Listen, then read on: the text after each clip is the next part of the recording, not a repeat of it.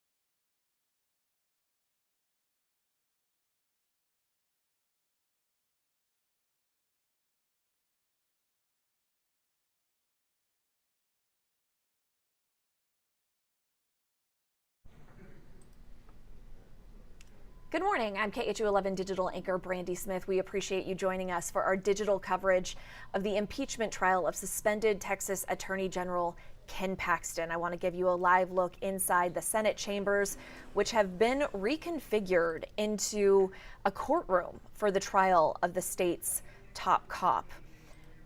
We are set to gavel in for the 7th day of testimony. Proceedings start at 9 a.m. But before that happens, I want to get you caught up on what happened here yesterday and get some insight from KHU11 political analyst Mark Jones. He's going to join us in a couple of minutes. Now, yesterday, the trial didn't get going until about 9:30. We haven't been told why yet. But once it did start up, a key witness, one a lot of analysts and experts have been eager to hear from, took the stand, and that is Brandon Kamak.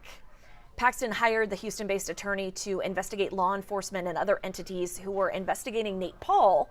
And Paul, you'll remember, is the Paxton donor and Austin businessman under investigation by the FBI. Paxton's accused of improperly using his office to help Paul in return for Paul allegedly helping Paxton cover up an affair.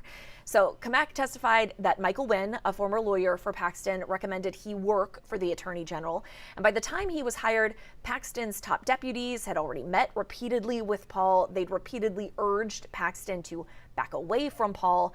And Kamak testified that Paxton personally reached out to have him investigate those investigating Paul.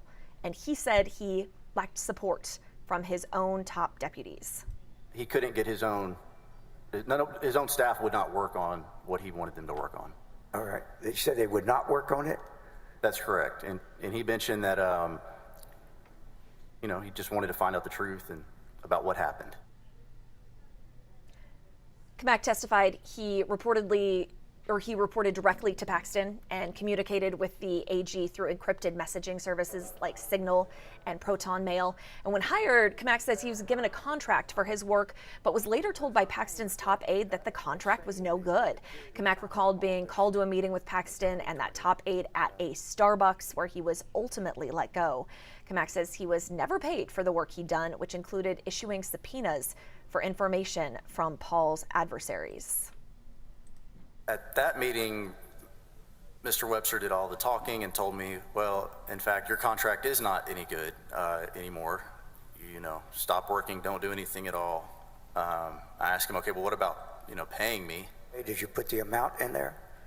I think I ballparked Now, and I said, Kamak what about my only been $14,000 practicing law for about invoice? 5 And he's years. like, well, you're gonna have to eat that invoice. I've had to eat $40,000 invoices. He testified that the AG's decision to involve him in Nate Paul's matters hurt him professionally and dragged his name through the mud. After spending several hours hearing from Kamak, the House managers really raced through the next 3 witnesses. The first one up was Joe Brown, the former U.S. attorney for the Eastern District of Texas. He testified after Kamak, and he testified that he was interviewed to investigate Paul's claims before Kamak got hired. As we talked about it, I'm having to process this during this meeting and learn all this, and the red flags are going off. So eventually I say, my preference is that I would write a report and be able to evaluate these conflicts before I would commit to any level of prosecution. And he said, we have people that can prosecute the case, that would be fine. The next witness to testify was the CEO of Amplify Credit Union, Kendall Garrison. He talked about 3 of Paul's loans, which were set to be sold in foreclosure until the Attorney General's office barred gatherings for foreclosure sales during the pandemic. Now, that is the order that previous witness Ryan Bangert advised Paxton against, since the Texas AG's office had really been leading the country in fighting COVID-19 restrictions.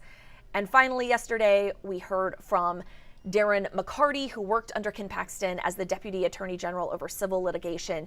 He's one of the whistleblowers who went to the FBI over concerns about Paxton's dealings with Paul. And questioning here really centered around actions the AG's office took against the Mitty Foundation.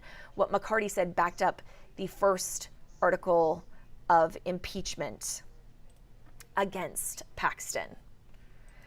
Okay, so now that we are all caught up on the happenings of yesterday, let's bring in KHU11 political analyst Mark Jones.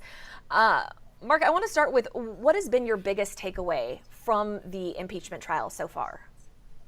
Well, I think at the start, we saw a strong signal by the Republican senators that they were unlikely to acquit Attorney General Paxton and that they were more likely to convict. Over the course of the trial, that's just been confirmed as we see more and more evidence, more and more information about Paxton's misdeeds and things that he did that are arguably impeachable offenses. And there hasn't been anything thus far through the trial that would lead someone to change their mind about Paxton's guilt. So overall, I think we're looking at an impeachment and a conviction and removal from office. Perhaps not on all of the 16 counts, but on enough. It really just takes one for the Attorney General to be removed from office. It seems like we're hearing more from the congressional delegation. John Cornyn, Texas senator, came out and called the allegations disturbing. We know Chip Roy, congressman from Texas, has called on Paxton to step down, even throwing his support behind David Maxwell, one of the whistleblowers we heard from last week. Do you think they're trying to send a signal to their colleagues at the state level? Oh, very much so. And I think more than anything else, it's a signal of support. Senator Cornyn and Congressman Roy, as well as many others, know that these 18 Republican senators are under a great deal of pressure from a small but very vocal portion of the Republican Party base that constitutes an important share of Republican primary voters to acquit. And so what Senator Cornyn as well as Congressman Roy are trying to do is signal, no, there's broader support for you to convict, and that at the end of the day, that's what's in the best interest of the Republican Party. And their hope is that these 18 Republican senators take that to heart and vote to remove the Attorney General from office. And those senators, they're really weighing the evidence in the case. As we wind down the clock, there are only a couple hours left of testimony. Do you think House managers have done the job? Is there anything else they need to hammer home before their time runs out? I don't think so. I mean, most of this, all of this evidence was in the senator. The senators had all of this evidence before the trial. The House managers have done a good job spotlighting some of the deeper flaws in the Attorney General's behavior. And contrarily, the defense team led by Tony Busby were dealt a weak hand, but they haven't done anything in this trial to really raise any doubts about and to change sort of the broader narrative that the Attorney General abused his powers of office to benefit Nate Paul to such an extent that he merits impeachment and removal from office. Mark Jones, we appreciate your time and insight. Thank you so much. I want to give folks a live look inside the chamber once again as we get ready to gavel in here in just a couple of minutes. We are down to mere hours left for each side to make its case, whether on the prosecution side, the House manager's side, Ken Paxton is guilty of any one of the 16 articles of impeachment currently under consideration, or on the defense's side, if he is not guilty, as he pleaded on day one. Now, it has been since day one that we've seen Paxton. He was there right at 9 a.m. when proceedings started, disappeared during the lunch break, and we have yet to see him in the courtroom. When asked about it, Lieutenant Governor Dan Patrick, who's acting as the presiding judge in the trial, said that according to the rules, Paxton is not required to be here for the proceedings. Now, his wife, Senator Angela Paxton, is. She's not a voting member of this jury, but she has been here every day listening to the allegations made against her husband by former top aides, people he handpicked for the job, who have detailed what they felt was corruption, bribery, and an affair that these whistleblowers said Angela Paxton and Ken Paxton told the office about in 2018. Then Paxton told his staff he was sorry, the affair was over, and he was going to recommit to his marriage. It was a couple years later, or less than a year later, according to Missy Carey, who is the chief of staff for the Attorney General's office, that she learned the alleged affair was starting again. As the trial begins, we'll go ahead and take a listen.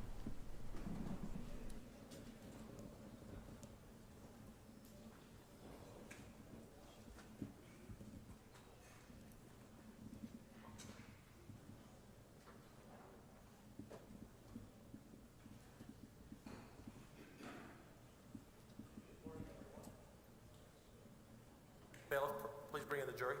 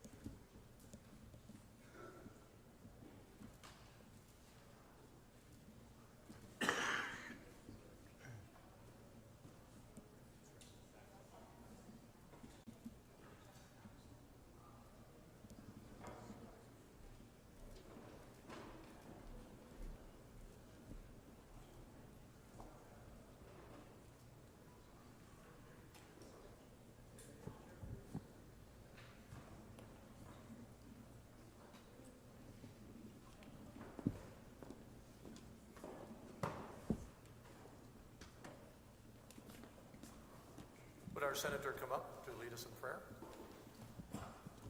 Senator Flores, today.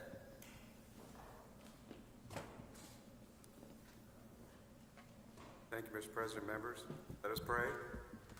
Heavenly Father, we come to you this morning, thankful to know the Holy Spirit surrounds us, for where two or more are gathered in your honor, you are present in our midst. Time and time again, you continue to love us as your imperfect children. Lord, I ask you to forgive us our failures and sins, and through your Son, we are truly forgiven and washed clean in your kingdom. Lord, we thank you, for you, God alone, are the way, the truth, and the life everlasting. Father, we come to you this morning with beating hearts. May we not dismiss the gravity of our actions we have here today, and may we seek your wisdom, discernment, patience, and just understanding. Father, we ask you to clear and calm our minds to be ever present here, so we may have pure intent in our decision making. Amen. Thank you, Senator. You all may be seated.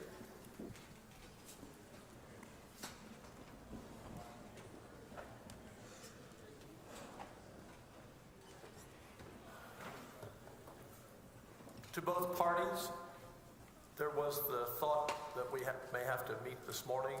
Did you all work out whatever you all were going to work out on exhibits last night? Your Honor, we're still working through some of those issues. We didn't get exhibits from them until this morning, and so we still have some questions that we're working through. I think what we've discussed is that we can address those at the first break, or at least that's what we're working towards. All right, thank you. Members, the time clock, the House has 5 hours, 17 minutes, 2 seconds remaining, with all time that we gave back yesterday added already into that. Respondent has 9 hours, 57 minutes, and 27 seconds remaining. I want to remind the jurors that no phones are to be used on the floor, even during breaks. There may have been a little misunderstanding of that. If you're on a break and you need to make a call, you need to leave the chamber. No phones should be used behind the brass rail or in the court setting during the time we're in session. Mr. Guerin, are you up first this morning? No, Your Honor, Mr. Donnelly. Okay, Mr. Donnelly? All right. Mr. President, we call Laura Olson. Laura Olson? The bailiff will bring Laura Olson. Yes. Hold on, bailiff, 1 second.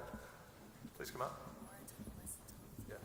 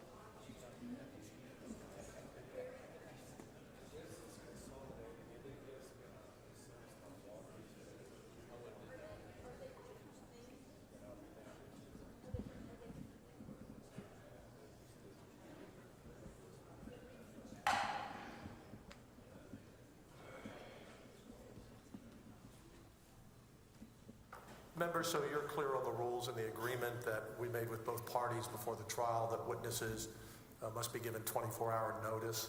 And this also was put on the list at 3:53 yesterday, so she would not be eligible until 3:53 today. And the same thing applies. Either side can put on a witness on their list up till noon that they could call in the morning the next morning, but after that, it's when they put them on the list. The defense has some on the list for later this afternoon, for example, that they can't call up until then if they choose to. So with that, Mr. DeGuerre. Yes, Your Honor. Ms. Epley will call Ray Chester as the next witness. Bailiff will bring in Ray Chester.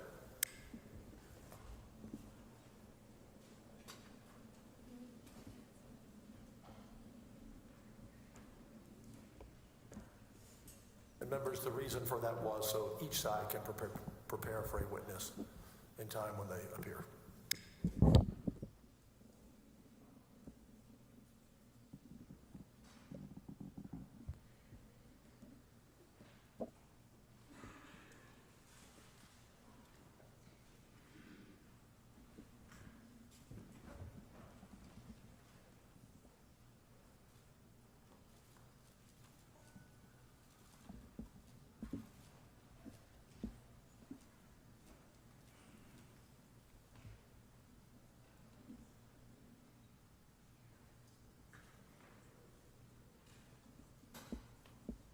Mr. Chester, if you'll raise your right hand, I do solemnly swear or affirm that the evidence I give upon this Senate of the Texas impeachment charges against Warren Kenneth Paxton Jr. shall be the truth, the whole truth, nothing but the truth, so help me God.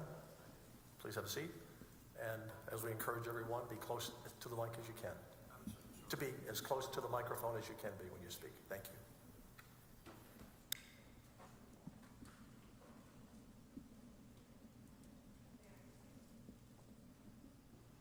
You may proceed, Ms. Epley. Thank you, Mr. President. Please introduce yourself to the ladies and gentlemen of the Senate. My name is Ray Chester. And Mr. Chester, what do you do for a living?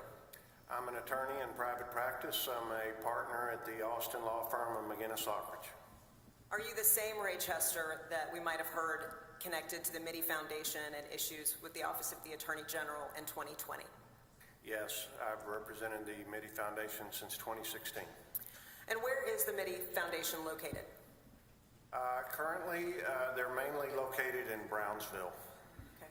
What does the Mitty Foundation do? Currently, well, they were started by Roy Mitty, who grew up dirt poor in Brownsville, and self-made man. It's actually a family foundation. It's not a public charity. They don't accept public donations. And for many years, they mainly provided scholarships to needy students. And in recent years, they've shifted their focus back to Roy's hometown of Brownsville, and they've developed the Mitty Cultural District in Brownsville. Who runs the Mitty Foundation now? Roy's grandson, R.J. Mitty.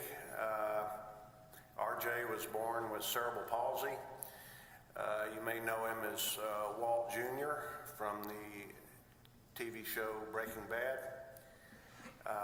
He's an accomplished actor. More importantly, he's an international spokesperson on disabilities and the rights of the disabled. He's worked with the United Nations, the State Department, United Cerebral Palsy Foundation, and he gives motivational speeches to students on anti-bullying and overcoming disabilities. Thank you, sir. The Mitty Foundation has been disparaged somewhat over the last couple of days in regards to prior management. How long ago were those issues? They were in the 2000s, and the Mitty Foundation received a clean bill of health in 2011 and has been squeaky clean ever since. Has management changed since that date? Yes, the problems were Roy's son and RJ's dad. Let me interrupt you, Mr. Chester. I'm sorry. I'm on a time clock, and I expect they might ask you those questions. Okay. What I'm trying to determine is there any rational basis, given the change of management and the time frame, for the Office of the Attorney General to use those issues to justify intervention? Objection. Objection. Mr. President, calls for speculation and improper opinion by this witness without a predicate. Overruled. You may answer the question. None whatsoever. Let me turn your attention quickly then to the settlement from World Class Holdings that we've heard in detail. What was that settlement value? We settled in July of 2019 for $10.5 million. After the breach of contract, what did the Office of the Attorney General push you to settle for at mediation? Objection, hearsay. Sustained. Your Honor, if I may, he was present at the interactions. It's an operative fact, and it's already in the record. There is no harm from the hearsay. I ruled. Mr. President, to be clear, because this may come up again, all these conversations would be privileged under Texas Rule of Evidence 408 as settlement discussions as well. Mr. Chester, would you or the Mitty Foundation have an opinion as to whether or not you're interested in waiving that privilege? We are willing to waive that privilege. In that case, what would the result have been of you agreeing to settle at the mediation with Darren McCarty? Objection calls for speculation and hearsay. Overruled. We would have received pennies on the dollar. Do you have an approximate value, or do you recall the number that you were pushed to accept? The only firm offer was... Objection, Mr. President. Hearsay. Your Honor, it's an admission by party opponent. It was an action on behalf of Ken Paxton by the Office of the Attorney General, and it's integral to the facts of this case. And there is no evidence of that. None. The evidence comes from the witness, as it always does in trial. Not for a moment.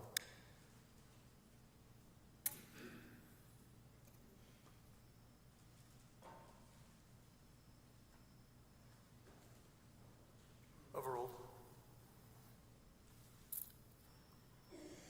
Let me do it this way.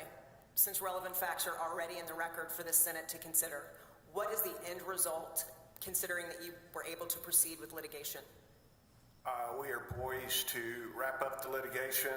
The partnership properties are under contract. Mitty stands to receive approximately $23 million.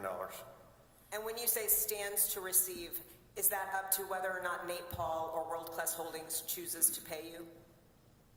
No, fortunately, we're not depending on that because that would be fruitless. We will be paid out of the sales proceeds. So the $23 million will come out of the sale of the property itself without any decision-making on the part of Nate Paul or World Class Holdings? Correct. Is that a delta of almost $18 million in loss if you had taken prior deals? Leading. Sustained. What is the difference between those values and where you ended up? It's going to be about $17 million more than we were offered when the Attorney General was involved. Thank you. Pass the witness. Mr. Little. Mr. President.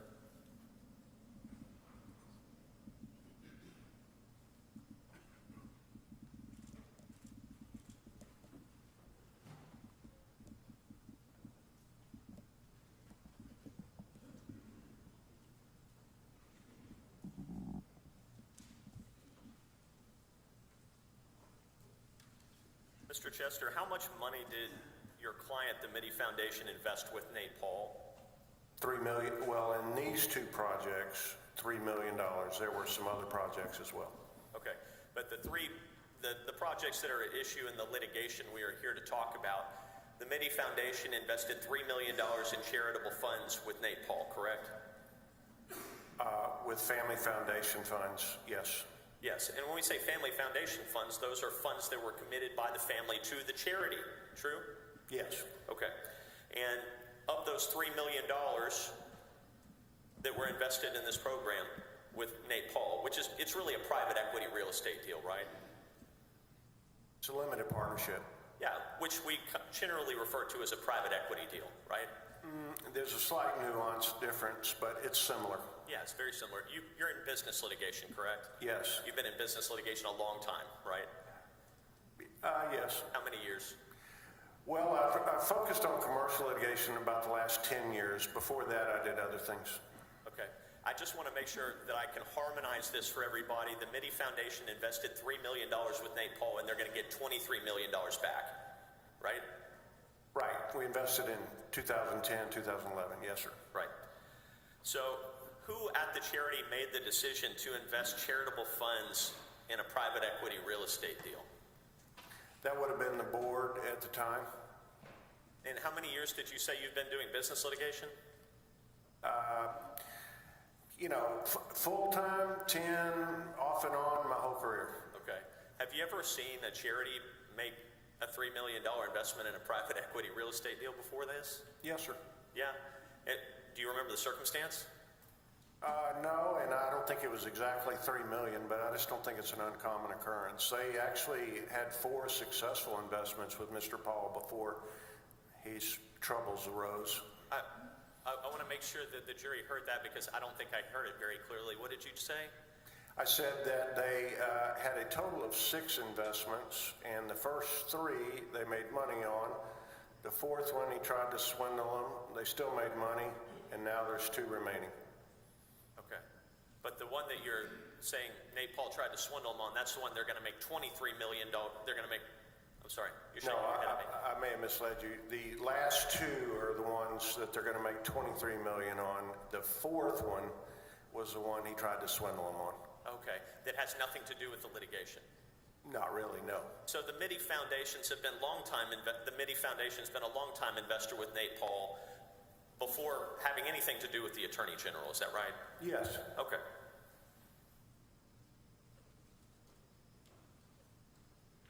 During the pendency of your representation, has leadership of the Mitty Foundation changed? Yes. And do you know a man named Dilum Chandrasoma? I do.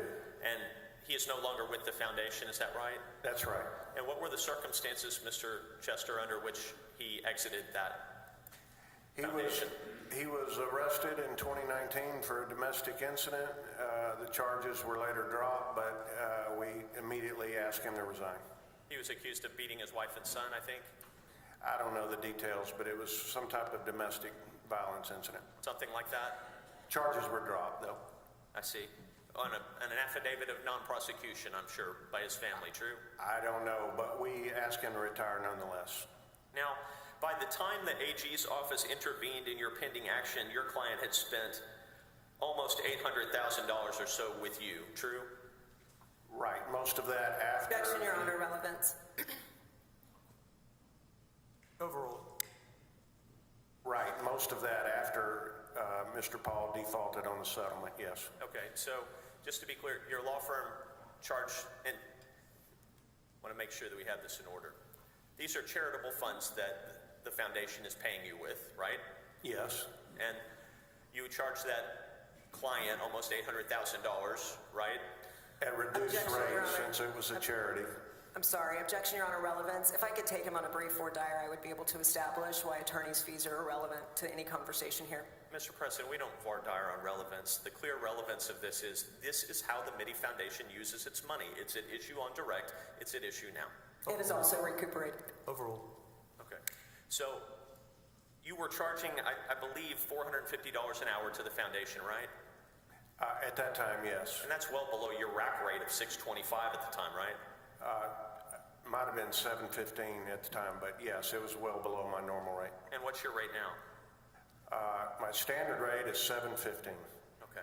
And you had already, by the point the OAG's office intervened in the dispute, you had already gone through a AAA arbitration, correct? We were just getting going in a AAA arbitration. I'm sorry, you and I are both business litigators, so this may be a little inside baseball, but AAA is American Arbitration Association, yes? Right. Yes, and so what had happened was you, on behalf of your client, filed a AAA proceeding to arbitrate a dispute with Nate Paul's businesses, right? Actually, Nate Paul filed it, but yes. But you had counterclaims, right? Yes, we did. And you prevailed, right? We won, yes. Yeah, but to be fair, you never gave the Attorney General's office notice of that proceeding as is required by law, true?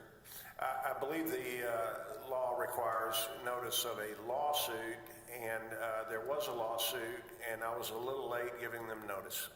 And you were probably close to a year late, right? Something like that? Yes. However, the lawsuit was dormant for most of that year, but yes. I'm not being accusatory. You just didn't know. I didn't know. Yeah. The judge told me she was the former head of charitable trust, and she said, "Have you given the AG's office notice?" I'm like, "Oh my God!" And so I sent it the next day. Of course. So the pendency of the intervention by the Attorney General's office, it lasted a total of about 3 months, right? Approximately. Okay. Between us business litigators, 3 months is nothing in the life of business litigation, is it? Well, this has been going on 5 years, so I recognize your point, but those are some crucial 3 months that cost us a lot of time and money. Well, I want to talk about what happened during that period of time. So at some point, the Office of the Attorney General intervened, and that's, well, why don't we just go ahead and pull it out so everybody has it in the record. I'm going to show you what's been previously marked as Exhibit AG 156. May I press the witness, Your Honor?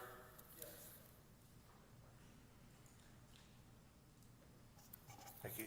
Am I doing okay with the microphone? Thank you.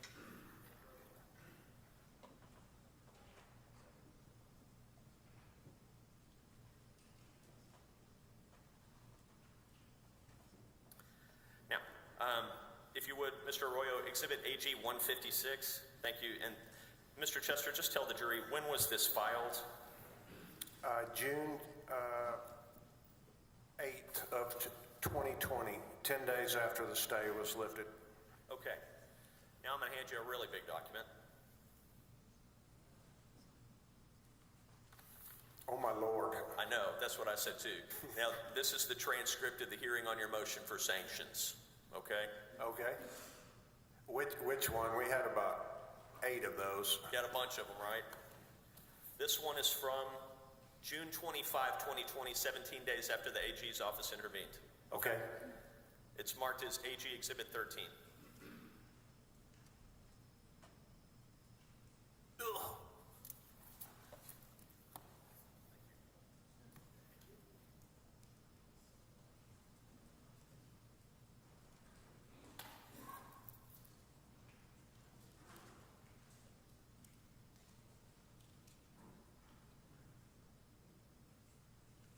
Mr. Little, are you entering this into evidence?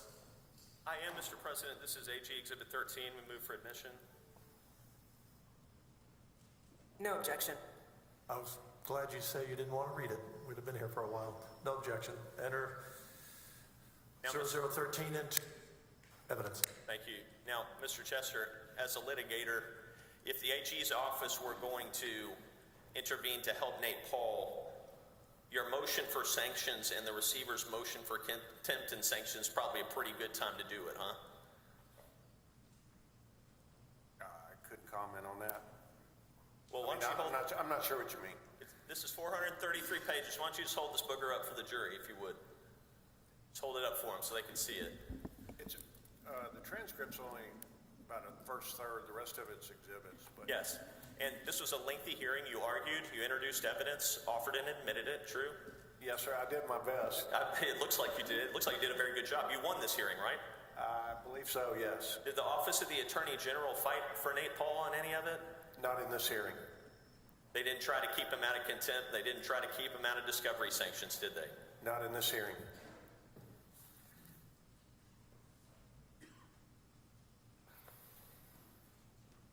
At some point in time, toward the end of June, so maybe about 3 weeks or so, 2 to 3 weeks after the intervention, you were contacted about doing a mediation by someone at the AG's office. True? I was contacted almost daily about that from the moment the intervention was filed.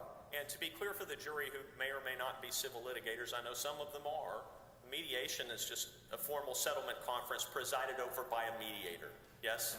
Right. This would have been our third one in this case. Yes. And so what the AG's office was proposing was to have the parties, the Mitty Foundation and the Nate Paul entities, come together with the mediator to see if they could reach a settlement. True? Yes, it would have been the third mediation and we'd already settled the case. But yes, sir, you're correct. Okay. And to be clear, you could not settle the case, correct? Explain, please. Yeah. You couldn't settle the case, and one of the reasons was your other SEC attorneys are, well, let me try to back into this a little bit differently. How many lawyers do you have at McGinnis Lockridge? 70 or so. Do you have securities enforcement attorneys?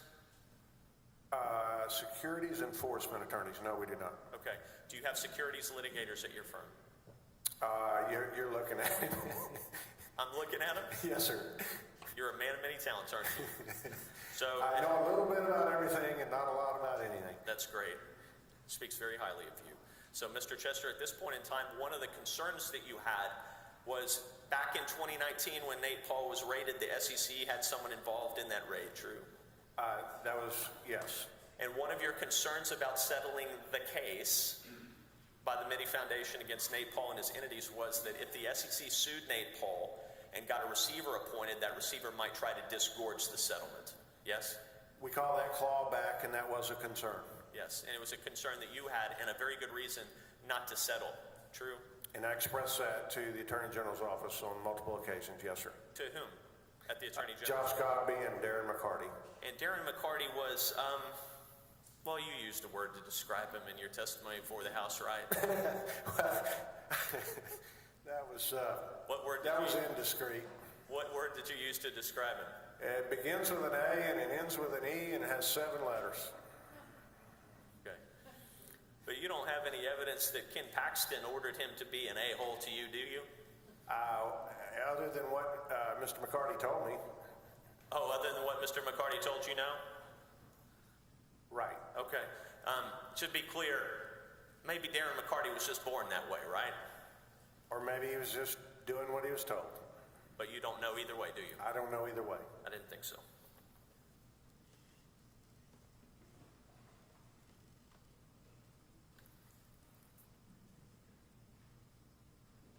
At some point in time, bankruptcy entered the discussion in this litigation, true? Mr. Paul filed bankruptcy 5 minutes before the deposition of his vice president of accounting. Yes, sir. Okay, and just tell the ladies and gentlemen of the jury, what happens when you file a bankruptcy petition on behalf of an entity in litigation? There's an automatic stay in all litigation involving that entity. Okay, I'm going to approach you with what has been marked as Exhibit AG 212. And while I'm up there, I'm going to give you AG 41-2 to save time, okay? Okay.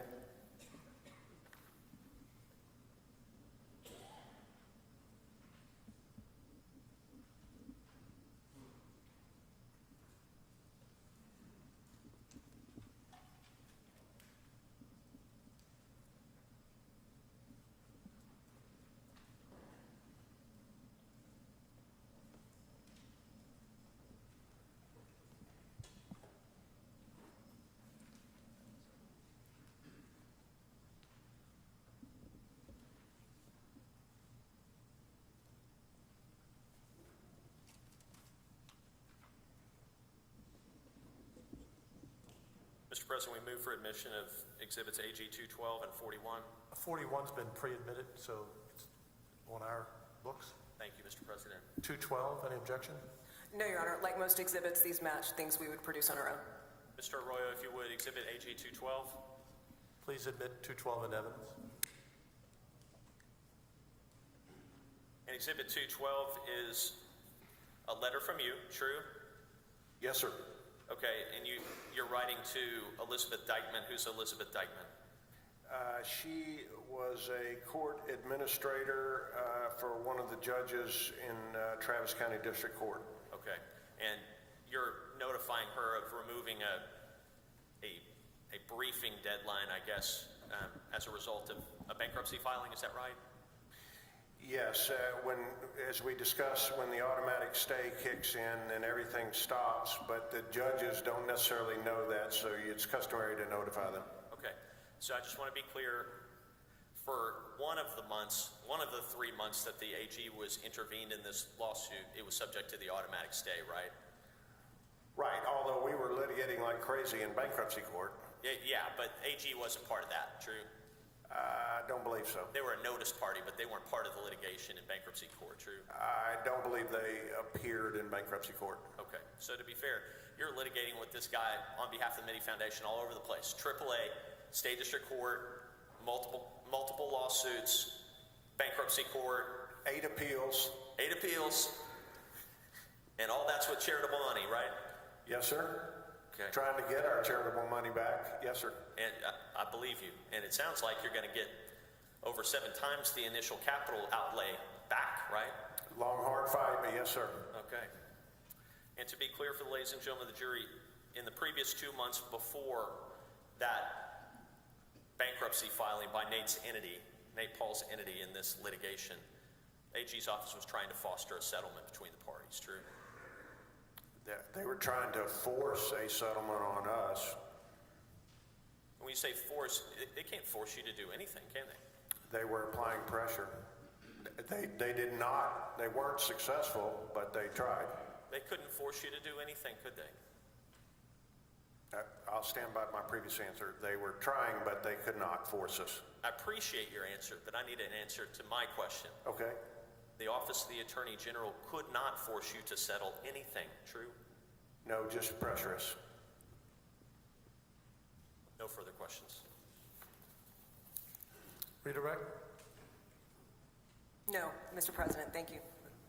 Are both sides excusing the witness? Yes, Your Honor. We release this witness. Thank you.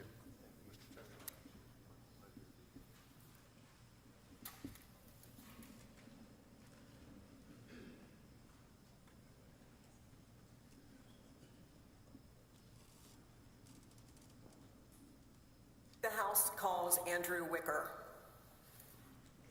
Bailiff, bring in Andrew Wicker.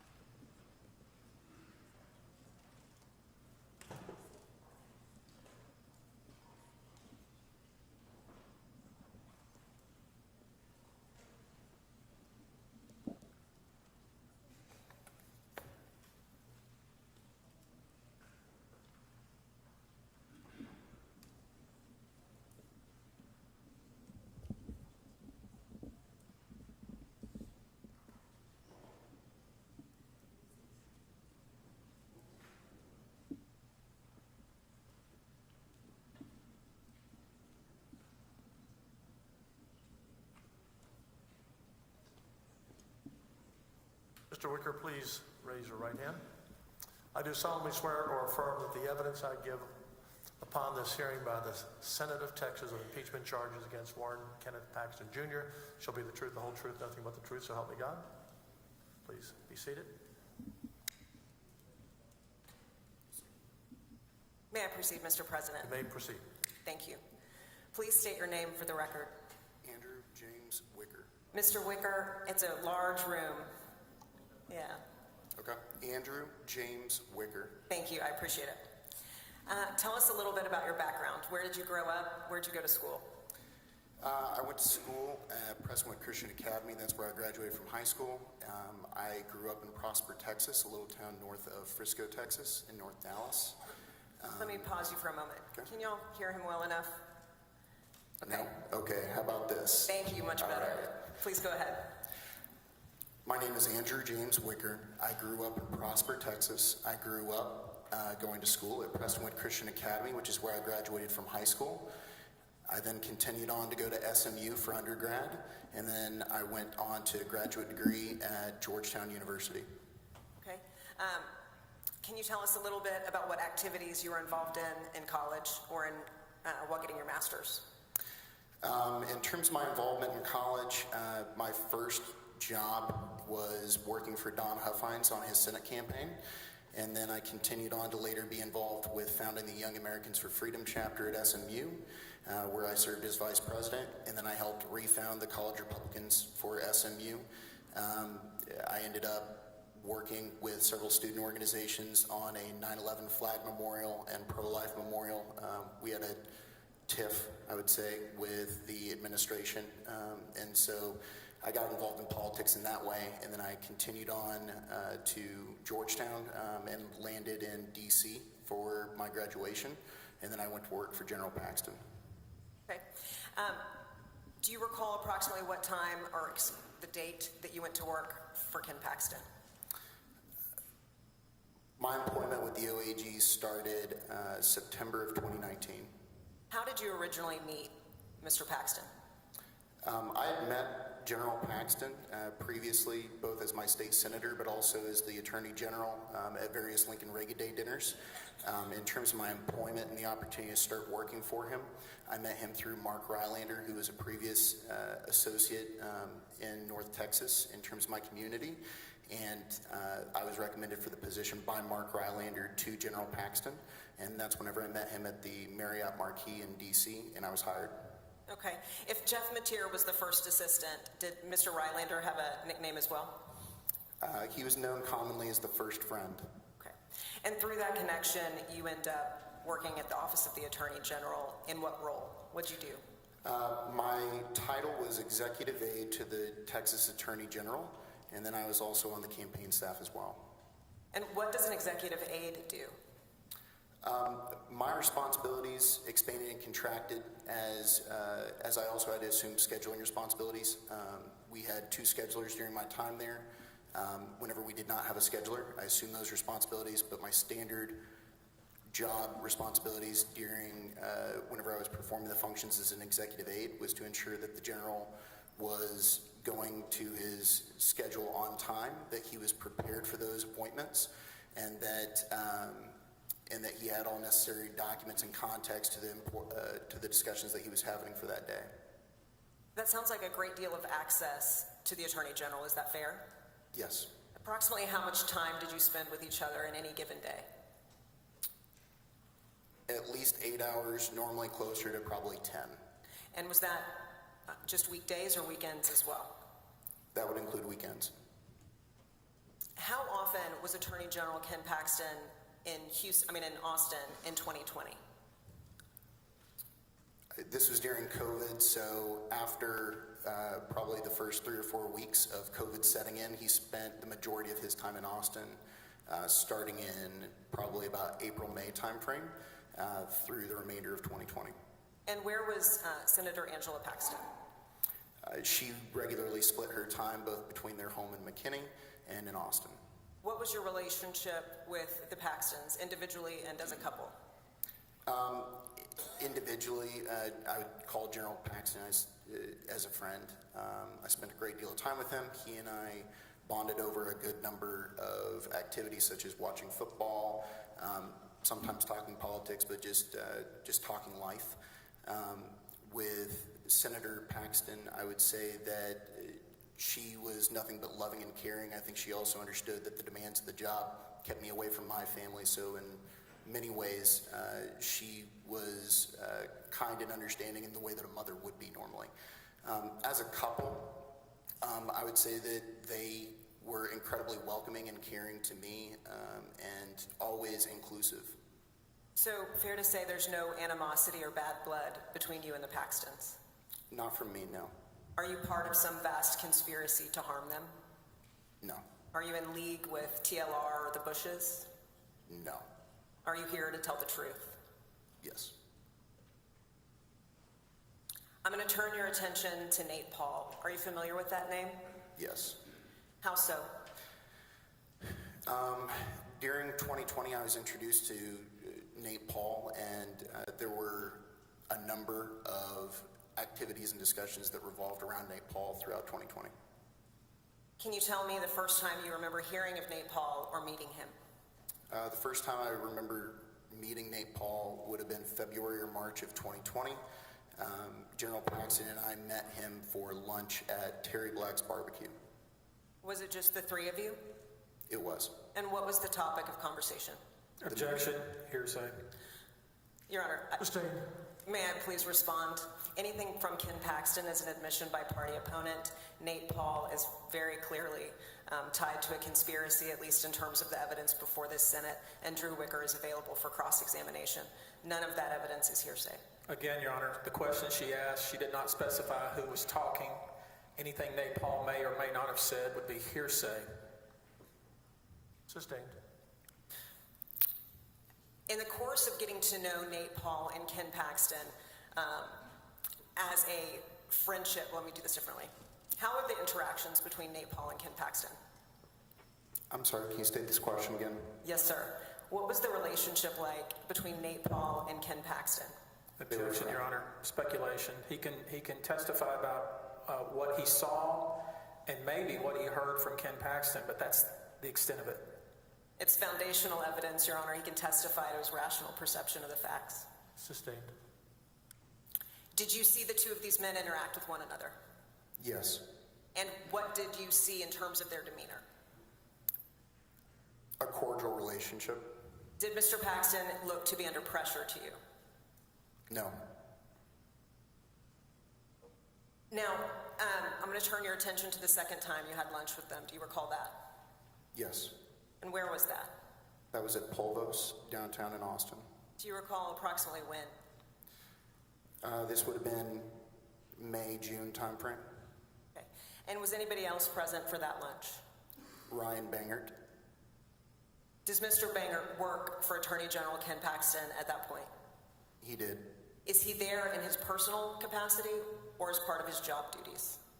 He was asked by the general to attend as part of his job responsibilities. And what was the topic of that conversation? The Mini Foundation. Did anything change in regards to what Mr. Paul wanted between the first and the second lunch? Objection, Your Honor. This calls for hearsay again. Your Honor, if I may, I would really appreciate it if you would look at 801 E2D, specific to co-conspirator statements.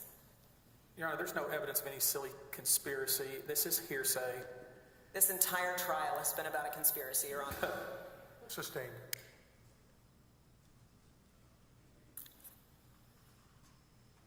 Who paid for lunch? Nate Paul. How did you perceive their demeanor and interactions with one another, hostile or friendly? Between Nate Paul and Ken Paxton? Yes, sir. Friendly.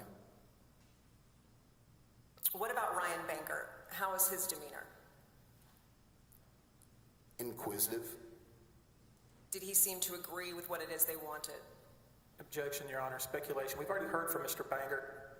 That is exactly why it's relevant, Your Honor. He attacked the credibility of Mr. Bangert. So it is not only not hearsay because he's a representative working for Attorney General Ken Paxton who would have adopted a belief in or offered contrary information to. In addition to that, it's a consistent statement used to rehabilitate Ryan Bangert because of their attacks. Your Honor, I'm sorry to belabor this, but Mr. Bangert testified.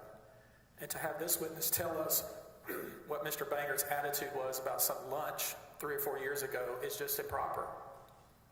Time frame has nothing to do with exceptions to hearsay, Your Honor. Overruled. Thank you. Can you please tell me what Ryan Bangert was saying in response to this conversation? Okay, Your Honor, now she changed the question. And I'm entitled to do that. Let me finish my objection, please. Now she would, instead of the witness answering the last question, now she's asked a clearly hearsay question. I went more specifically at it after the court's ruling, which I'm entitled to do. She cannot ask this witness what Ryan Bangert said. She just can't do that, and that's what she just did. Sustained. Thank you, Your Honor. I'm going to turn your attention to the third lunch involving Nate Paul and Ken Paxton. Can you tell me when that was? This would have been June, July timeframe. Of 2020? Yes, ma'am. And who was present at that lunch? General Paxton, myself, and Nate Paul. What was the topic of conversation for this lunch? The FBI raid on Nate Paul's home and office. Specifically, access to the affidavit underlying that search warrant? Objection leading. And again, Your Honor, I'm sorry to interrupt, but she's asking about what Nate Paul said at a lunch. That's improper, and that would be hearsay. Your Honor, may we approach? You may approach.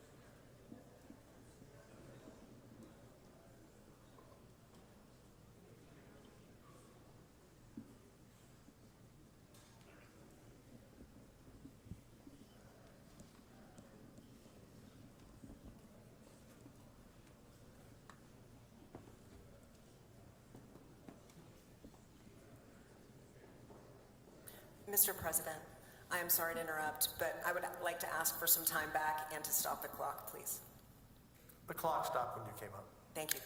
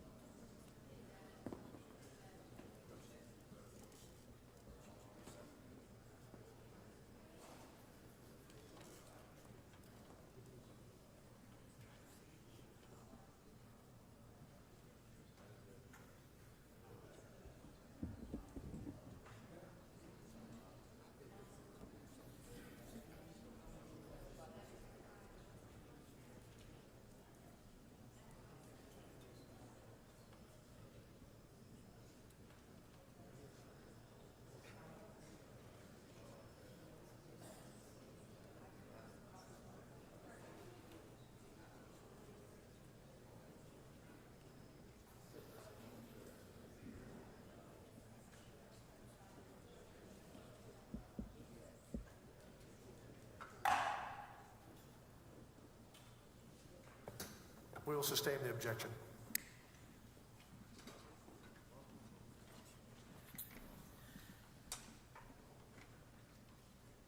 May I proceed?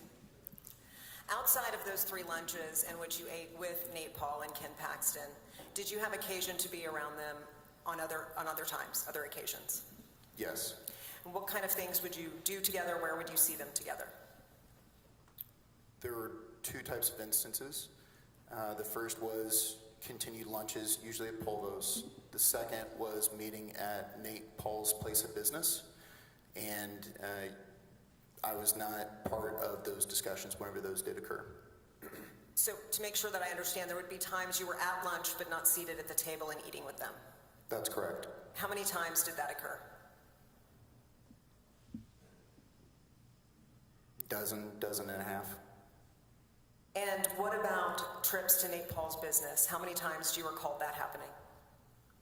At least a half dozen. Were you ever at Nate Paul's home?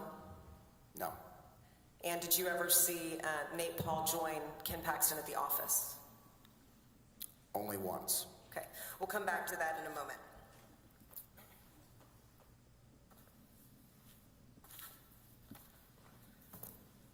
Your Honor, at this time, the House offers House Exhibit 704, which is a public record. It is already on file, and there's a business records affidavit attached that has been on file with the court and defense for over 14 days. Any objection once you read that?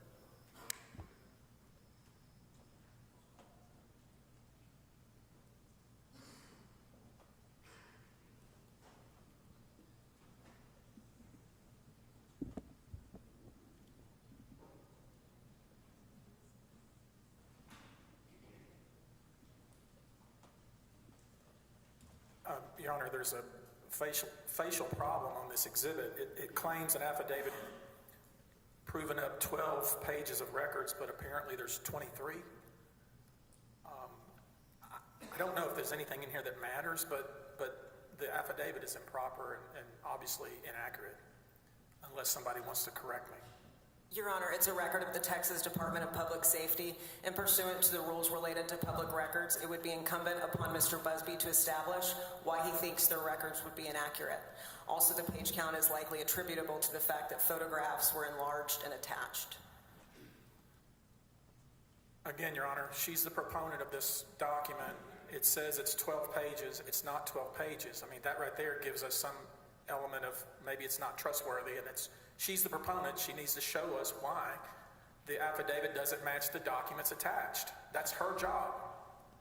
Your Honor, I'm confident in my response as it exists, but let me speak to my co-counsel out of a moment of respect.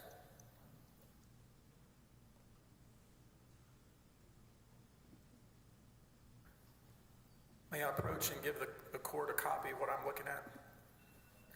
I would also add that at the conclusion of each of the records is a notification that it's a certified copy. It comes in 3 different exceptions to hearsay: business record, public record, and it's a certified copy. Additionally, I emphasize that the Attorney General works for the state of Texas, and these are state of Texas records. It's intellectually dishonest for him to fight them.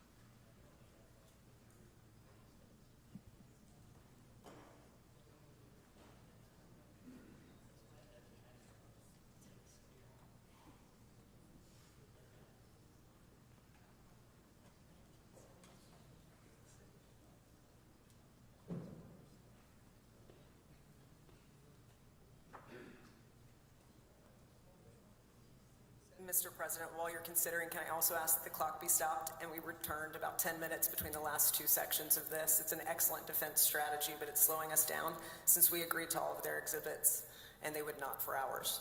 Your Honor, I'm sorry. This is important. First off, I've been called intellectually dishonest because I look at an affidavit that says 12 pages and it's 23. And now that we're playing games because they're offering an exhibit that's clearly not what they claim it is. So I'm just making my objections, and that's all I'm doing. Yes, you stipulated it was 12, it's 23. Yep. So I am going to overrule the objection because there are 5 large photographs, may account for it, and it is a government document. But I'm not giving you back the time because if you had explained this up front, we wouldn't be having this issue. That seems fair, Mr. President. I'll go faster. Overruled. Here's your document. Stacy, would you turn to, don't publish it yet, but 704 is omitted indefinite. turn to the picture we discussed. If we were to show you a picture of Nate Paul, would you be able to identify him? Yes. And are you going to feel like I've led you, or if I show you the wrong picture, will you correct it? Yes. Yes, you'll correct me? Yes, I will. Thank you, correct. sir. Permission to publish. Yes. Who do you see on the screen before you? That is Nate Paul. And is this the same person that was having lunch with Ken Paxton on those occasions and whose office that you visited? It was. And is this the same person who is currently facing charges in the federal courts? Objection, hearsay, and relevance. Sustained. Is this the same person who was discussing the Mitty Foundation in front of you? Objection, hearsay. We've already discussed this. This is hearsay. He was having the conversation with Ken Paxton, who's a party opponent, Your Honor. And again, I would direct you to 801E, thank you. Is this the same person who was discussing Mitty with you and Ken Paxton? Yes. The same person who discussed that in front of Ryan Bangert? Yes. And was he making requests or pressure upon the office? Objection, hearsay. Overruled. What kind of things was he asking the office to do? Objection, Your Honor. That's hearsay. Let me go back and do it exactly the same way that he just overruled. Is this the same person who was talking to Nate Paul and Ken Paxton about Mitty? Yes. And what kind of things was he asking the office to do? Objection, assumes facts not in evidence. No one's established he was asking for anything. Hearsay. What was he asking of the office? Again, Your Honor, she just asked the exact same question. Hearsay and assumes facts not in evidence. I understand why he doesn't want this in, Your Honor, but can we stop the clock again? No, we're not going to stop the clock each moment. We haven't throughout the trial. If there's a long delay, I will stop the clock and give you time back.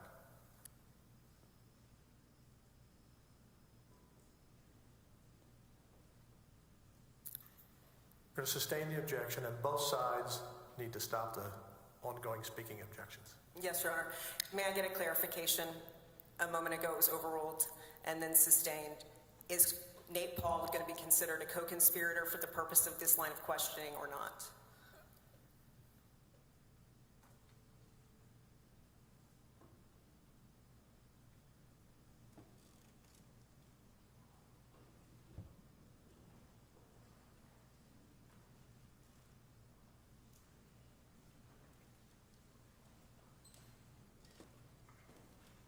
Your Honor, before you, if I could, a conspiracy requires an agreement. Can I take the witness on voir dire to establish there's never an agreement? A conspiracy at its heart requires an agreement between two parties and then acts in furtherance of the conspiracy. There's been no evidence whatsoever in this trial. There can be no evidence in this trial of any agreement between Nate Paul and Attorney General Paxton. This witness will confirm that. I would like to take him on voir dire to establish that, and we'll put an end to all this. If I may clarify, it is not incumbent on the sponsoring witness to establish conspiracy.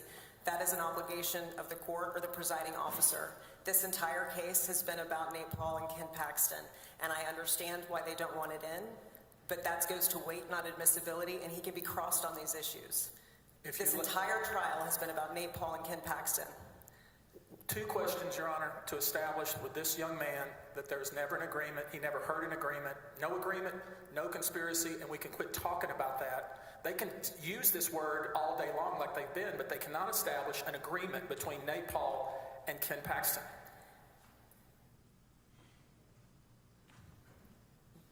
If I may.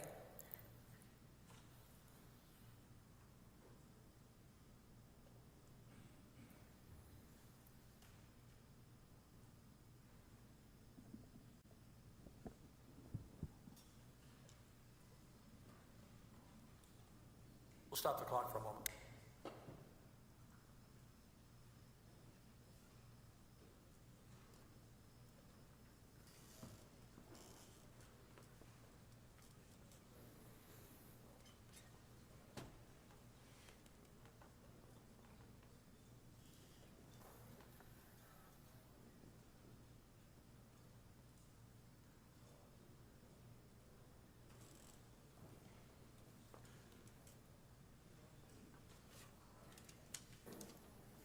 Ms. Epley, Mr. Busby, come up.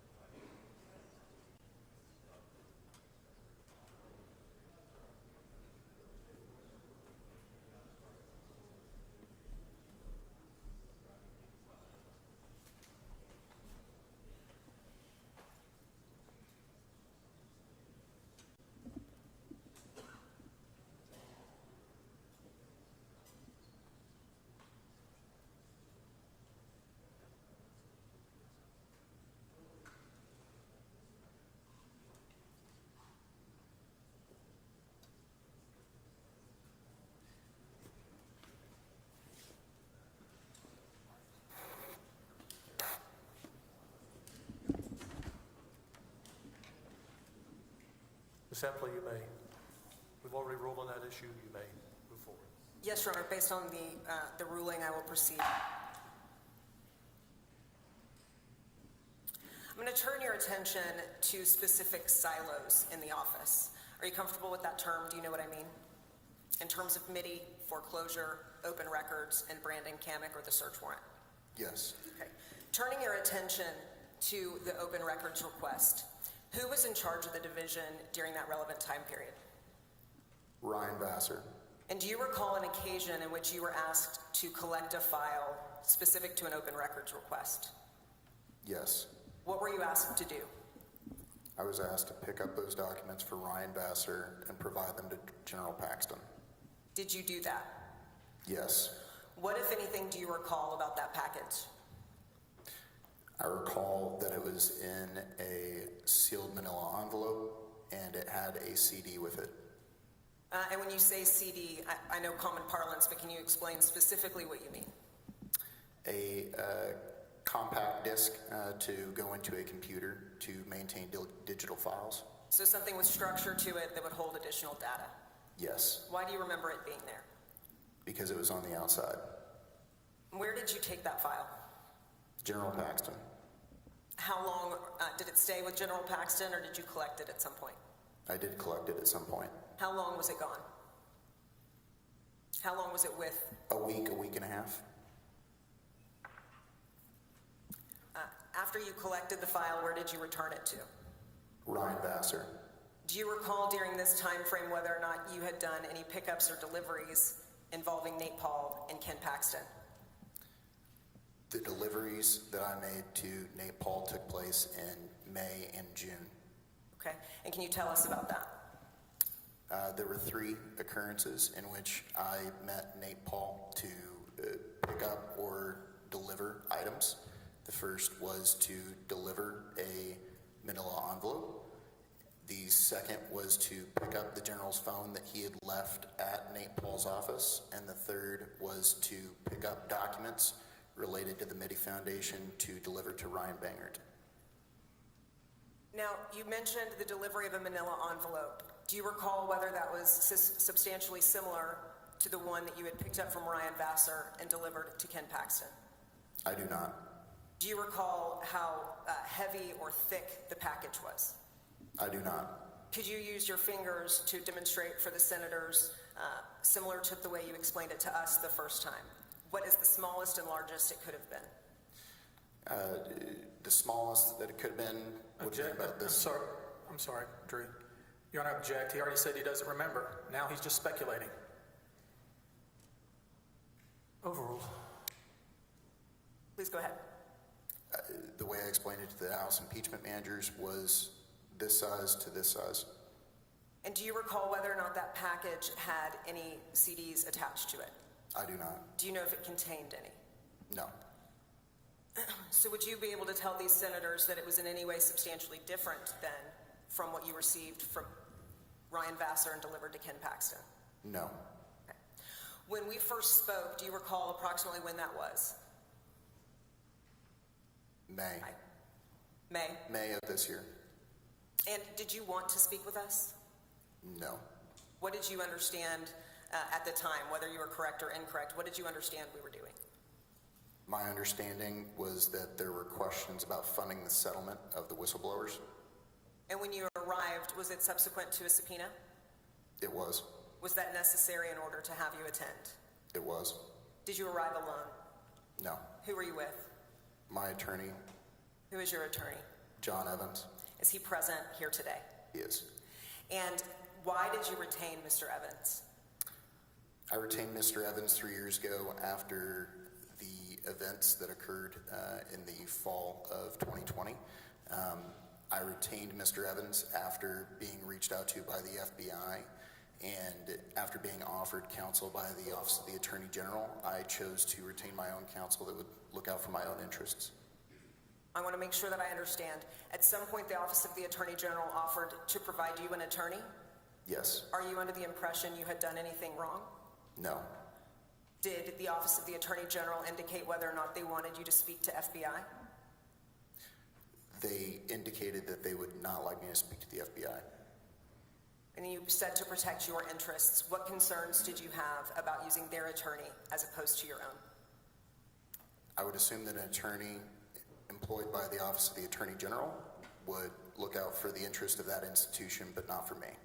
And did you feel then that your motives or your interests were not aligned? I didn't know that they were not aligned, but I wanted to make sure that they were aligned to my interests. Okay. When we had you come in and speak to us in May of 2023, what was your demeanor, in your opinion, when you first came in? Were you forthcoming and happy to talk? No. Were you honest to the best of your ability? Yes.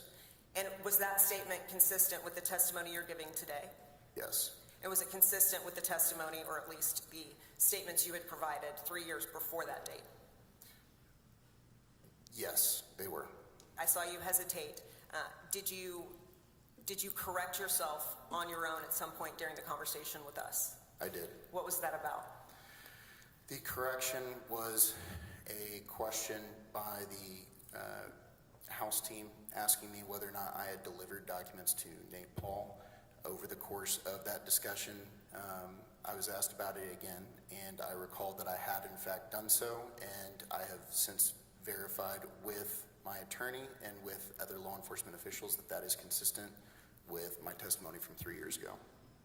Thank you, sir. There was some implication that we had threatened, or I think it was Mr. Busby talking about squeezing you. Did you feel squeezed? No. Did we threaten you at all? No. Did we lead you or give you the answers? No. So when you made that correction, why did you do it? I did so because I remembered something and I misrepresented my testimony whenever I provided an incorrect answer earlier, and so I sought to correct that. Thank you, sir. I'm going to turn your attention then to the foreclosure and specifically whether or not you overheard any conversations involving Ken Paxton related to the foreclosure. Okay. Do you recall any conversations? I recall one conversation. And what was that? It was a conversation where I was in Ryan Bangert's office and overheard he and Ryan Bangert discussing... Sorry, Drew. He who? General Paxton and Ryan Bangert were discussing the opinion, and General Paxton asked Mr. Bangert if he had been able to reach out and contact an individual. Mr. Bangert responded that this individual had not been helpful in the matter that he had reached out about. Let me pause you. Not helpful in what way? They just declined to assist? I'm not completely aware, no. Okay, go ahead. The second part of that conversation was in which the general expressed a desire to make sure that grandmothers were not evicted from their homes, and that's where I learned about the foreclosure opinion. Are you aware that there was a stay related to residential homes at the time? At the time, I probably was. So the foreclosure letter would have impacted commercial business, not residential? Objection, leading, and speculation. Sustained.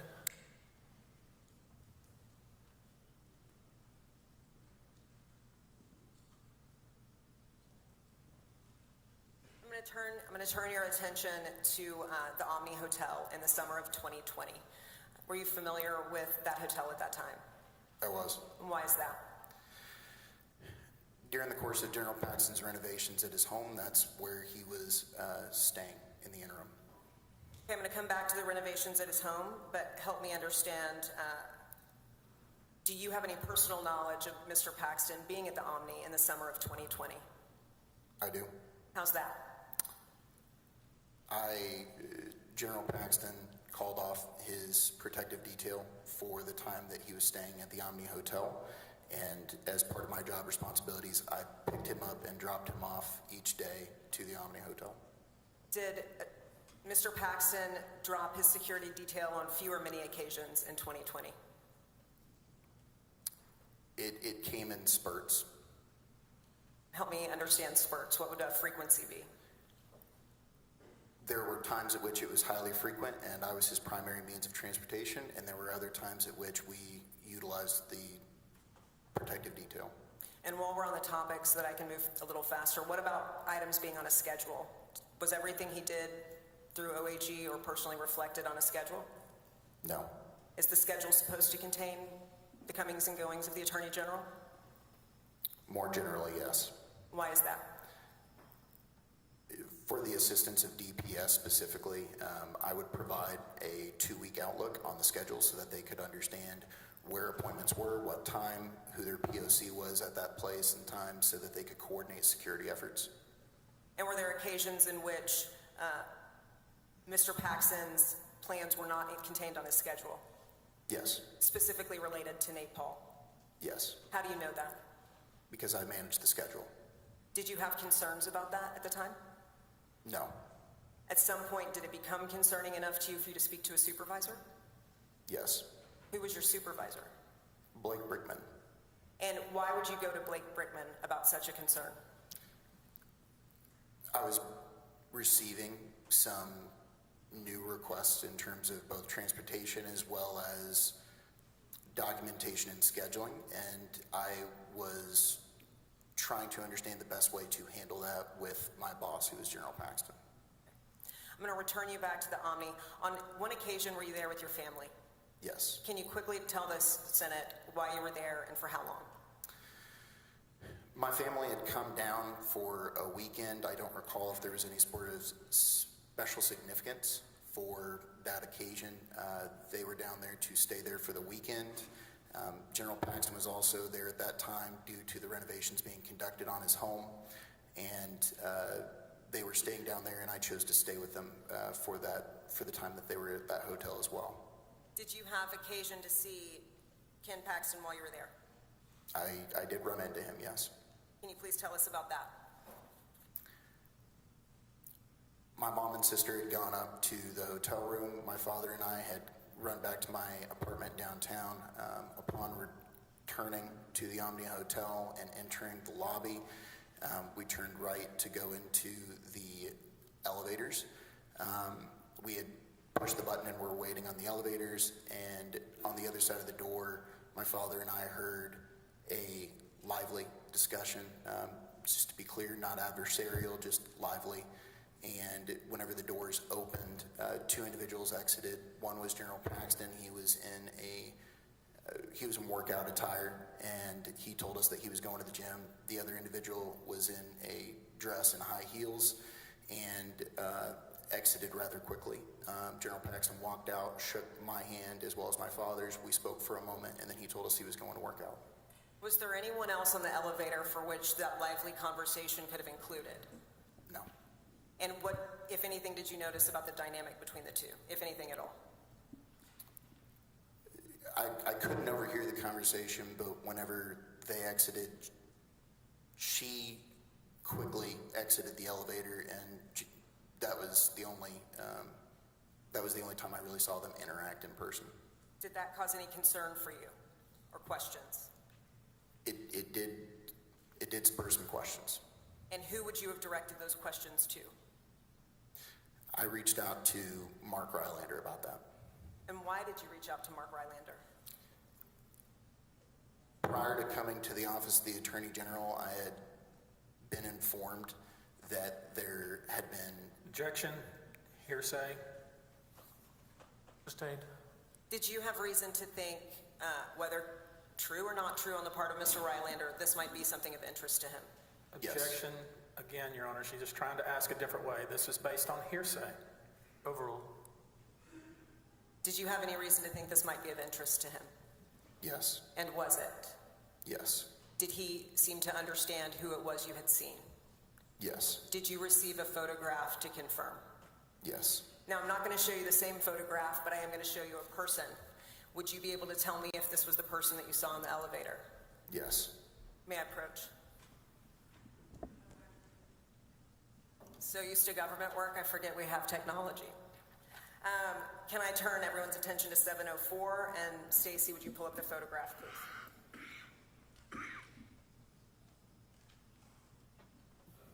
Do you recognize the person in this picture, whether you know her name or not? I do. For purposes of the record, the person being depicted in the photograph is Laura Olson, as established by her Texas driver's license. Thank you, Stacy.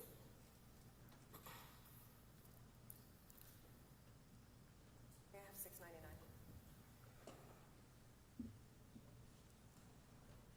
Next, Your Honor, the House offers Exhibit 699. It is a business record as established by the affidavit on the face. I'm confident that the page count will match this time, as there's no substantial photographs, and it has been on record for over 14 days. And it is being admitted by agreement, as I understand it. Any objection? No objection, Your Honor. Admit Exhibit 699 into evidence. Now, Mr. Wicker, I'm not going to have you do this, but inside of an apartment complex application, would it explain where you have lived before and where you're going to live now? I know that didn't make sense. Are you aware of the fact that application leases will establish your prior address as well as your current one? Yes. And is the name on that record the same as the driver's license, Laura Olson? It is. Is that the woman that you saw step off the elevator with Ken Paxton? It is. You mentioned home renovations. Do you remember why those renovations were occurring? There were storms late spring that caused water damage to General Paxton's Austin home. Okay. I don't want you to give the address, but could you give us the street name so that we're all familiar with the fact that we're speaking about the same thing? Margarinita Crescent. So you said spring. Do you recall what month the damage occurred in? This probably would have occurred March, April timeframe. Okay. And do you know where the damage was? To the best of my recollection, it was confined to the master bedroom. Why would you know that? I met with the insurance adjuster multiple times at the request of General Paxton while he was out of town or in other meetings. So there were occasions where you were authorized on his behalf to conduct personal business, for example, the adjustment of the insurance. I was authorized to greet the insurance adjuster and show them the home. Does that mean you would sometimes also receive records related to the home renovation? I can only think of one occurrence in which that happened. And what was that? I received an invoice that I had been included on from the STEAM team. And are you aware, as the adjuster, that there are some renovations that were done pursuant to the water damage itself and covered by insurance?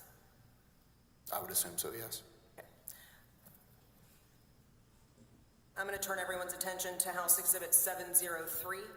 Again, it's a business record. It's Cupertino Builders. There's a business records affidavit, and it's been on file for over 14 days.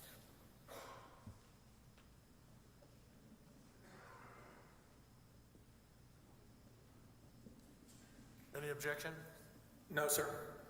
Admit 703 into evidence.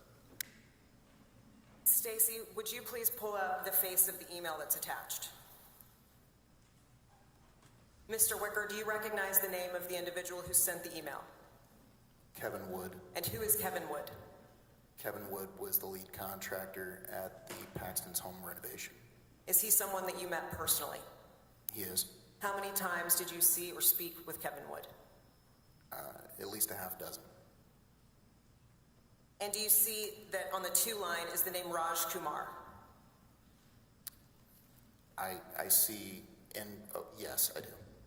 And moving down further, do you see that Nate Paul was or N Paul at worldclass.com was the person who emailed Kevin Wood? I do. Is the body of that email related to home items or repairs, things that need to be done? It would appear so, yes. I'm going to have Stacy then turn to the first couple of pictures in the file.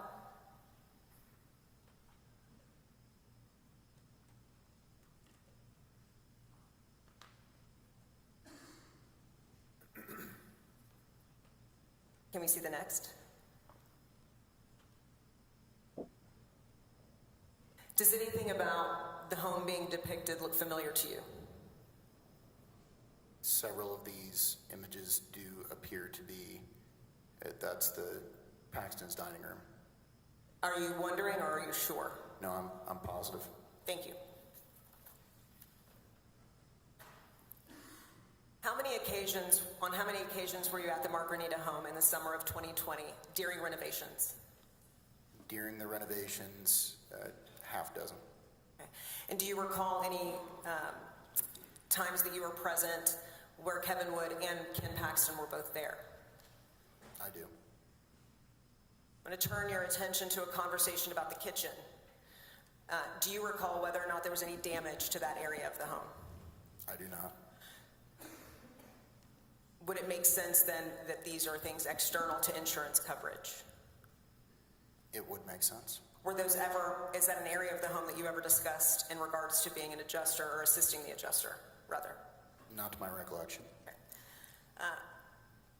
Can you walk us through any conversations you overheard between Kevin Wood and Ken Paxton?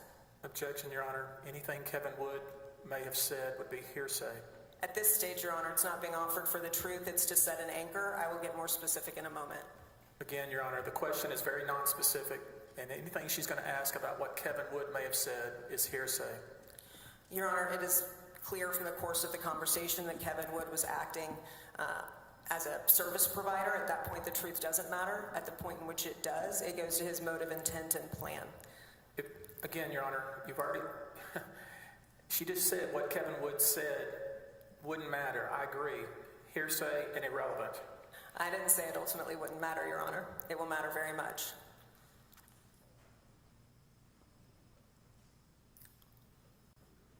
Sustained. Did you get an idea as to what the relationship was between Ken Paxton and Kevin Wood? Kevin Wood was the lead contractor on General Paxton's home. And if Mr. Paxton then wanted additional things or changes to the renovation, whom would he speak with?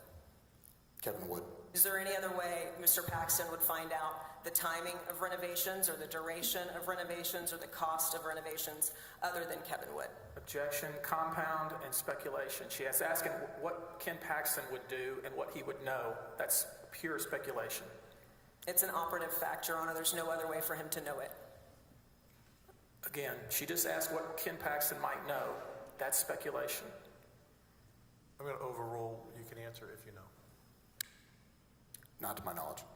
I don't even remember the question at this point, frankly. I might have to read it back. At any point, were there conversations about changes to the property? Yes. Isn't that the entire point of a contractor? Yes. And at any point, were there discussions about particular items in the home? Yes. Would what matters to you be whether a counter is granted or not, or whether the renovations are occurring at this stage? Objection, vague, and relevance. Did you care what his countertops were made of? Again, Your Honor, what does it matter whether young Drew Wicker cares about the countertops? It's irrelevant. Overruled. Did you care what the countertops were made of? No. Did anything about a conversation related to countertops concern you? Objection, hearsay. It is not being offered for the truth of the matter asserted. There's no statement. It asks if he overheard something he was concerned about. She just asked for hearsay right there, Your Honor. That's hearsay. No, Your Honor, it goes to state of mind. Overruled. Thank you. At some point, did you hear something that concerned you? Yes. What was that? Objection, hearsay. Your Honor, there's three places. One, nucleus of operative facts, because it goes to the center of this. Specific to hearsay, it goes to state of mind. There's no other way for General Paxton to know how long something is going to take or what it will cost other than speaking to his contractor. And finally, it goes to Drew Wicker's state of mind in regards to what he does next because of what he heard, whether the statement is true or not. Your Honor, we need to know who she's talking about was speaking. I think she's trying to elicit testimony about what this man heard a contractor say who has been subpoenaed and who could come here and testify. This is not the right witness for that.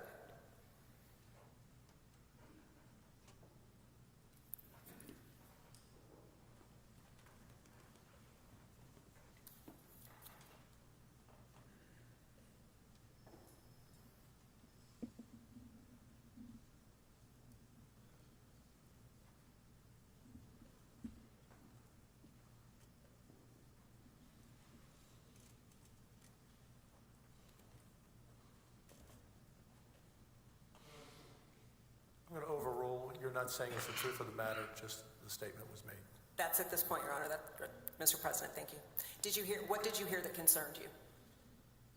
Kevin Wood stated that he would check with Nate on several of the items. Now, was that about how long something would take or when something would be delivered? No, sir. No, ma'am. It was with regards to cost. Now, if Kevin Wood's a contractor who's trying to make money on his own, why would he need to check with anyone? Objection, speculation. Sustained. So let's back up a little bit. What would he have to check with Nate on specifically? Please tell us in detail what you recall. He was stating that he would need to check with Nate on the cost of countertops and renovations to the cabinetry in the kitchen. I'm going to be very specific. Did he have to check on the cost, or did he have to check on... Did Mr. Wood seem to already understand what the cost would be? Yes. And what was the cost? He mentioned the total of $20,000. For what? For the cabinetry and the countertops. And what was Ken Paxton's response? That he wanted to do it or did not want to do it? He stated that he would like to move forward. And then what was said by Kevin Wood? He said, I would check with Nate. Did you relay that conversation to anyone? I related to two individuals. Were either of them people who worked above you at the Office of the Attorney General? Yes. Were you relaying the information to be salacious or for another reason? I was seeking advice. And who did you speak to? I spoke to Mark Rylander and Blake Brickman. What did Mark Rylander or Blake Brickman advise you to do? Objection, hearsay. Your Honor, Sustained. Okay. What did you do after speaking to Mark Rylander and Blake Brickman? I spoke to General Paxton. What did you say to Mr. General Paxton? I asked him about the conversation that I'd overheard, and I stated that I walked away with a certain impression. Let me pause you. With what impression? I walked away with the impression that Nate Paul was involved in the renovations of General Paxton's home. What concerns did you have about that? Given the fact that we were working on several items related to Mr. Paul, it felt as though there might be an inappropriate relationship there. Were you that clear with the General? Yes. And what happened? He stated that he appreciated me bringing his concern to him, and that he then assured me that that was in fact not the case. Did his explanation absolve all concerns? No. How did you feel at the conclusion of that conversation? Still uneasy, but I never discussed it after that with him. Okay. Are you aware of the fact that we've issued subpoenas for Kevin Wood for him to address these issues and that he does not intend to testify before this court? Objection, speculation. She just testifying now. Sustained. Did you spend much time at the Paxton home after that? Not much, no. Why not? It was a mix of ongoing renovations, increased travel, and just lack of request to be there. Did you feel comfortable about the home or being present at the home? Not always, no. Why is that? There were still some lingering concerns over the questions that I had asked the General, but I had not followed up on those concerns. In the summer of 2020, prior to the whistleblowing allegations, did you have an opinion as to the veracity or the truthfulness of Mark Penley? Yes. And what was it? He seemed to be an individual of the utmost integrity. And did you have an opinion as to the credibility or truthfulness of Jeff Mateer? Yes. I'm sorry, it's not proper for one witness to talk about whether another witness is truthful. That's just not how it works. It absolutely is, Your Honor. So please let me finish and quit interrupting, please. Your Honor, it's not proper for one witness to sit up on the stand and say, this person's truthful, this person's that's not how it works. It's improper. I object. He's absolutely right in a vacuum. I would have no authority to talk about the character of truthfulness as a primary rule, and I wouldn't infringe it. But once he attacks their credibility, Rule 405A1 allows me to establish by reputation or opinion a relevant character trait. In this case, truthfulness. That's not how it works, Your Honor. Yes, it is. Anyway, this is not how it works, Your Honor. You don't get to get up here and bring one witness and talk about the veracity of all the other witnesses. Now, she feels like Mr. Penley's veracity was challenged on some particular statement, then she brings a different statement to try to rehabilitate him, but she don't do it with this witness. You could do it with any witness, Your Honor.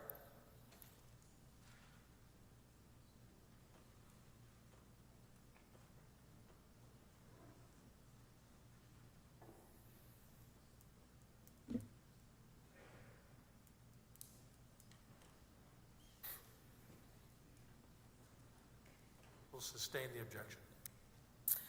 How did you communicate with Ken Paxton in 2020? Through email and text message and phone calls. How many cell phones did Ken Paxton have? He had 2 primary, and he later obtained 2 more cell phones. I learned through the course of opening that I used the term burner phone incorrectly. Apparently they have to be cheap and from 7-Eleven. What would you call extra phones that most people don't know about? Extra phones. Okay, so two primary phones, 2 extra phones. Yes, ma'am. Do you have the phone number of his personal phone? I do. And would you give us the last 4 digits of that, please?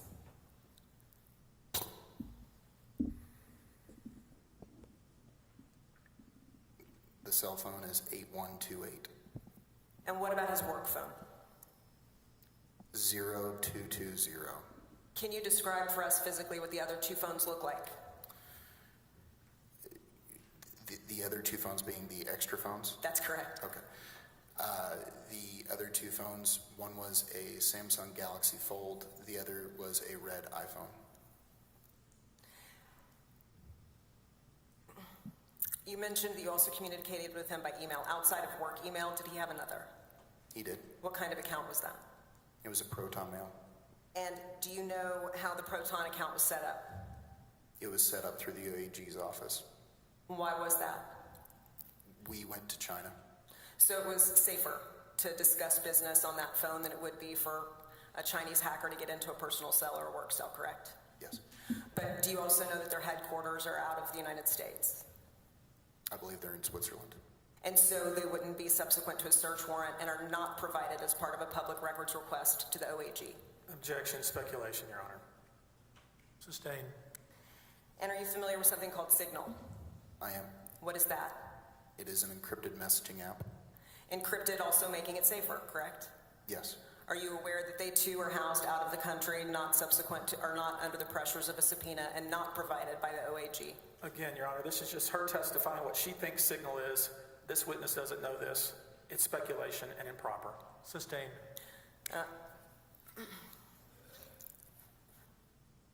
At any point, did General Paxton ask to use technology that you provided? Yes. What was that? He used my personal cell phone. How many times did the General use your personal cell phone? At least 3 to 4. Were you able to hear those conversations or who they were with? I was not. Were you able to determine after you got your property back why he needed your phone? No. Why not? Whenever I received my cellular device back, the call log had been wiped. And did he use anything of yours other than your cell phone? No. Do you recall after the whistleblowers, Mr. Paxton asking to use your laptop? Yes. What was that about? That was a request. He was working on a letter to the Inspector General of the United States.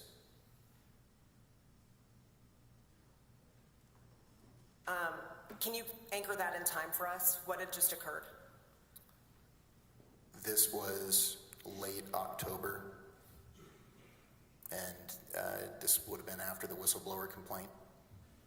And do you know, what were you asked to do?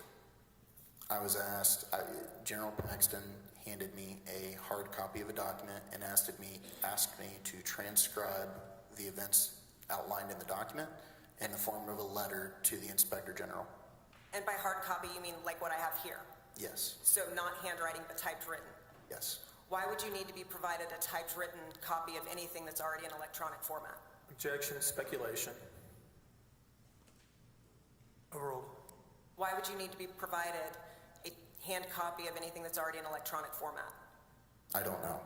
And what were you asked to do? Transcribe, you said? Yes. Were you making additions or deletions? I did make several additions, yes. What kind of additions? Since it was asked to be in the format of a letter to Inspector General Horowitz, it was addressed to Inspector General Horowitz. There was a slight introduction that I'd been asked to include, and then this sign-off was asked to be as General Paxton.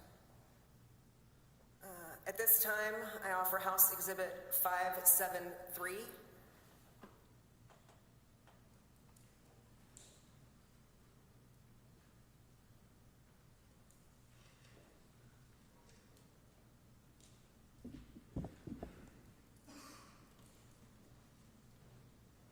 This is part of the Office of the Attorney General records. There is a business record affidavit. It has been on file for greater than 14 days. Any objection? No objection, Your Honor. Please admit Exhibit 573 to evidence, into evidence. Mr. Wicker, will you take a moment and look at the body of that letter and let me know if you recognize it? This is the letter that I was asked to write for Inspector General Horowitz. So, if I turn you to the top where you add, Dear Mr. Horowitz, you typed that in? Yes. Do you know who that is? He was or is the Inspector General of the United States. We've heard about the Office of the Inspector General throughout this trial. Do you know whether or not that's the appropriate person to go to if you want to make complaints about federal prosecutors or federal agents? That is my understanding, yes. At any point prior to the whistleblow situation, had Ken Paxton talked to you about or in your presence about the Office of the Attorney General? About the Office of the Attorney General, yes. Had he ever suggested going there or that they were the correct place to bring this complaint? He had not mentioned that to me, no. In fact, do you know that he didn't want to take it to OIG prior to that? Objection, speculation. Overruled. Do you know whether or not he wanted to take Nate Paul's complaint to the OIG prior to the whistleblowers coming forward? I do not. And then once you look at this letter, I'm going to turn you down to the bottom in regards to the allegations made by Nate Paul, and I'm going to go quickly. Did these amount to things like not getting to use the restroom? It did. And when you drafted it, did you realize part of Nate Paul's big federal complaint is that he couldn't call his attorney except from using an agent's cell phone? Yes. And that he was not allowed to call for counsel, and that's why they provided him a cell phone? Yes. Are you aware that the only allegations he makes, well, let me do this differently. Where were you when you were helping type this up for the general? This letter was written in the Office of the Attorney General. On what laptop? My state laptop. And what did you do with the laptop after typing up the letter? I followed up with General Paxton about having completed the transcribed letter. And then what? And I asked him what he'd like to do with it. And what was the response? He said that he had several insertions that he would like to make and that he would let me know about when he needed it. Did he have you email him or put it into a USB drive? Not to my recollection, no. What did he do? He asked me to bring my state laptop to his Austin home so that he could work on the letter. And did he make changes to your knowledge? To my knowledge, no. Okay. Okay. After drafting the letter for the Attorney General, do you know whether or not the letter was ever sent to OIG? I do not. Let me turn your attention then to the conclusion of your career there. What was the status of your job? The status was that I was both the scheduler as well as the executive aide. Well, I mean, to the end, in October of 2020, leading into November. Were you offered a promotion? Were you offered a change in job function? I was. And what was that? General Paxton had expressed an interest in myself taking on greater responsibilities with regards to certain policy areas, and that I would continue with my present job responsibilities, but also take on the additional policy-related responsibilities. And at some point you mentioned that FBI had reached out to you and you make Ken Paxton aware of that. Is that accurate? Yes. And what did he do? General Paxton's question that he asked me was, why? Did you have a response for him? No, I did not. What, if anything, did he direct you to do? He did not direct me to do anything at that time. Did he take you anywhere? Not at that time, no. Okay. Ultimately, you say not at that time, so what happens next in regards to that? The next discussion I had with a member of the AG staff regarding the FBI was Brent Webster requested to meet with me. And what, if anything, did Brent Webster have to say on behalf of the Office of the Attorney General? Objection, hearsay, Your Honor. Sustained. Was he working in his official capacity as a representative or employee of the Office of the Attorney General? That is my understanding, yes. Same question, Your Honor, subsequent to 801ED, which is specific to representatives or employees. Brent Webster is making the comment to Mr. Wicker in his capacity as an employee of Ken Paxton. It's the same objection, Your Honor. We've established in this trial, that's not how it works. You cannot just come up here and ask him what somebody else said other than General Paxton himself. You can when he's being directed as part of his employment. He's not an employee of Ken Paxton.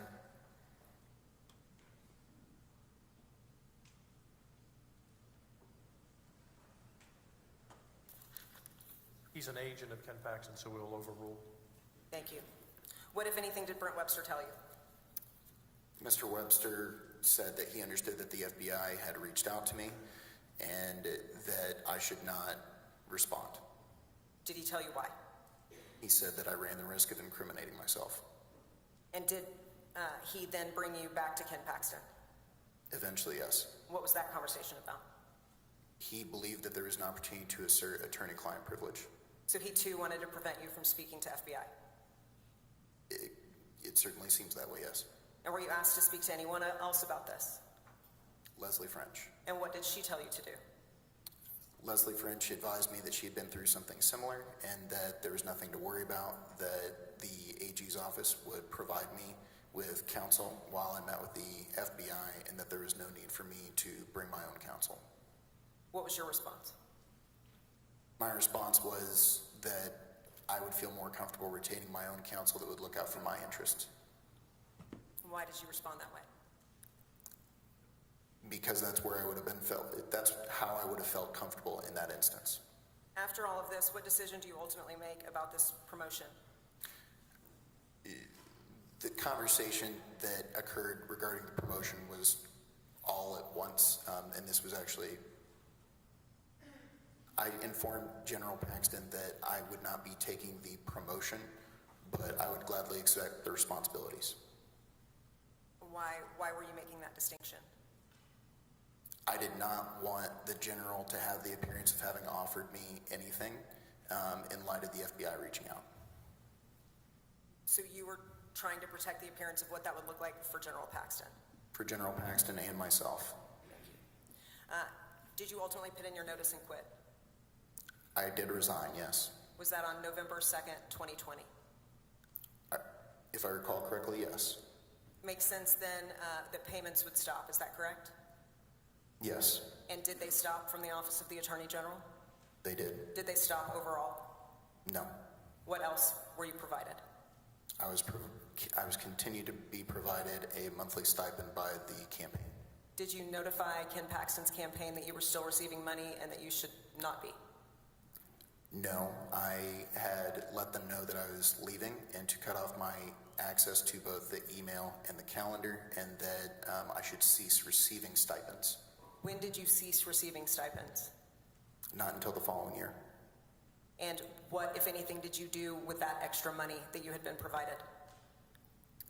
Michelle Smith had sent me a W-2 with that amount. I contacted her, not understanding that I continued to be paid. I asked her what I should do with the money and if General Paxton would like it back. She reached out to General Paxton, who informed her to tell me to keep it. And I stated no problem, and I went ahead and donated the money back. They told you to keep it and you donated it back? Yes. Why did you do that? I didn't do the work. How did you feel about receiving money from Ken Paxton's campaign after you ceased employment and in light of all the facts relevant today? I have no reason to believe that it was with malicious intent. It might have been an innocent mistake. I think maybe more specifically I'm talking about your character. What made you return it? I didn't put in the work, and I did not want any instance, I didn't want it to appear as though I might have any conflict of interest if anything like this ever came about. Thank you, sir. Pass the witness. We're going to take a break now, and members, we went longer in this section, so we'll take a 20-minute break, and we'll go till 12:30. We'll move lunch 12:30 to 1:30 today. So be back here at 15 minutes after 11.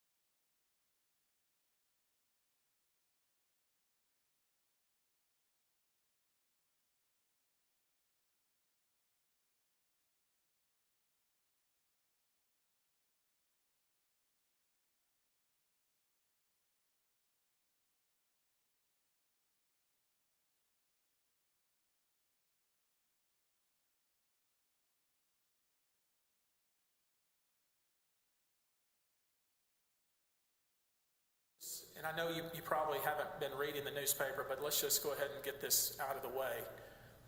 If a burner phone is a phone, a plastic phone that you can buy at a convenience store with a certain amount of minutes, and when it's over, you break it and throw it in the trash.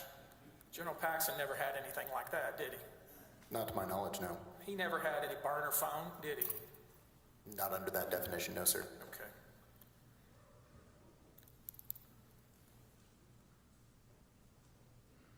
You told the House you could not speculate as to what relationship Nate Paul had with General Paxton. Isn't that right? I stated that I believe that they were friends, yes. But I wouldn't speculate beyond that. Yeah, that's all you know, right? Yes. One thing you do know, that you never were in the presence of General Paxton when he and Nate Paul made any kind of agreement. Isn't that right? That is correct. I mean, let's be clear. They've been throwing around this word conspiracy for literally a week and almost a half, and you were the man who was with General Paxton more than anyone else, and you can say definitively, you never saw Nate Paul and General Paxton reach any sort of agreement whatsoever. Isn't that right? No, sir. Is that right? For the conversations I was privy to, that is an accurate statement. Yes, sir. You don't have any actual knowledge that Nate Paul ever did anything for General Paxton other than buy a lunch. Isn't that right? That is correct. Let's be clear. The man that was with General Paxton more than anyone else is testifying under oath that you have no evidence, no knowledge that Nate Paul ever did anything for General Paxton other than buy a lunch. Isn't that true? That is correct. Now, you have seen some speculation in the newspaper and the press, haven't you? Prior to this trial, yes. Yeah. And I want to, and I'm not picking on you, Drew, because I think you can tell that I'm fond of you and I like you. But I want you to know that this whole idea of the house renovations, everybody says it came from you. Do you know anything about who paid for General Paxton's home renovations? Not directly, no. All you have is one stray comment, right? Across multiple instances, yes. And you were concerned about it and you went and raised it with your boss, right? That is correct. And he was very clear with you. That is not what's going on here. Isn't that right? That is what he stated to me, yes. Okay.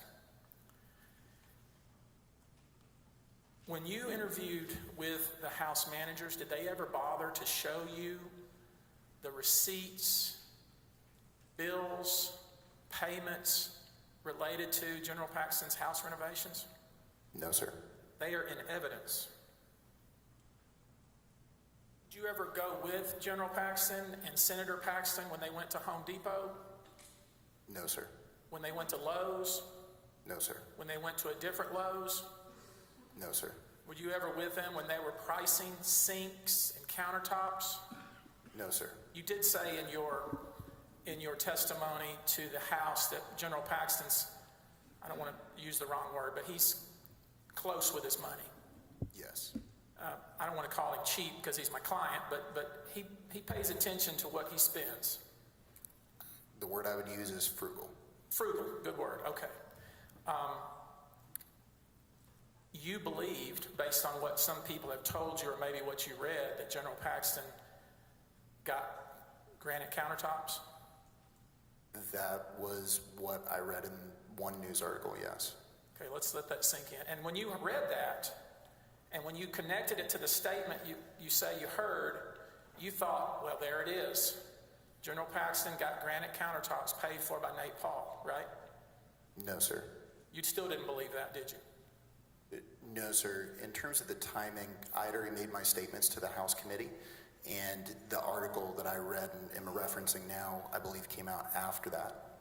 Okay, and I'm not talking about that. I just want to make sure that at some point in time, you believed that General Paxton had gotten granite countertops, right?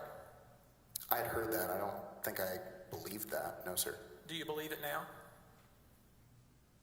No, sir.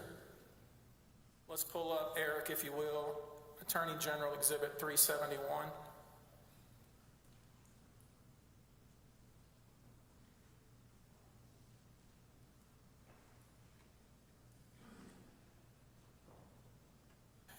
You told us you had been in the kitchen of the Paxton's home in Austin, I was.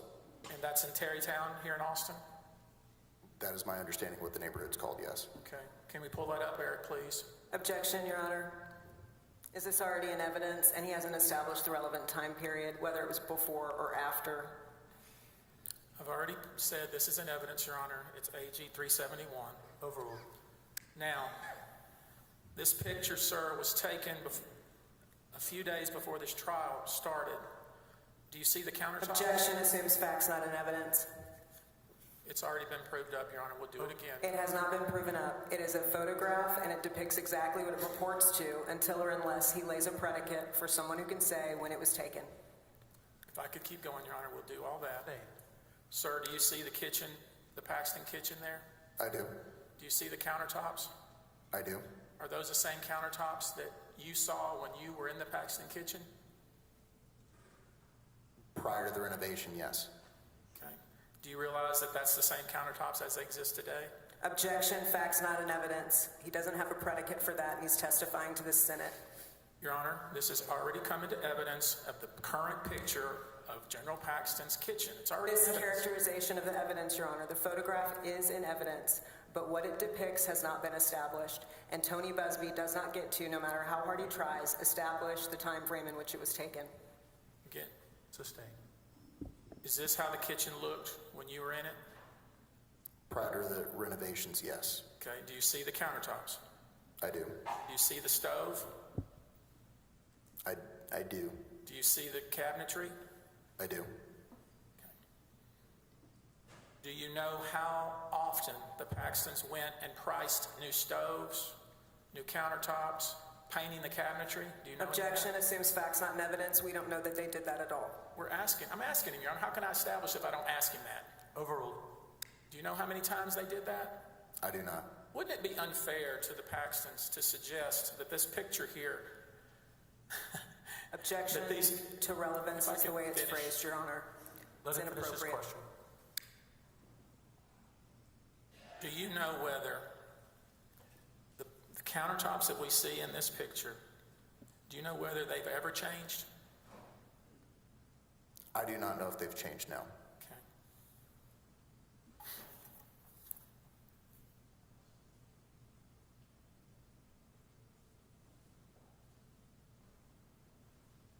In evidence is Exhibit 346 to 353. You mentioned Steam Clean as one of the contractors, right? Yes, sir. And you had to deal with them? I believe I was copied on email correspondence. Okay. And did you know that there was more work that the Paxtons wanted beyond what Steam Clean was going to do? I wasn't that involved in the detail of the STEAM team. Okay. Did you talk to us about how you had some involvement with an insurance adjuster? The involvement being that I showed him the home? Yes. And the insurance company was USAA? I believe that's correct. Let's look at what's in evidence. AG Exhibit 410, second page.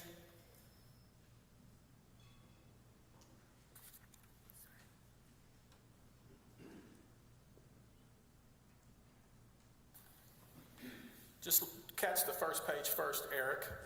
Can you confirm with me, Mr. Wicker, Drew, that the date of this correspondence from USAA is September 16th, 2020? I can.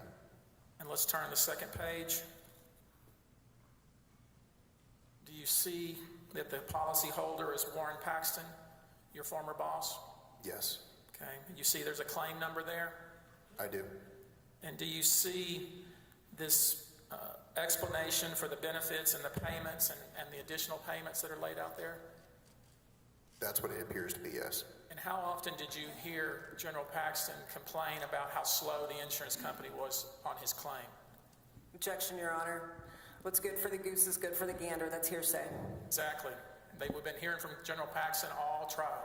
He's our party opponent, Your Honor, not his own. He cannot proffer statements for Ken Paxton on his behalf from the stand. We get to use them against him. He doesn't get to offer them for you. Sustained. Do you see here it says 32,000 total cash out to you for all other covered repairs? Do you see that? I do. Did you ever have any involvement in trying to convince the mortgage company to release that check to the Paxtons? I don't recall that now. Okay. Did you understand that there were more repairs being made that Ken Paxton was claiming were covered from a different contractor? Objection assumes facts not in evidence and counselors testifying. Did you know? Sustained. Did you know that there was a different contractor doing some of the work in the Paxton's home? Objection, Mr. Busby. That's twice the judge has sustained the objection to facts not in evidence. He just testified to it in direct that he dealt with Kevin Wood. That's in evidence. That's because it was a direct relationship based on his rational perception of the facts. Did you deal with Mr. Wood? Did you see Mr. Wood at the home? I did deal with Mr. Wood, yes. Did you know that he was doing repairs and renovations to the home? Yes. Did you know that he was in fact the second contractor that's being referred to in the USAA docs?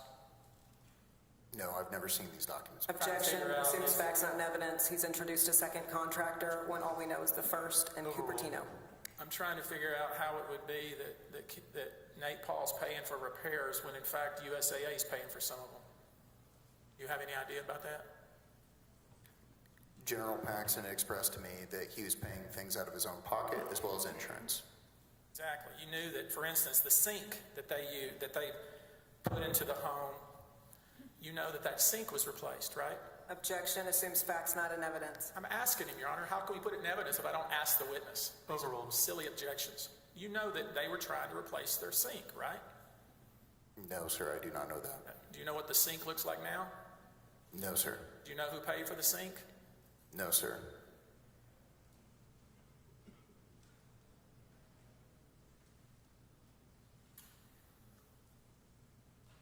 Your Honor, we're going to offer AG Exhibit 433, which is all the pictures. Objection, Your Honor. That Angela, let me offer the exhibit first.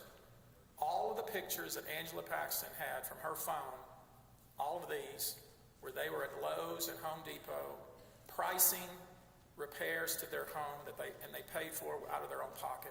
Objection, Your Honor. Assumes facts not in evidence. Excuse me, Counselor, let him finish, okay? Proven Plenty of time to object.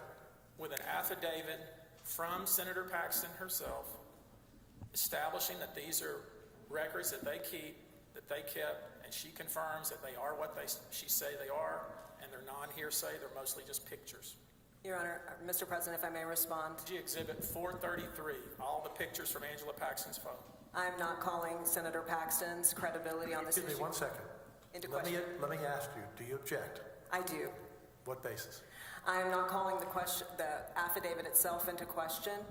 What I am saying is there is inadequate information in that packet to establish it as relevant. For example, there are about 300 pages of what looks like scrolling online shopping or photographs from catalogs from Home Depot and Lowe's. They have no point of relevance. You don't know when the pictures were taken or by whom.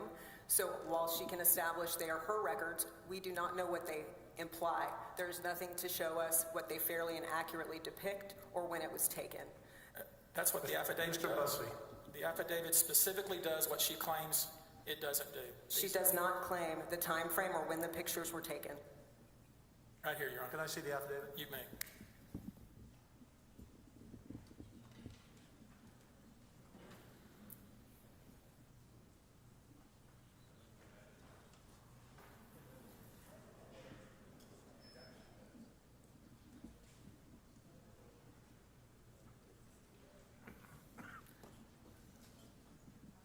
Further, Mr. President, I would point out that their business record affidavit has not been on file for 14 days, and no metadata is included, which would have been easily provided if they'd done a Celebrite dump of the cell phone.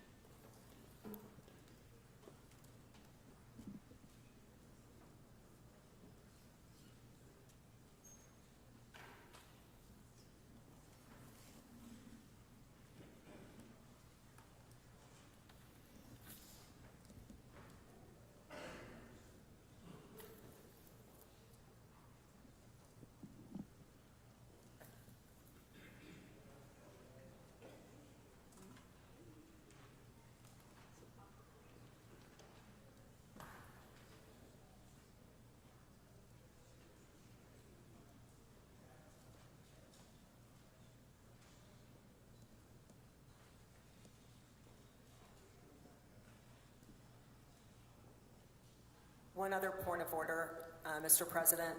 The defense has not followed the rules established by this body in order to have a senator testify, which is de facto what is happening by affidavit. I want to encourage everyone to realize I'm not questioning that she signed what she believes to be a valid affidavit. It's that it is not in compliance with the rules, and it does not tell us what it purports to depict. Your Honor, our mission here, this is Article 10, our mission here is to find the truth. And they have alleged that Ken Paxton and Angela Paxton, a member of this body, were bribed, that someone else paid for their house repairs. The documents you have in your hand directly contradict that, and in fact prove the opposite. Those are proved up by affidavit. The pictures fairly and accurately represent pictures they were taking when they were pricing at Lowe's and Home Depot. They also have pictures of the house itself as it was undergoing renovations, and I'll compare those pictures with the pictures of the home now to demonstrate that all the things Angela Paxton wanted, like a new sink, she got... Objection, Your Honor. Counsel continues finish, to testify on behalf of his client. It is inappropriate. I ask that we approach and that the testimony be stricken and the senator's asked to disregard. I am not attacking a senator here, but he has to follow the rules of evidence because this is a court and we follow the rules. Come on up. Come on up.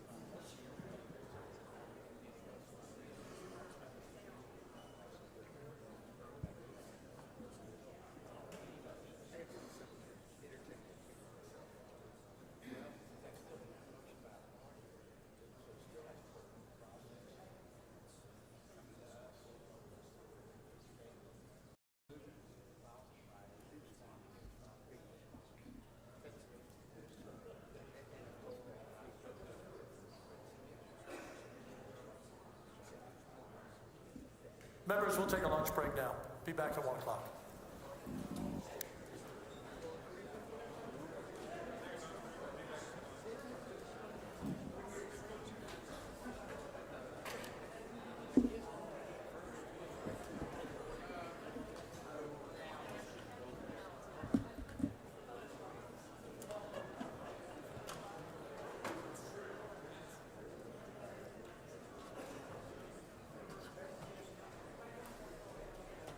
Medicaid.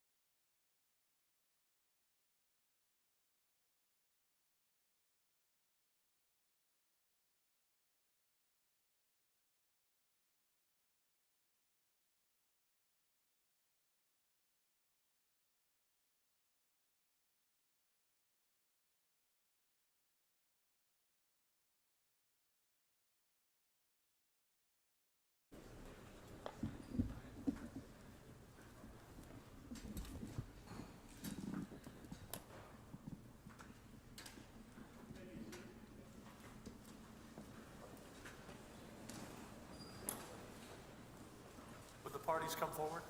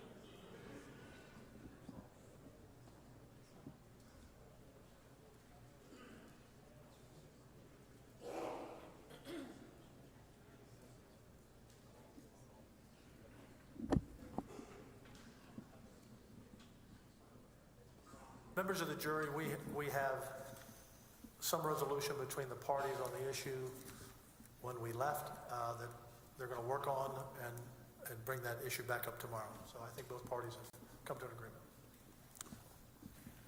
Recall the witness.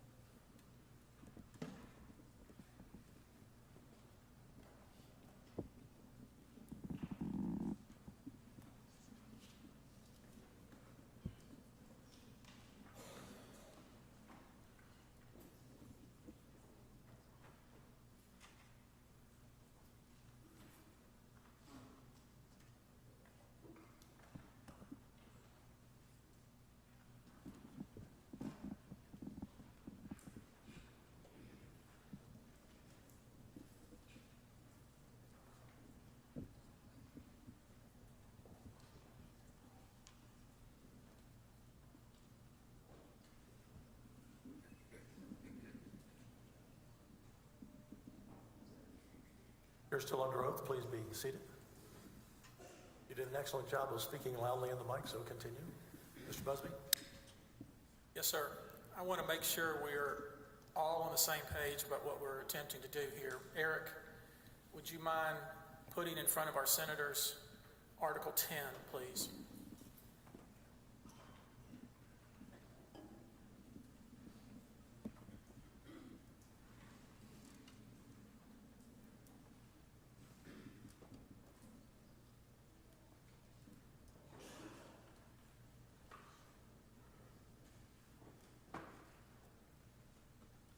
Drew, help me here a little bit. Article 10 alleges constitutional bribery. Do you see that? Yes, sir, I do. It says in the second paragraph, specifically, Paxton benefited from Nate Paul providing renovations to Paxton's home. Did I read that right? Yes, sir, you did. You understand that's the allegation being made, right? Yes, sir. Now, you had told us about a conversation you heard at the Paxton's Terrytown home, right? Yes, sir. It was you, it was General Paxton, and it was a gentleman named Kevin Wood in the kitchen, correct? That is correct. Now, of course, you've told us all that you never saw Nate Paul at General Paxton's home, true? That is correct. And you knew that the Paxton's home had water damage, right? Correct. And you knew Kevin Wood was the contractor, right? That is correct. And you knew that the Paxtons had decided to do some additional renovations at the same time they were fixing the water damage, right? Yes, sir. And you say you were in the kitchen with General Paxton and Kevin Wood, and they were talking about redoing the countertops, right? That is correct. And the mention was that Angela wanted granite countertops, right? That General Paxton and her had both decided they would like granite countertops, correct? And you said that at some point the cost of that was mentioned to be $20,000. Yes, sir. Okay. And you can't tell us here whether the Paxtons actually got these $20,000 countertops, can you? No, sir. Now, one way we could figure that out is for all of us to go to the Paxtons' home right now, couldn't we? Yes, sir. I mean, Your Honor, we could right now, if the court would allow it, get on a bus and drive over to Terrytown and look at the Paxtons' countertops. Could we do that, Your Honor? Objection relevance, Your Honor. He can bring in photographs if he chooses to that were taken at a current time period. I'm going to overrule. You simply asked a question of something I could do. Yes, sir. And we may make a motion in that regard, but maybe we can fix it in this way, Your Honor. We had previously looked at an exhibit put into evidence by the House Board of Managers. Let's look at House Board of Managers 703. And Eric, if you would, turn to the 4th page of this exhibit that's in evidence.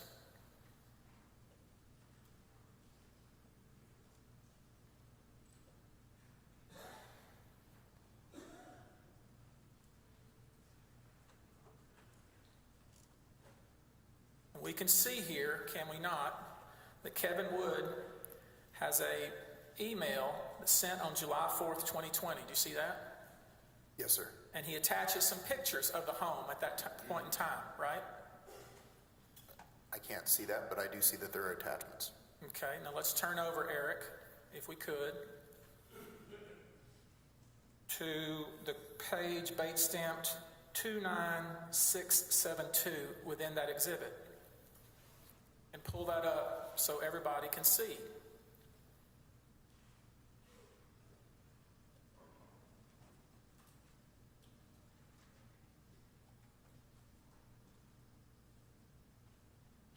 And try to bring that picture up so we all can see it, Eric. All right, now we can see what that kitchen looked like as of July of 2020, can't we? Yes, sir. I want you to look very carefully at it. Can you see the stove? Yes, sir. Can you see the countertops? It's a little bit grainy, but yes. And that's how the house looked when you were in that kitchen with General Paxton and with Kevin Wood, isn't that right? It was mostly covered up by renovations, but yes. Now, so this is, we'll call this the before, okay? Yes, sir. This was the before, the suggestion that we're going to make those countertops granite, right? Yes. And we're going to redo the cabinetry, right? That's another thing you mentioned. Yes, sir. All right, now let's go back, if we could, to the picture that's in evidence and marked as AG 371. And bring that up.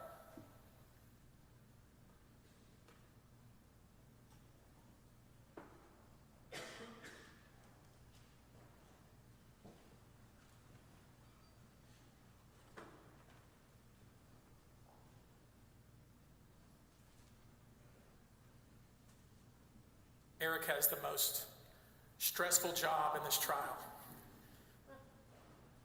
No pressure, Eric. Okay. Here we have a picture of that same kitchen. Is that true? It would appear so, yes. And you see the same countertops that you saw in the previous picture, don't you? It would appear so, yes. And you see the same cabinets as in the previous picture, right? Again, it would appear so. So the question is, I'm going to object, Your Honor, to relevance. I don't believe this is in the packet that we're referencing. Mr. Busby can cite me if I'm incorrect. I've already said this is in evidence at AG 371. Overruled. The question is, when was AG 371 taken, right? Yes, sir. Because if this picture was taken on August 22nd of 2023, then anybody with any common sense would know that nothing was done to the cabinets or the countertops, right? That would be correct. May I approach the witness, Your Honor? Yes, you may.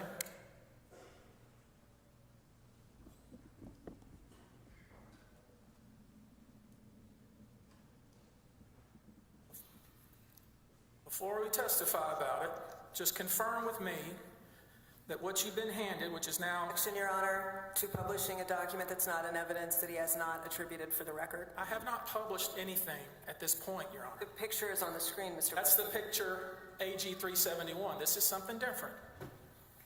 Overruled.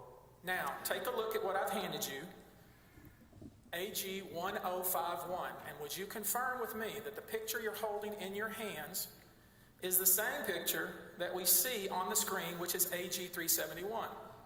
It appears so, yes. And do you see the exhibit you're holding in your hand has, in fact, the date and where the picture was taken? It does. Your Honor, we offer AG 151. Have you shown it to the defense? May I see a copy and the date that was referenced? It's coming to both of us. We'd like to have one. Give a We'll copy to the them other first. side. Give it to them first.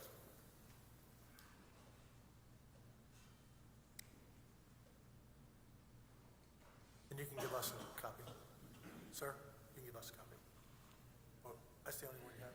You have another copy? Mr. President, I don't want to stave off his direct, but cross, but I think that I can clear something up if I could take Mr. Wicker on a brief for Dyer. I think he's been misled as to the date and time of the photograph he had originally identified.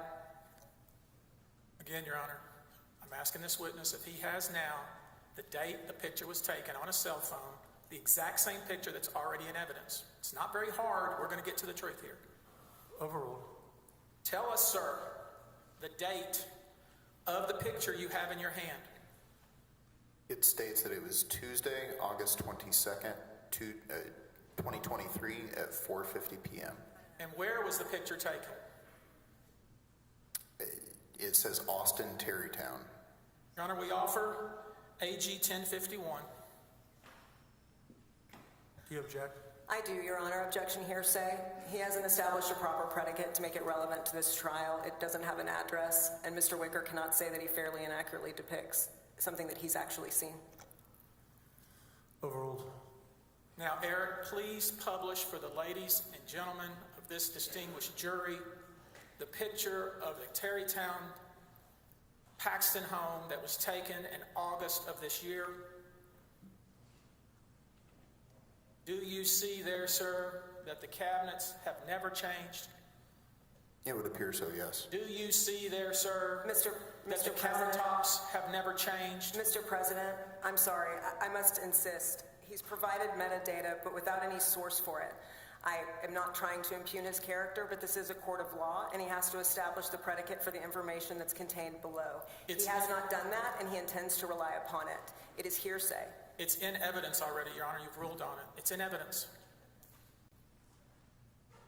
Your Honor, with all respect to Mr. Busby, he's misleading you. The photograph is in evidence. The information contained beneath it is not. That's what he's asking you to do now. Again, we can look back with the court reporter. I offered 1051.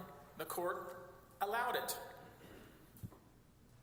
In that case, Mr. President, it is fully within your discretion to correct an error. I am not conceding that it is admitted, but if it were, in light of the fact that he cannot establish that anything beneath that photograph is true and he intends to dance upon it, I would ask that the court help correct that issue. That picture, Your Honor, as you can tell, is the same picture that's in evidence. The only addition to it is now we know exactly when the picture was taken and where it was taken. Which establishes the exact issue, Your Honor. There is no one here who can establish whether or not this picture was in fact taken August 22nd, 2023, and any 12-year-old can create that graphic on a computer.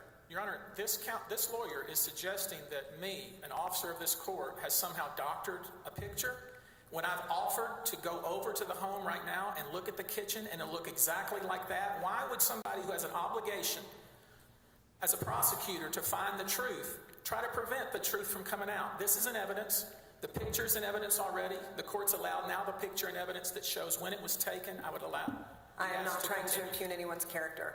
I am acting as a prosecutor and a rule follower, and I expect to do that here so no misimpressions are left with the court. This is allowed in evidence. Thank you, Your Honor. Overruled. Now, you care about the truth, don't you, Drew? Yes, sir.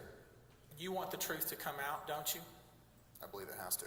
Yes. It's important, isn't it? Yes, sir. And now we see that the picture of the Paxton home, we can see that there were no work done on the countertops, can't we? Yes, we can. We can see that there was no work done in the cabinetry, can't we? Yes, sir. Pretty clear, isn't it? From those images, yes.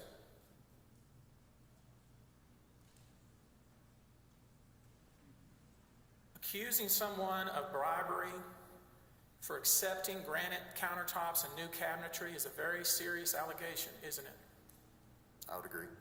And you understand that Mr. Paxton, General Paxton, has no obligation to prove anything, right? He's being accused. Yes, sir. He didn't have to prove anything, does he? Yes, sir. But we've proven that the countertops were not altered in any way, haven't we? The countertops appear to have not been altered. The cabinets have not been altered in any way, have they? It would appear that way, yes, sir. And in fact, we've created a comparison picture. It's exhibit 1052, AG 1052. May I approach?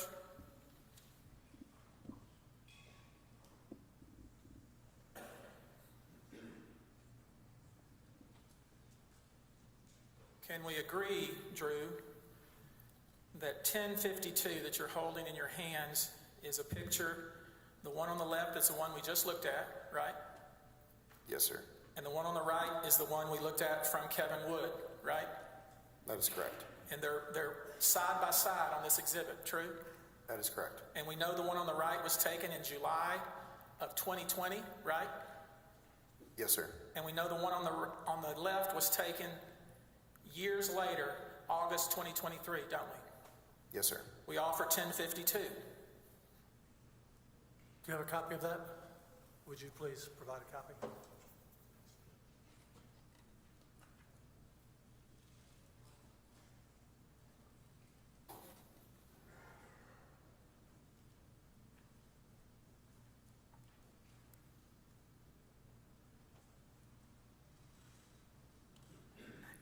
To clarify, I see AG 371 and I see House Board of Managers 73 on 1052.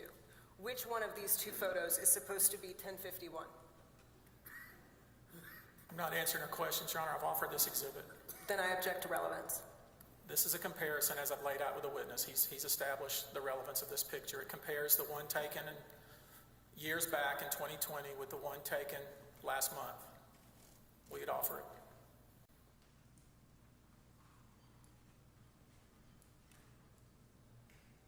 Overruled. Would it be accepted, Your Honor? What is the number again? 1052. 1052 is admitted into evidence. Thank you, Your Honor. So can we agree, Drew, that your concerns now have been put to bed, at least with regard to the countertops and the cabinetry? With regards to those two items, yes, sir. I mean, now you're satisfied, right? Yes, sir. Okay. Now, I want to show you some other documents and evidence.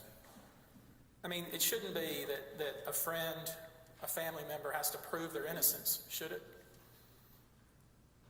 In a court of law, my understanding is that they're supposed to provide evidence to answer the charges. The answer to your question is no, you're innocent until proven guilty. Yeah. AG Exhibit 332. Thank you, Eric.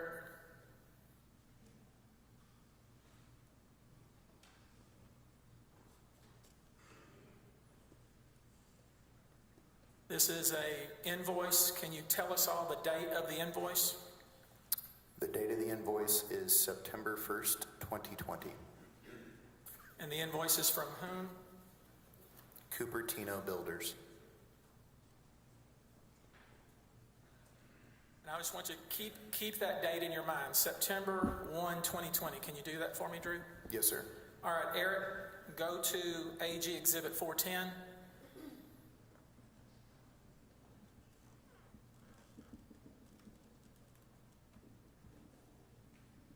Can you see the date there on this USAA claims correspondence? September 16th of 2020. So here we are 15 days after that invoice that we saw previously.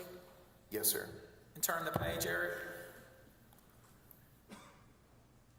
And we can see as of that time, the claim being made with regard or with USAA is being administered. Yes.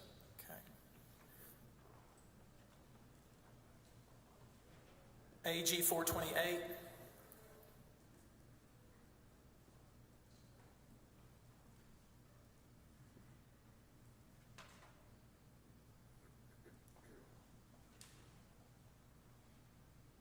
Drew, this is a document that's in evidence from the state of Delaware. Do you see that? I do. And do you see it's a document related to Cupertino Builders? I do. And can we agree that that's the same entity that we saw in the September 1, 2020 invoice? Yes, sir. And would you look at the very bottom line that gives us the date that that company was incorporated in the state of Delaware? It appears that the filing was April 16th of 2020. So what we know is in April of 2020, Cupertino Builders was incorporated in the state of Delaware. Yes, sir. And we know that months later, it issued an invoice to the Paxtons for work on their home. That's correct. Go back to the invoice, please, Eric.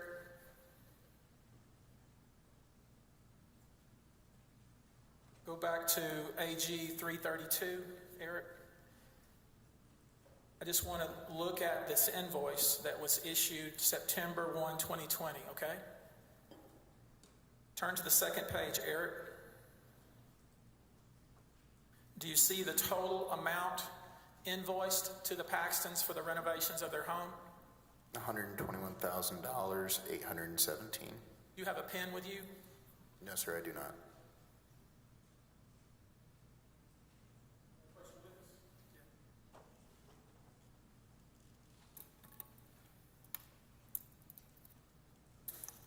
Drew, would you do me the favor of writing down the amount of that invoice on your Post-it note there? $121,617. Yes, sir. And we know, of course, that Cupertino Builders was a Delaware corporation as of the time this invoice was issued. That is what it says. Let's look now at AG Exhibit 48. And turn, Eric, if you would, to the Bates stamp, EBT 184. These are some text messages between General Paxton and a guy we may hear from in this case named Chip Loper, all right? And could you pull that text up, Eric? We saw that invoice was due on September 30th, 2020, right? That is correct. And now we have a text from General Paxton to his blind trust, or his trustee of his trust, instructing him to make a payment, don't we? That is what the text message says, yes. And confirm with me, if you would, that the amount that Chip Loper, the trustee, is being instructed to pay is exactly the amount that's on your Post-it note that you just wrote. I can confirm. Say it again. I confirm that. Exact, right? Yes, sir.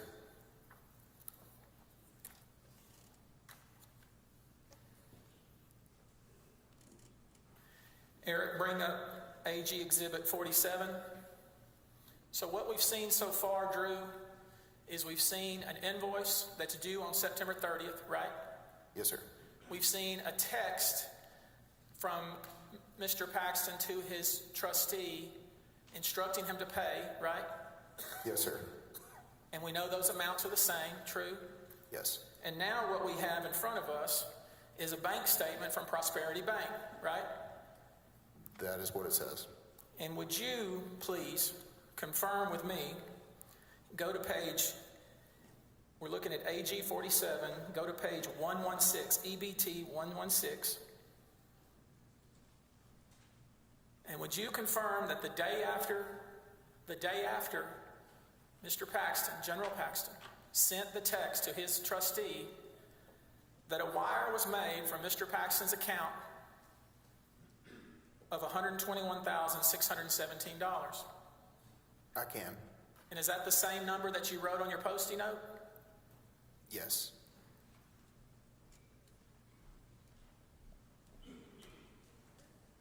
And let's go to AG 333.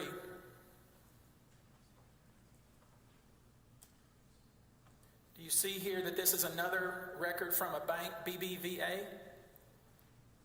I do not see BBVA. Oh, yes, I do. Okay. Business Choice Checking Account? Yes, sir. And can you confirm that that account received a wire in the exact same amount as you wrote on your Post-it note?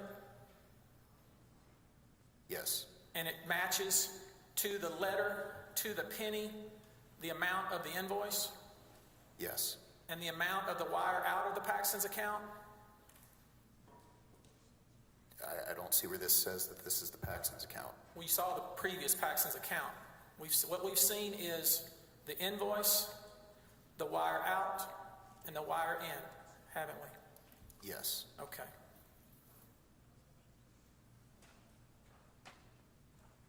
When you raised your concern, because, I mean, that's what you raised it first with some of the folks in the office. Is that how it went? I sought advice from a trusted individual who brought me into the office first, yes. Is that Brickman? No, sir, that was Mark Rylander. Okay, so you went to Rylander and said, look, I heard something, it sounds a little weird, what do I do? Yes. Because you didn't know what to do about it. No, sir. And what he told you to do, hey, just raise it with General Paxton, right?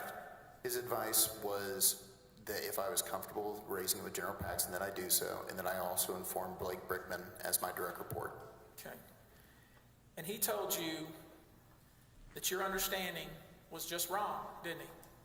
That is what General Paxton said, yes. He also told you he appreciated you bringing that to his attention, right? That is correct. And you accepted that, didn't you? Yes. And it seemed logical, didn't it? I still had some questions, but yes, I did take it at face value. And he never told you not to tell anybody, did he? No, sir. I mean, he never said, hey, keep it on the down low, Drew, did he? No, sir. He told you specifically, Drew, I'm paying for these renovations, but I appreciate you sharing that with me. But that is not what this is, right? Yes, sir. And you took his word for it, didn't you? I took his word for it. Now, you don't have any personal knowledge about any relationship General Paxton may or may not have had with anyone named Laura Olson, do you? I've only witnessed them together the one time. So you don't have any personal knowledge about their relationship other than you saw a woman come out of an elevator, right? I saw Laura Olson come out of an elevator, yes. Okay. Now, these trusted people you mentioned in the office, you were talking to them often, weren't you? On a daily basis. Y'all were friends? Yes. Did you know they took General Paxton's name off the letterhead? I don't know. Objection, Your Honor. Facts not in evidence and proven to be false in the course of this trial. Sustained. Did you ever discuss with them taking General Paxton's name off his own letterhead? No. Objection, Your Honor. Question calls for hearsay, and it's facts not in evidence. Sustained. Now, just so we're clear, you are not accusing or providing any evidence that General Paxton did anything wrong in this case, are you? The only evidence that I bring to the table is what I overheard and what I've reported. That is it. Ask the witness, Your Honor.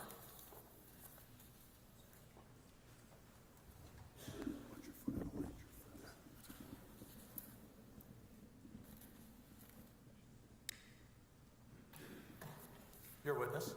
Thank you. Mr. Wicker, you sometimes ran personal errands for General Paxton, is that right? That is correct.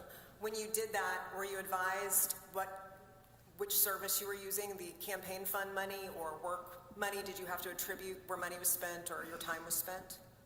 I wasn't compensated for most of those services, so no, I was not. Okay, thank you. The second, because Mr. Busby asked you extensive questions, you told us that the damage was in the bedroom, correct? Yes. And did you see actual renovations anywhere in the home outside of the bedroom? Yes. Is it fair to say if you knew people were looking into your countertops and your cabinets, you might choose at that point not to get them upgraded? Objection, speculation, Your Honor. Sustained. Okay. Do you know, in the course of working with the adjuster and looking at Steam Clean and those groups that work for the insurance side, or let me do this differently. Do you know that payments were made by insurance? I do not know that firsthand, no. But we've all taken as a given, I think, through the course of talking to Mr. Busby, that more further renovations were done, correct? Yes, and that's what the document said. Okay. I want to clarify something else, and I'm sorry to put you on the spot. When Mr. Busby was showing you pictures of the kitchen, do you have an independent memory now in regards to what those what the countertops looked like, or are you taking his word for it? To the best of my recollection, those were the countertops. I do not want to lead, so I'm going to ask you a question only because of a prior conversation. The answer doesn't really matter, but I want to clarify.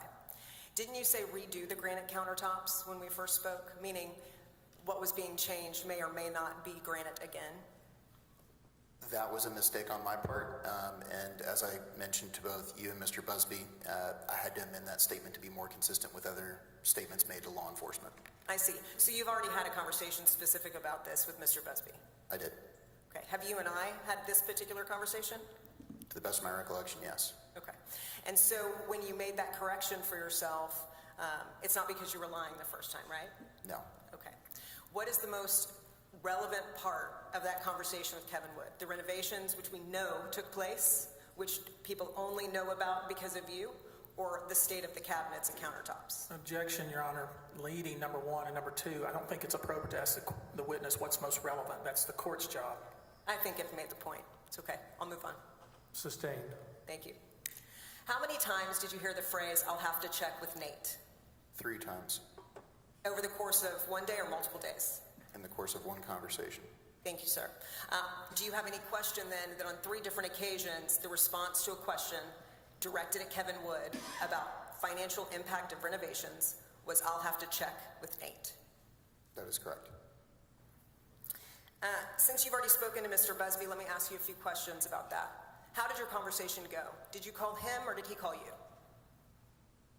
Whenever we were in preparing for this trial, every effort was made whenever the House team reached out to offer the same thing for the defense. And it was in response to that, in preparation for this testimony here today, that my counsel and I both reached out to Mr. Busby's team to have a conversation prior to me taking the stand.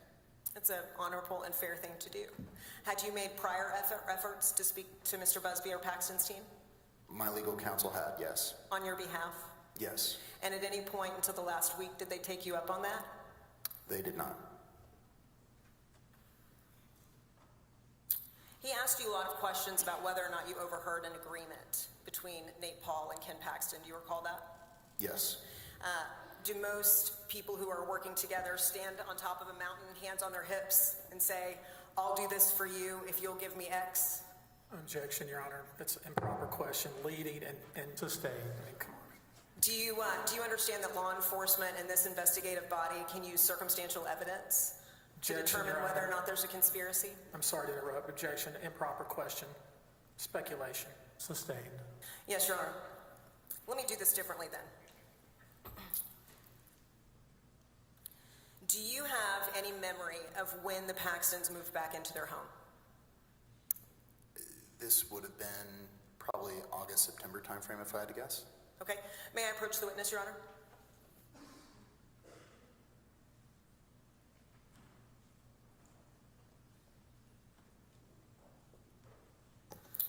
For the record, I'm showing him what's marked as 698 and not in evidence as a document to refresh his recollection. Mr. Wicker, do you recognize that? I do. If you can just give me 1 second to read. Yes, sir. Can I get a copy of that, Your Honor? And we'd like to have a copy.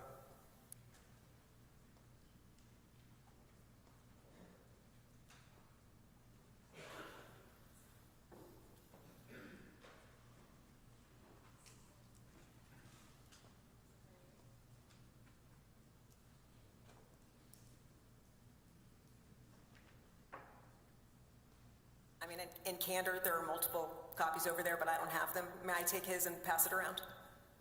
Yes. Give it to the defense first.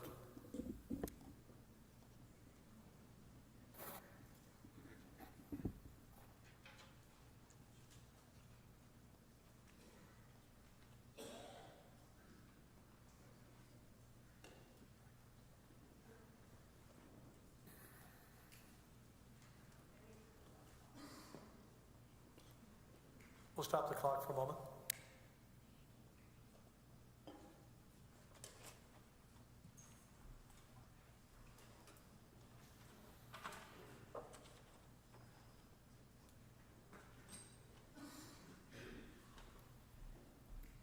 Are you ready? I am. You can resume the clock. Since we do have a copy for everyone, I'm going to change course, actually. This is a text message that's included in 698, which is a set of documents provided with a business records affidavit, which have been provided to defense, and they've had notice of it for over 14 days, at which point I would move to admit 698. I have no objection to this, Your Honor. The court will admit Exhibit 698 into evidence. And would you publish? Thank you, Stacy. Who is this a conversation between? This states to be a conversation between myself, Mark Rylander, and Jeff Mateer. What is the date? It appears to be July 19th of 2020. Okay. And do you see any reference to when the Paxtons might be moving back into their home? It appears that it was around that time frame. So, judging by the context here, he had been storing clothes at the AG's office, and we moved those back around that time frame.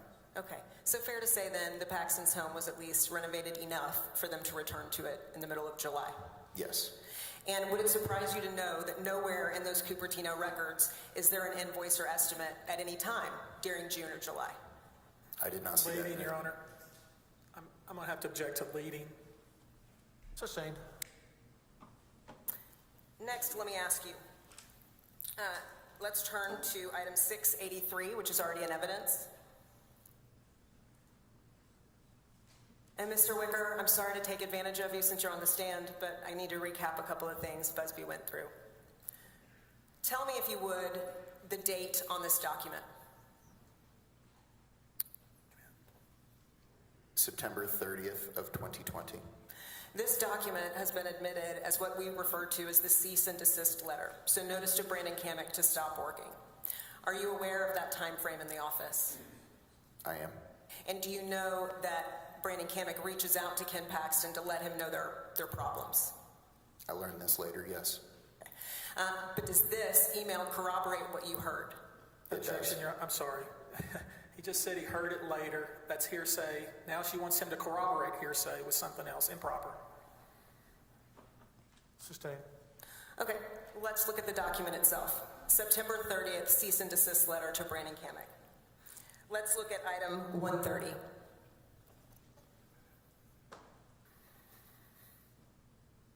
Do you see the date on this letter? September 30th, 2020. Is that 130? Yes, ma'am, please. Sorry, Stacy.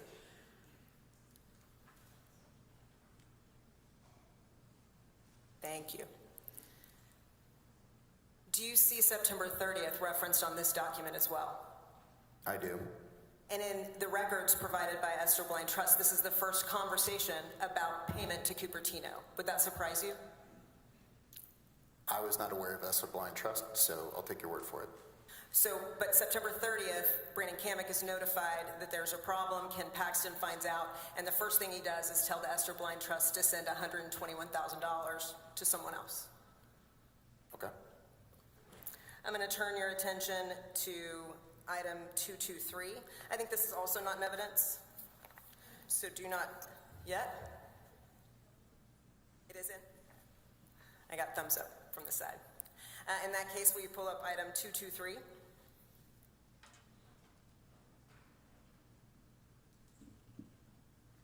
I'm going to have you scroll down, Stacy, to the return. Do you recall General Paxton being out of town at the end of September, early October, as the whistleblowers are coming forward and law enforcement is being notified that they're concerned he's accepting bribes and misusing the office? These questions are no different than the way he phrases them. If I could, without being interrupted. Your Honor, this is outside the scope. I just want to flag that for the court. I'm going to let her do this because I want to talk about a few of these things that are outside as well. It is outside the scope, but he's not objecting, so he will be able to do the same. Yes, Your Honor. If it would have been helpful, though, I took extensive notes. Mr. Busby opened up all of these doors for me. Yes, sir. Thank you. You're both out of scope, okay? You're both free. On October 1st, do you know where General Paxton was in regards to the office? Did he come in? No, ma'am. And I'm going to have Stacy scroll down a little.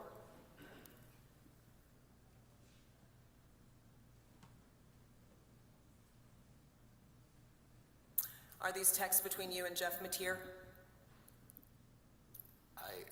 Can you scroll up? Yes, yes. And what is it that you understood on October 1st was happening with the general? I really didn't have an understanding at that time. Did you think anything about the fact that he wasn't there or didn't want you to let people know what he was doing? Objection, Your Honor. Leading, and he's already said he doesn't know. I'm going Sustained. to read from a document because it is in evidence. Says he has a lot to do out of the office and that I'm to tell anyone that asks that I don't know where he is. Is he telling you to lie? I don't know that he's asking me to lie, just to state that I don't know where he is. Stacy, if you would please turn to Exhibit 131. Pause for a moment. In the upper left-hand corner, do you see that this account is affiliated with the Esther Blind Trust? I do. The same organization that was being told to make payment the day before by text. At least according to the documents and evidence before you. Yes. Do you see, scroll down for me. Do you see that same $121,000 payment, $617, being made as it was requested by Ken Paxton? I do. And do you see who the recipient is? Cupertino Builders, LLC. Miss Stacy, if you'll pull up 703 for me, please. I'd like to see page 21.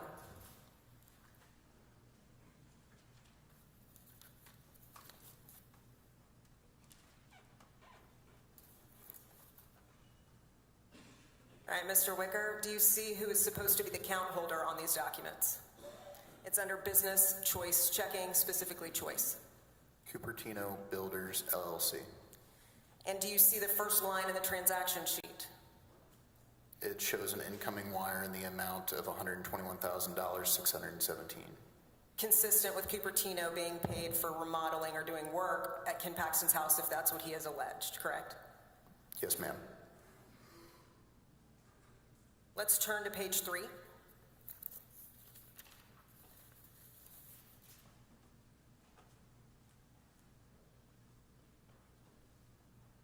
These are the same records that include Kevin Wood, the contractor who you personally met, who helped facilitate whatever upgrades Ken Paxton might want.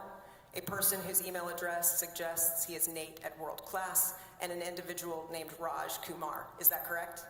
Yes, ma'am. Stacy, may we see the face of the business record affidavit?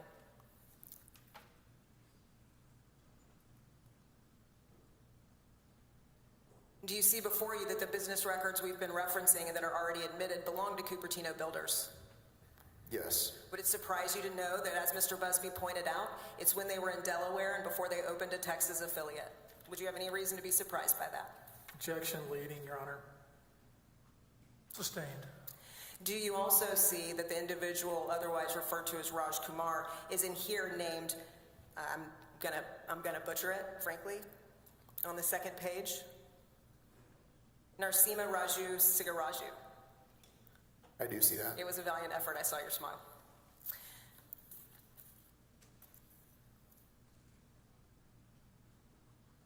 Next, Stacy, may we see page 16?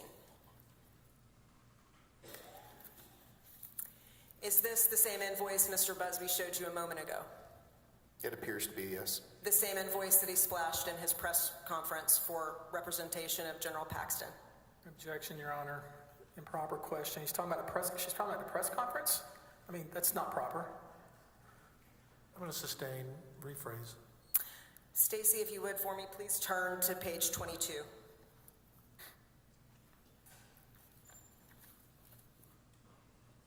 Now, Mr. Wicker, in all of the records before you, if there had been payments or estimates or supplies or timelines or communication in regard to payment in any way, in regards to Ken Paxton and Cupertino, don't you think Mr. Busby would have pointed it out?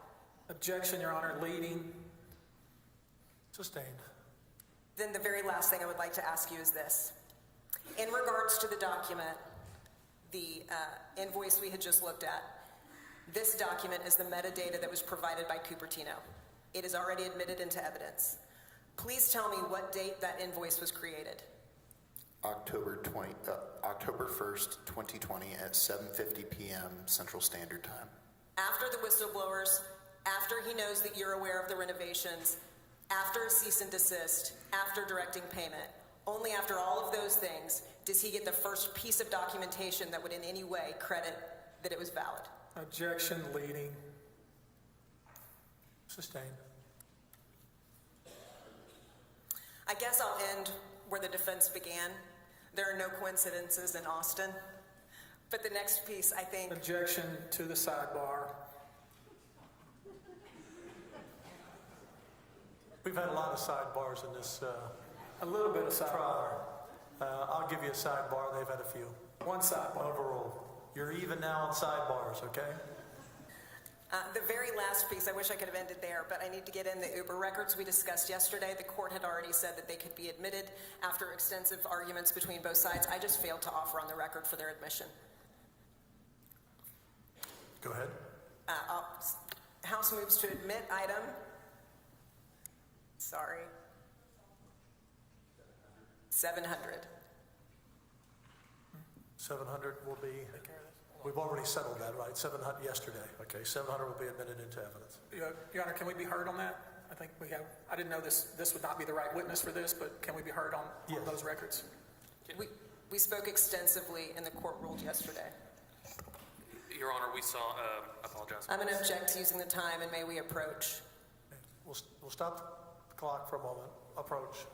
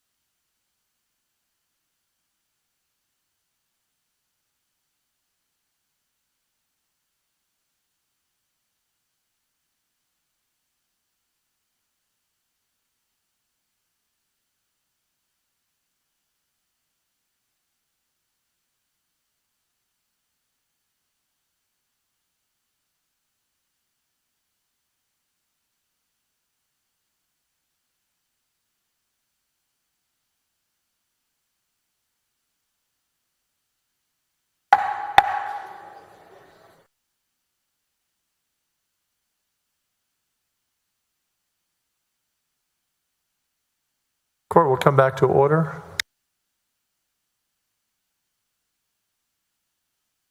Where were we? Ms. Epley, were you up here?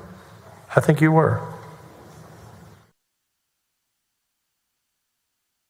So when we last left, and you can restart the clock, you were asking to admit 700. Yes, Your Honor. There was an objection. We've looked at the two documents. I had ruled that in yesterday.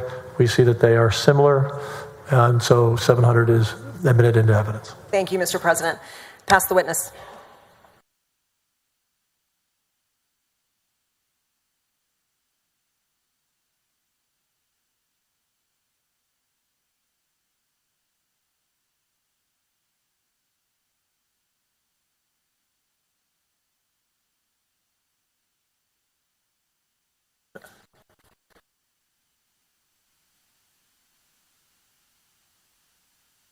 Eric, would you do me the service of putting on the screen what's in evidence, House Exhibit 571?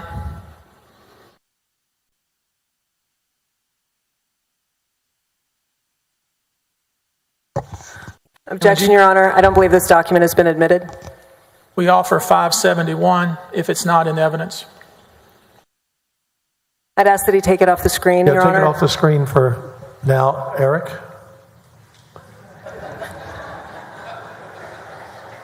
We all know Eric, We love Eric. and everyone knows Stacy. It's actually in evidence, I'm told. We're checking. You don't have it? We'll check.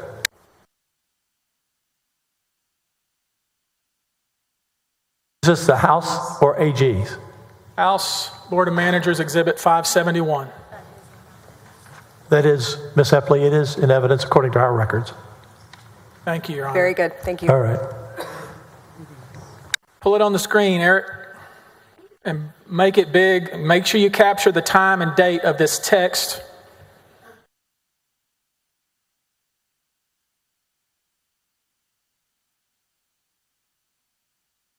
Get the date too, Eric.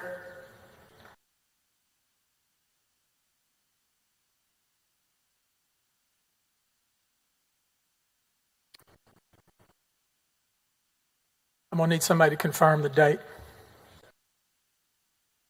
Penley 5. As we're getting this date, can you see there that there's a text sent from Jeff Mateer to General Paxton where he tells the general that yesterday each of the individuals on this text made a good faith report of violations of law? I can. Do you know what date that was done? I do not. Okay. If this text was sent on October 1st, because we know they went to the FBI on September 30th, that means they were sending this text the day after, correct? Yes. On October 1st, 2020. Make sense? Yes. So on October the 1st, 2020, Jeff Mateer, along with several other individuals, sent this text to General Paxton, right? That is what it appears to be, yes. Now let's look back now, if we could, Eric, at the date and time that the general instructed his trustee to wire the money to pay for his home renovations. You heard the suggestion, I'm sure, Drew. You heard they suggested he only did that because he knew that his people had went to the FBI? Objection, compound. I don't understand the question. Overruled. Yes. You heard that suggestion, didn't you, Drew, that the general learned that a few of his subordinates went to the FBI and therefore he hurriedly sent a text to pay for his house repairs? You heard that? That was the insinuation in the last line of questioning, yes. That's what she was insinuating, wasn't it? That is what I understood, yes. But the truth is, if we look at AG Exhibit 48 and we go to EBT 184,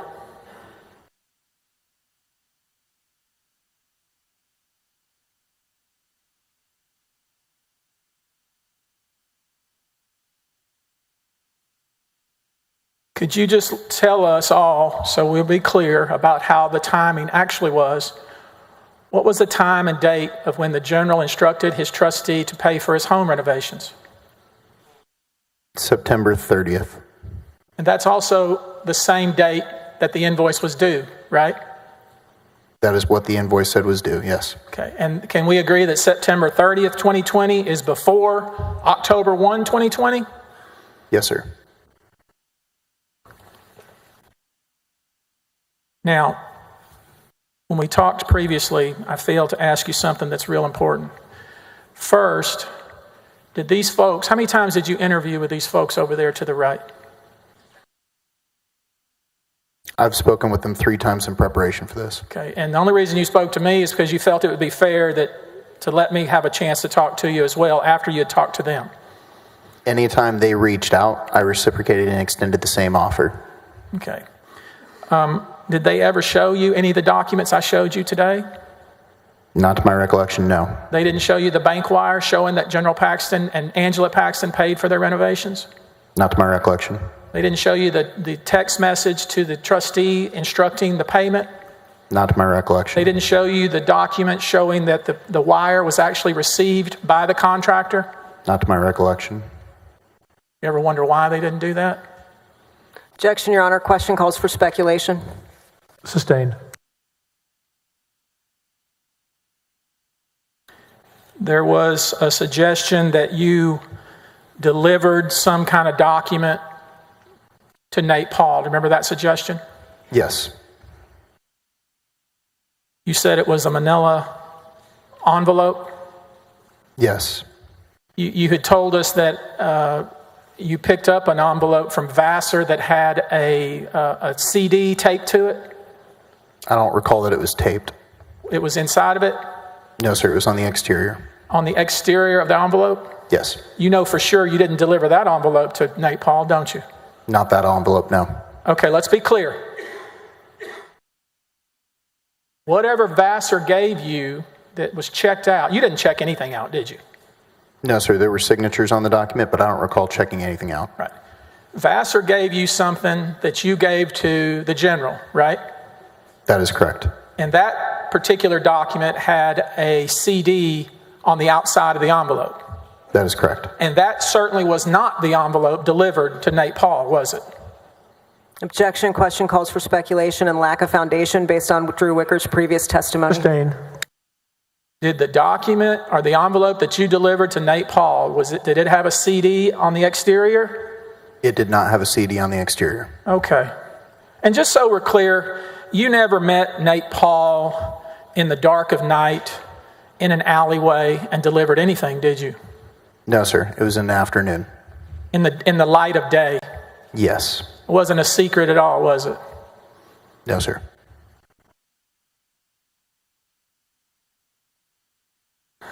You did hear some conversations between Nate Paul and General Paxton, didn't you? Yes. Let's focus on what you heard. One of the things that was discussed was whether the raid by the federal agents... Objection. Normally I wouldn't mind, but since I tried to elicit this exact testimony and don't want to waste the senator's time with a second redirect, I must object to hearsay.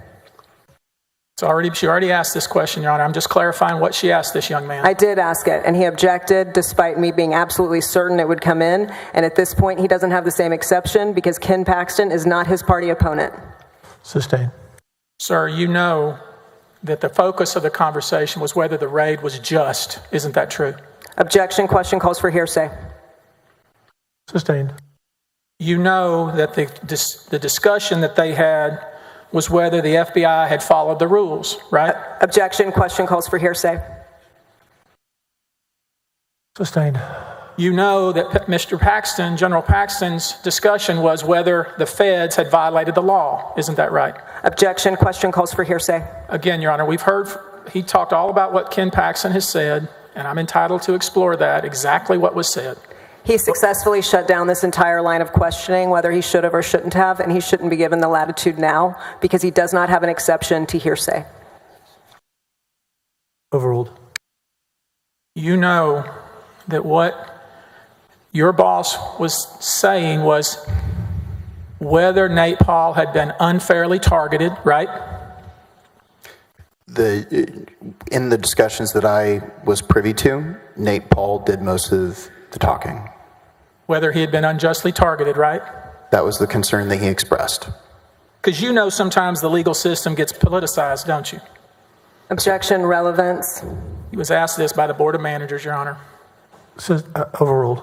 You know that sometimes the legal system gets politicized, don't you? Yes, sir. And Mr. Paxton, General Paxton's concern was whether there had been a miscarriage of justice. Isn't that right? Objection. Question calls for speculation. He said it in his own words, Your Honor.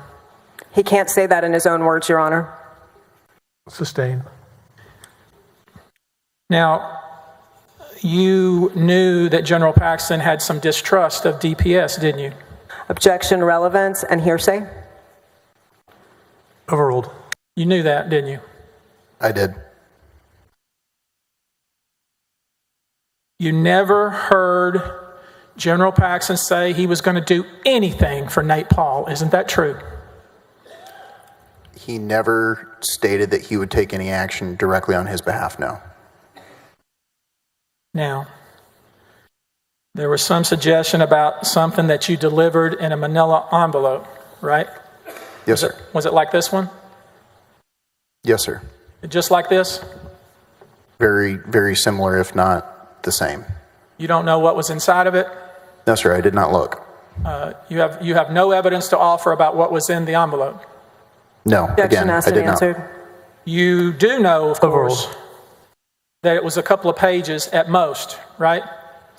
What I stated was that I do not recall the thickness of the document. Was it this thick? Again, sir, I do not recall. You can't say that it was anything near this thick, can you? I can't Objection, say Your that. Honor. Inconsistent with his prior testimony, he's mischaracterizing the evidence. Mr. Wicker used his fingers to show roughly, 2 centimeters to an inch in thickness, which is consistent with what is in Tony Busby's hands. I appreciate all the speaking objections you ask us not to do, but I'd like to finish up so we can get on down the road. Overruled. Go ahead.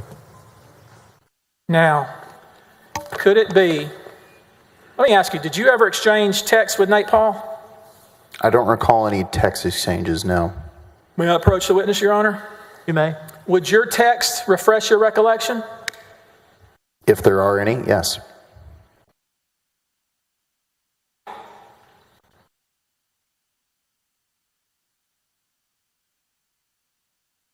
Now, you've got a chance to look at the document without testifying what's in the document. Does that refresh your recollection? Yes. Okay. You had told us that packet, not a packet, the manila envelope you delivered was sometime in the summer, maybe even the fall, right? No, sir. The testimony that I provided was summer. Summer, June, perhaps, right? Yes, sir. Earlier in the day, I stated that it was likely May or June. And that text you had that you were exchanging with Nate Paul was in June of 2020. Isn't that true? Yes. And you exchanged texts with Nate Paul before you delivered an envelope just like this one, didn't you? Objection, Your Honor. I'm asking the man a question. I'm entitled to an answer. Overruled. You exchanged texts with him before you delivered an envelope just like this one. Isn't that true? Objection, Your Honor. It assumes facts, not evidence. Drew Wicker has been very clear about the timeline, and Mr. Busby. Overruled. Didn't you? I don't recall whether or not this text message occurred before delivery or after. Can we agree that you were texting Nate Paul about Dick Weekly? That is what the text messages show, yes. Can we agree that you delivered to Nate Paul information about an event Dick Weekly was holding because Dick Weekly was trying to get Nate Paul to donate money to Texans for lawsuit reform? No, sir. You don't remember that? No, sir, I do not. Can we agree that text that you're holding in your hand confirms that you were texting information about Dick Weekly to Nate Paul? It does. Your Honor, with that, I pass the witness. The briefest of redirects, please, Mr. President. Get one. You're back up.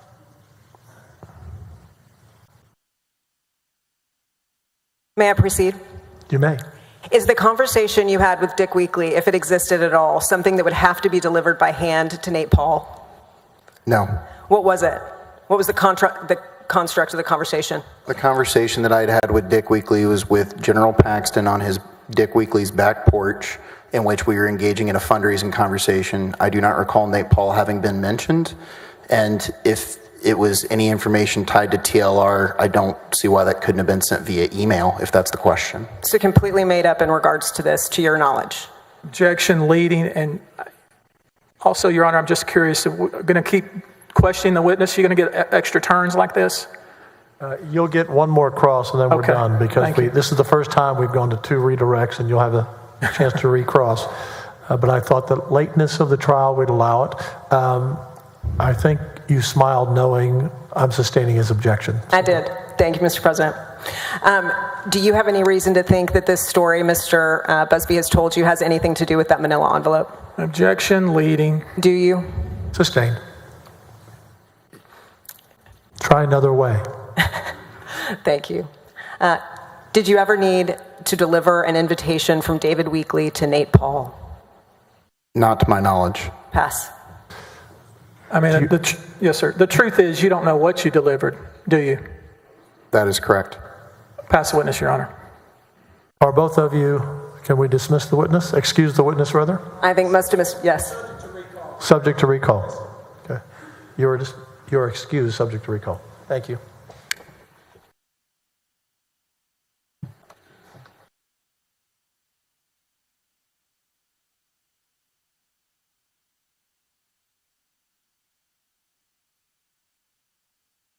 Mr. Harden, who should we have the bailiff bring in?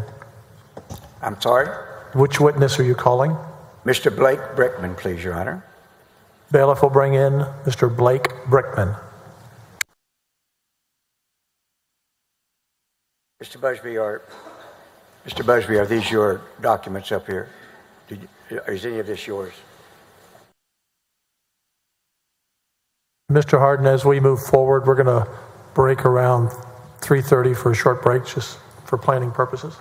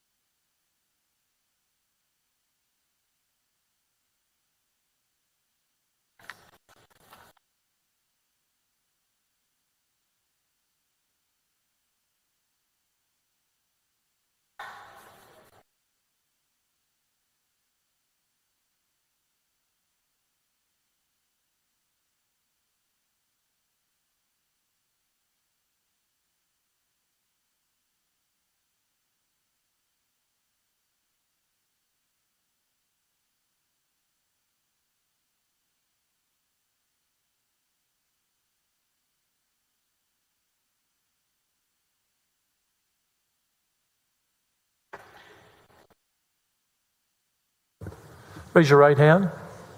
I do solemnly swear or affirm that the evidence I give upon this hearing by the Senate of Texas of impeachment charges against Warren Kenneth Paxton Jr. shall be the truth, the whole truth, nothing but the truth, so help me God. Please be seated. Speak close to the mic and speak up. Mr. Harden, you're on the clock. Thank you. State your full name, please. James Blake Brickman, but I go by Blake. How are you presently employed? I work here in Austin at a venture capital firm. I'm going to move pretty fast with you here, but I don't want you... You need to move closer to the mic. Yeah, you need to come through.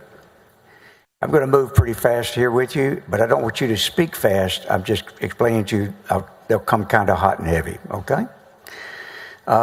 Would you give me an idea of where you grew up, your college, and your jobs before you got to the AG's office? I grew up in Dallas, Texas. I went to Vanderbilt University, and I went to the University of Kentucky College of Law. And when you finished, and during the time that you were going to school, did you go to law school at night school? Yes, sir. I was the chief of staff for United States Senator Jim Bunning in Washington, D.C., and I went to night law school during that time. And then did you work for another politician before you came back to Texas? Yes, I was Governor Matt Bevin from Kentucky's Chief of Staff from 2015 to 2019. My memory is that Governor Bevin was considered a pretty conservative governor, was he not? He was probably the most conservative governor in the country. Is that the history of your public employment? It is. All right. Senator Jim Bunning was also known as the most conservative senator at the time. Rand Paul took his seat when he retired. All right. Now, when you came back to Dallas, what year did you come back, and how did you end up at the AG's office? I came back in the end of 2019. I interviewed for a position as Deputy Attorney General with Jeff Mateer and Attorney General Ken Paxton in December of 2019 when they personally recruited me to come back to Texas. And did General Paxton himself interview you and ask you to come back and come? He did. I met with General Paxton in early 2019 in Austin. And then after Christmas in 2019, he offered me the job when we had lunch at Campese's in Dallas together. I have Attorney General Exhibit 170.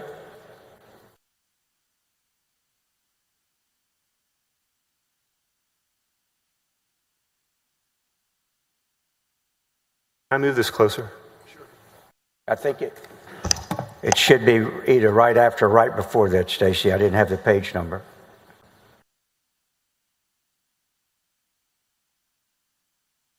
Thank you. Would you read that, please, out loud? This is a message from General Ken Paxton to me. And Dated what date? January 11th, 2020. Is this right before you started, or had you actually started? This was 2 weeks before I started, so... Go ahead. I got a text from both Tommy and Doug Deason, both singing your praises. I think highly of both those guys, so you keep good company. I'm looking forward to your coming to work with us. You're going to fit in great and be a tremendous asset to our team. And that is that, with that kind of endorsement, is that the way you began working for Attorney General Paxton? It is. Tommy Hicks is who he's referring to, who at the time was the co-chairman of the RNC and a very close friend of Donald Trump Jr. Doug Deason is a conservative philanthropist in Dallas who is well known in the Republican Party. All right. Now, when you began, what was your position? I was in charge of policy and strategic initiatives, but because I had not waived into the Texas bar, my title initially was not Deputy Attorney General because I did not waive in until about June of 2020. All right. When was the first time that you heard the name Nate Paul? Sometime in either late March of 2020 or early April 2020. And without going into what was said, did you have a conversation with the young man that was called the Body Man? I had a conversation with Drew Wicker. Drew Wicker came to me. And where was Drew Wicker's position in relation to you? Drew Wicker reported directly to me. All right. And was Mr. Wicker concerned? He was very concerned. And did he report to you his basis of his concern? He did. And what did you tell him? Objection, hearsay. That's fine. We'll just move right along. Did you give him some advice? Just yes or no? Yes. All right. And later, did he inform you that he had followed through on that advice? Yes. Objection, Your Honor, hearsay. All right. Did you become aware ultimately of who it was that he was concerned about? Attorney General Paxton was meeting privately with a man named Nate Paul without his security detail present and without the meetings being on his personal calendar, on his official calendar. And was Drew concerned about him periodically getting rid of his security detail? Your Honor, I'm sorry, I object. We heard from Drew Wicker. This is hearsay. Sustained. My only question was, did he relay his concerns about that matter without telling me what they were? Yes. All right. Now, I want to move now to September of 2020. Over a period of time, without going into detail, had you become familiar with and heard the Nate Paul in connection with other matters on several different or multiple occasions? Yes, sir. Objection, leading, and hearsay. That's not leading. I've just asked whether he did. He could have said no, or he could have said yes. Overruled. Thank you. Now, by the time we hit September the 29th, what was your state of mind as to what your concerns were about Mr. Paul? I was extremely concerned about Mr. Paxton's conduct. my office was about 5 feet away from Attorney General Ken Paxton's office. And what I saw over the course of those 3, 4, 5 months, the summer of 2020, I was very concerned that Mr. Paxton was breaking the law. I want to go, if I may step away to get an exhibit, but first I want to ask you about your relationship up until the summer when you started having concerns with the Attorney General. Was there a particular occasion back in the spring in which the Attorney General sought to praise you? Yes, sir. Attorney General Paxton and I had a very good relationship for the first few months I was in the office. All right. Well, may I step over here, Your Honor?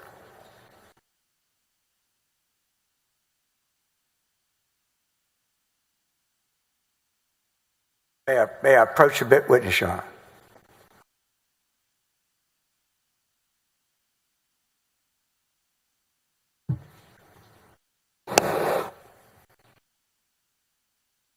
Now, would you identify the exhibit I just showed you, which is obviously a book, and what exhibit number, just for identification purposes, is it? It's Exhibit 705. And what is the title of the book? The book is called Scalia Speaks, about Antonin Scalia, Justice Scalia. And where did you get that book? Attorney General Ken Paxton gave this book to me in front of 40 or 50 of the most senior employees in the Office of Attorney General in May of 2020. When did he give? Oh, in May. That's what I was going to ask you. Did he inscribe it? He did. Is the inscription in the first page? It is. What did he say? Would you like me to read it? Yes. Blake, I am so grateful you joined our team at the Texas AG's office. You have been an amazing addition. I'm confident that you will continue to make a difference for our office and all of Texans. Blessings, Ken Paxton. Thank you.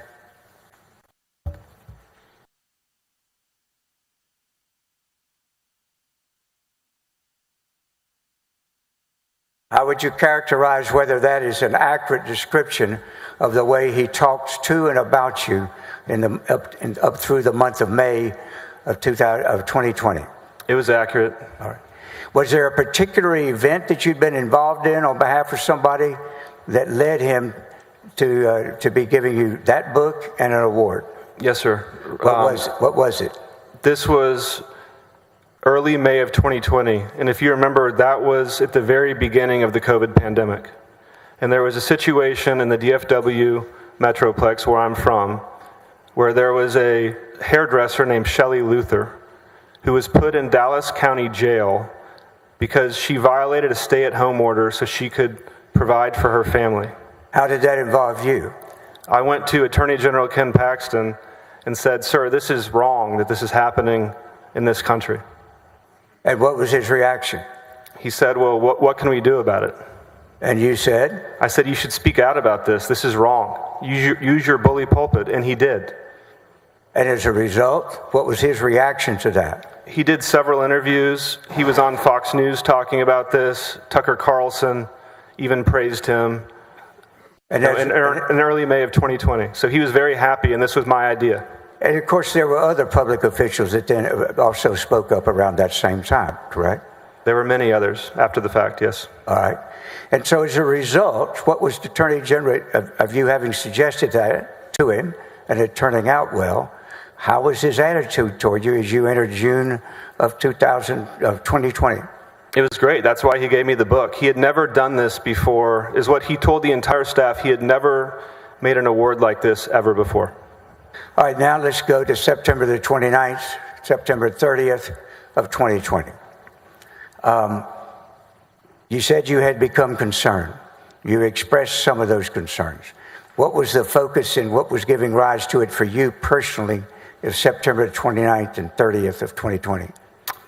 I witnessed Attorney General Ken Paxton do brazen things on behalf of Nate Paul.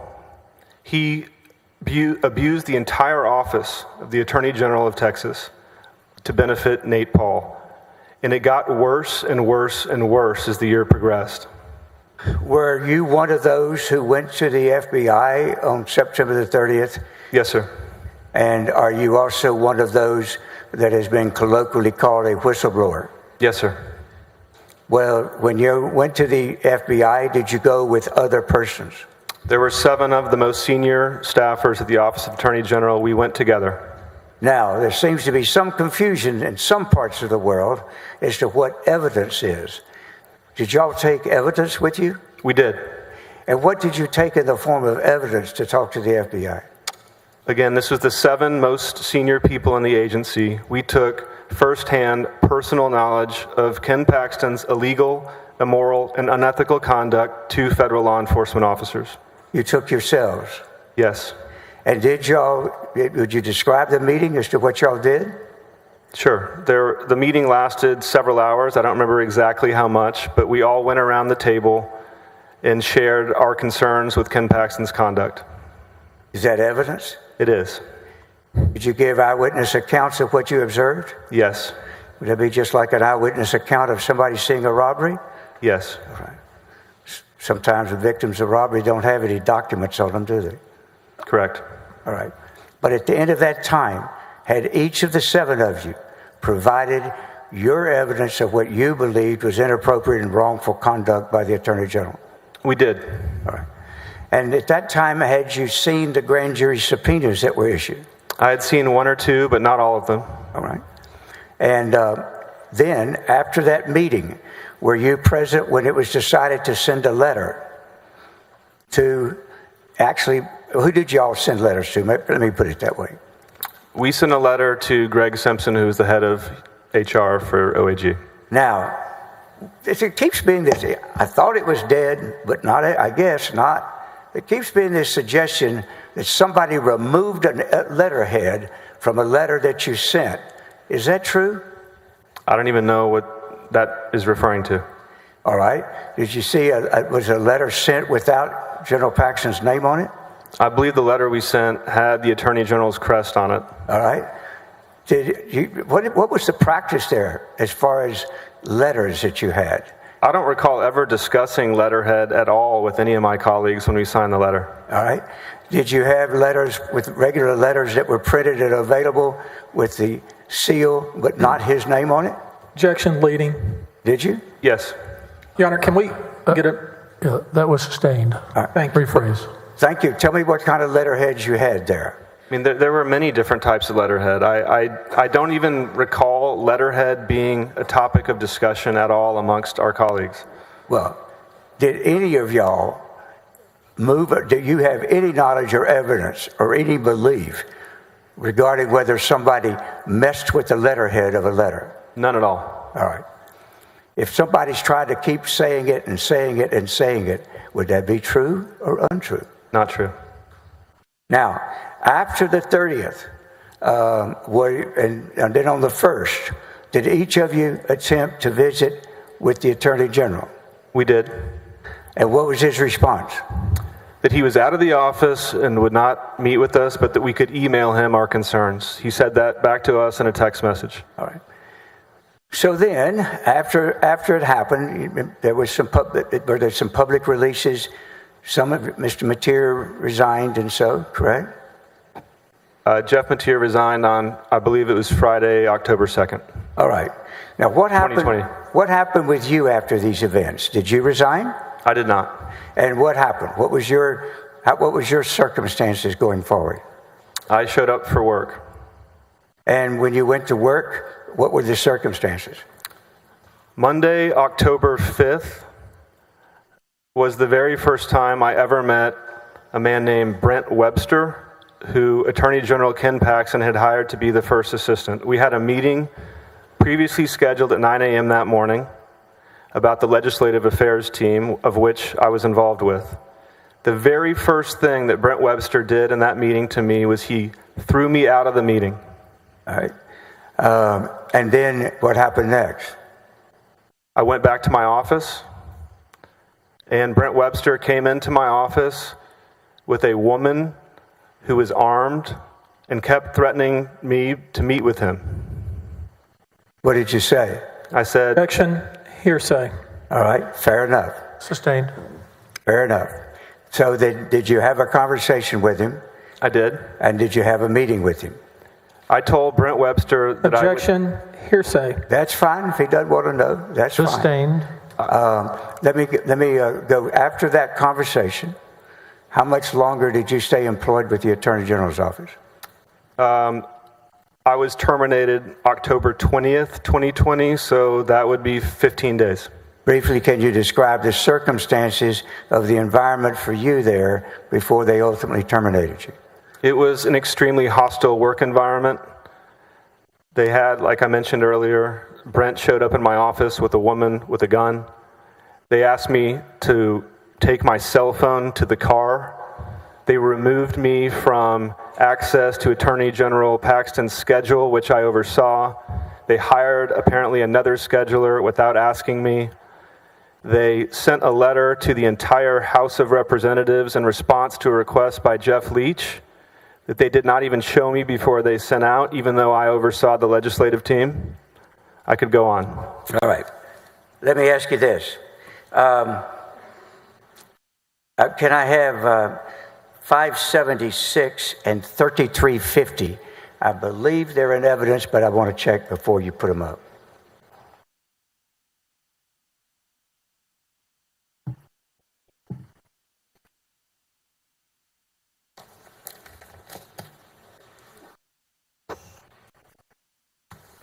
We don't have 576 on our paper. I think she's getting copies. And what was the other number?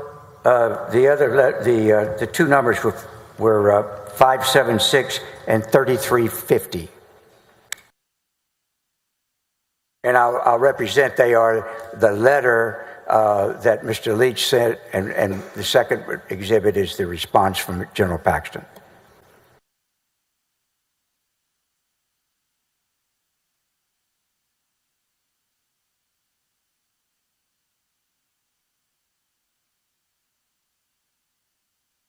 Let me give them a short moment to look at them. Any objection? Just take a look, Your Honor, just a second, Sure, please. take your time. Care about these. I guess no objection, Your Honor.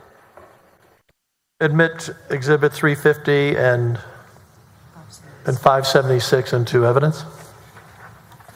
All right, can we have 576, please? Hold on, Mr. Harden, you offered 3350. Did you mean 350? Because what we received was 350. Well, it was 350, I think. Well, let me look and see. Can I look? Make sure. Sure. Go ahead. Hard copy.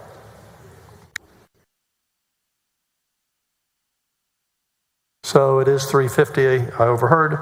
So admit 350 and 576 into evidence. You may continue. You,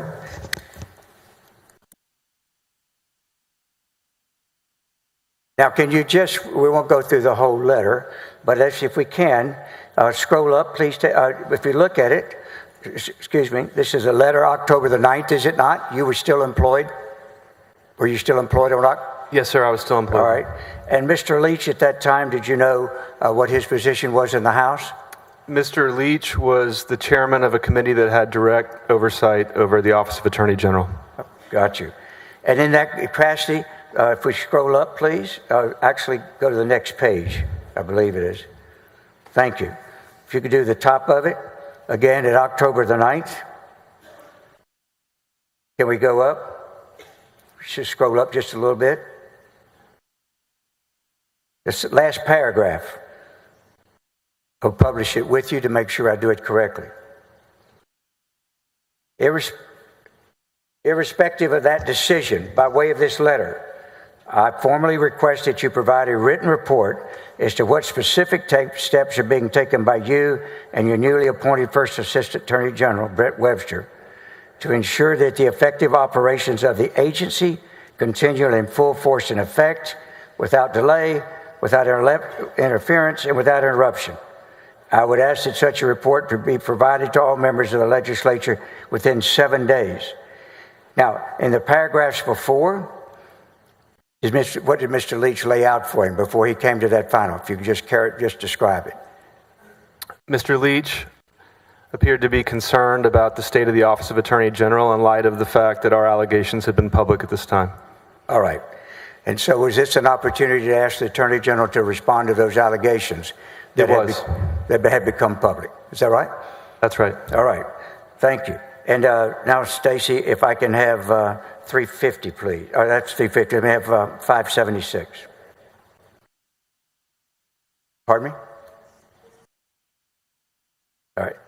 Now, if you would, look at this letter. You recall this letter? I do. And in this answer that he gives, how many pages? Scroll through it, please.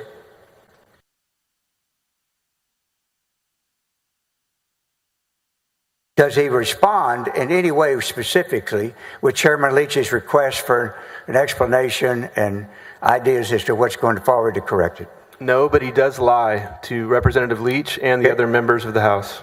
Can you point out where it's untrue and what he said? Very first line, he says that we made false claims. We did not make false claims. All right. Anywhere else? Do you take issue with anything else? On the second page, the second to last paragraph, Attorney General Ken Paxton says, OAG's regular business is moving forward at full capacity. That is 100% false. All right. You're talking about the condition of the office after y'all left. That's correct. All right. I want to move on, but my one question to you is, anywhere in this letter that you read, does he really address Chairman Leach's questions? He does not. Okay. Now, what was the occasion exactly? How were you terminated? What were the circumstances? Brent Webster, who was the first assistant at the time, called me into his office. There was another woman there named, I believe her name was Shelley Gustafson, and he asked me if I would like to have severance or if I wanted to be terminated. And I told him, Brent, I've done nothing wrong. I'm not going to resign to take severance. So he terminated me. All right. Now, at some time after that, did you and 3 others of the senior staff file a lawsuit? We did. And is that lawsuit still pending? It is. Was there any attempt to settle that lawsuit? And if so, when? There was no attempt to settle the lawsuit prior to Ken Paxton's reelection in 2022. I want to ask you that. What date, approximately, or what month did y'all file your lawsuit? It was sometime in mid-November of 2020, if I recall correctly. November of 2020. All right. When you filed that lawsuit in November 20, you were about a year away from the election, were you not? 2 years. 2 years away from the election, excuse me. And during that period of time, what happened with the lawsuit? Attorney General Ken Paxton tied up our case for 2 years, making the absurd legal argument that the whistleblower law does not apply to him. He filed what's called a plea to the jurisdiction, which effectively stopped discovery in our case for over 2 years. So, as of the election of November 22nd, had there been any discovery or ability to legally lay out the evidence or allegations in your lawsuit? No.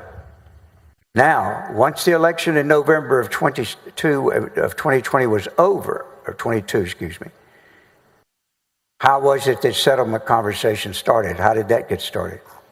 Sometime in late January of 2023, so earlier this year, Ken Paxton's lawyers called our lawyers and said that they would like to discuss settlement and mediation. So the idea of settlement... Stop. This is great.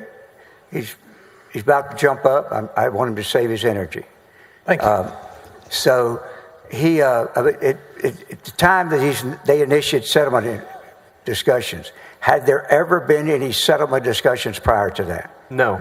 Had there ever been any indication while the lawsuit was pending and the election was in the future, during that 2 years, was there ever any indication or suggestion that about a possible settlement? Never. Right. Do you know of any circumstances that changed and led to their reaching out to you to discuss a settlement? Ken Paxton was reelected. Was he reelected without knowing anything, without the public being told any of the real facts, and so in the discovery with depositions or so? I would say it's even worse than that. I think Ken Paxton lied to the public for 2 years about our case. So not only did we not have discovery, he did the opposite and lied to the public about our allegations. Let me ask you, if you can, then what I want to do is to go to Exhibit 460. I want to move to introduce 469 and 470, but I first want to ask a couple of questions about it. With the original settlement that everybody's heard a good deal about, was there a proposal that you actually personally, individually held up from reaching a settlement? I did not go to the mediation. I never hold appeared. on. We're going to try to do this in a question-answer way. So, was there a suggestion of a mediation sometime in February? Yes. All right. And who all went to that mediation? My other 3 co-plaintiffs went: Mark Penley, David Maxwell, and Ryan Vassar. And out of that mediation, did the 3 of them reach a settlement? They did. And what was this amount that they settled for? $3.3 million. Why did you not go to the mediation?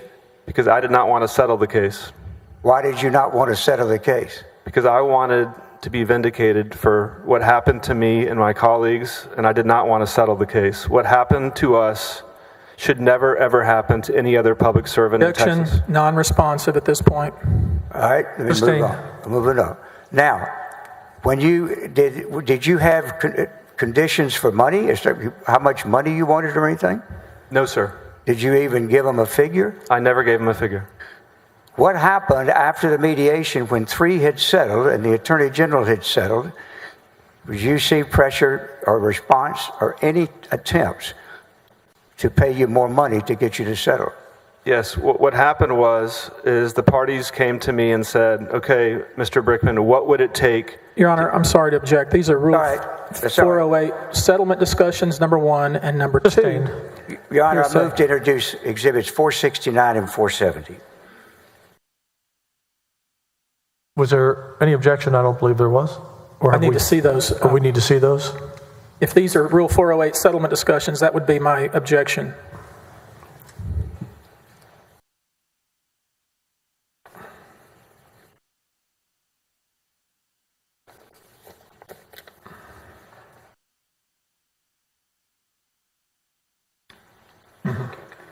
Do you have those exhibits in front of you? I do. For the record in the court, they're not in evidence yet. I have 470 and 469. Yes, sir. I move to introduce. Same objection. Not only are they hearsay, but it's protected communications under Rule 408 settlement discussions. Your Honor, there's nothing protected by these. These documents have already been public in numerous ways. That's the trial is here in the court, not in the public. And in this court, Your Honor, these are inadmissible. That's fine. The objection is invalid, Your Honor. These are documents that now Give me a moment. Sure. Give me a moment.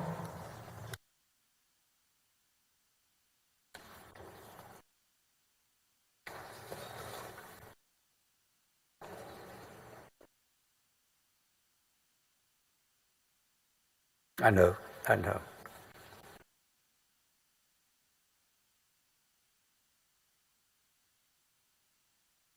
We looked at 408. We sustained the objection. Pardon me, Your Honor? I said, we looked at 408. We sustained the objection. I believe that was your objection. That was my objection. Rule 408. Yes, sir. These were not, though, for the liability of the claim. I believe that's what we're speaking about as far as 408. These statements show what he himself, they offered him. If you look at Your Honor, I'm object just to relating what the documents say and renew the objection that's already been ruled upon. I sustained it. Move forward. Well, did you have conditions for not agreeing? Objection, same objection. He has a right to tell what his objections were to settling. Hold on. Just here's my problem. You're talking over each other. I can't hear, and that means they can't hear. So what was your response to his objection?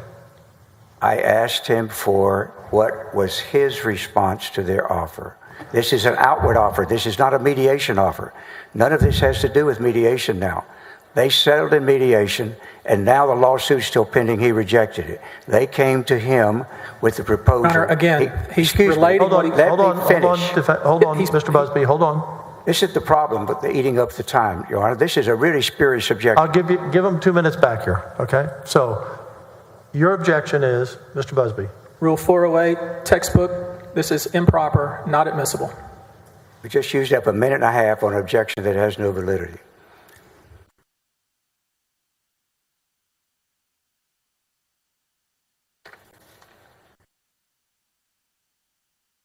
You need to restate your question.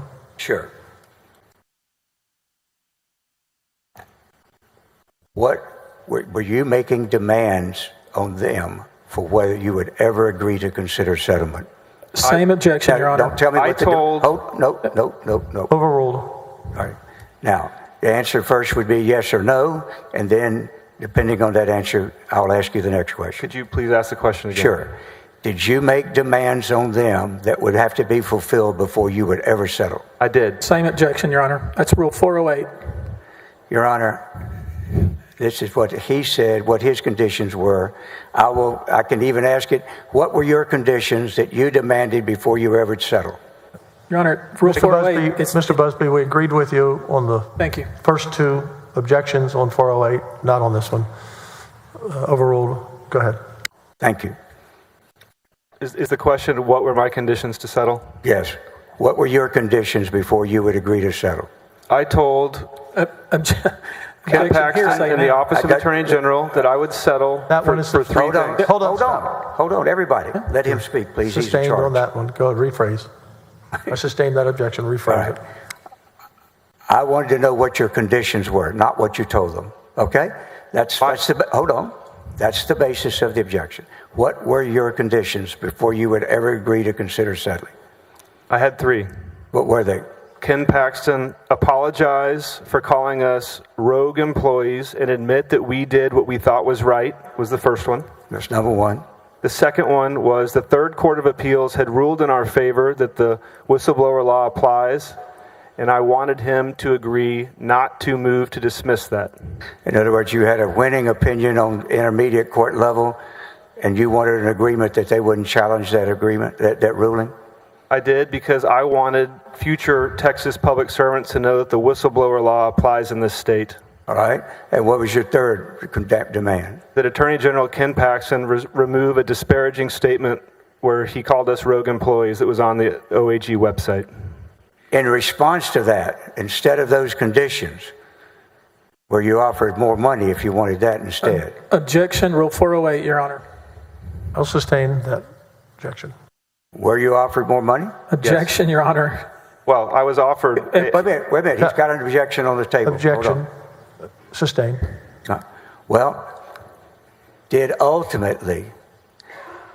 were you willing to consider yourself, your own state of mind? Were you willing to consider more money instead of those 3 objections? Those 3 objectives that you had? I was not. All right. And was that communicated to the other side? It was. Now, ultimately, does Exhibit 470 set out this ultimate settlement that was pending, that is being considered by the House? Is that actually a document that has been presented to the House of Representatives? It is. So is it the settlement that is actually under consideration that the House, instead of paying right away, launched an investigation of? It is. So is that a public document? It is. Again, Your Honor, in all due respect, reoffer Exhibit 470, please.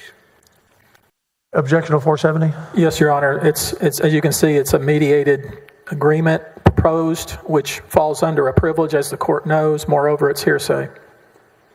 Your Honor, excuse me, go ahead. I'm sorry. What I was going to say is that is tacked on to the settlement that occurred with the others. It was not produced by mediation. He never attended a mediation. He never engaged in a mediation process.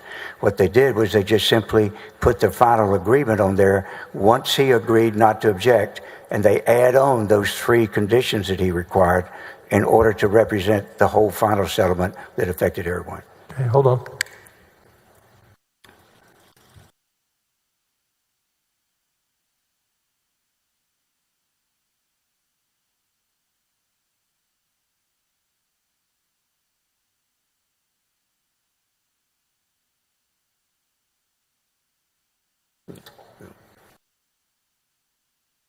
Settlement is the problem.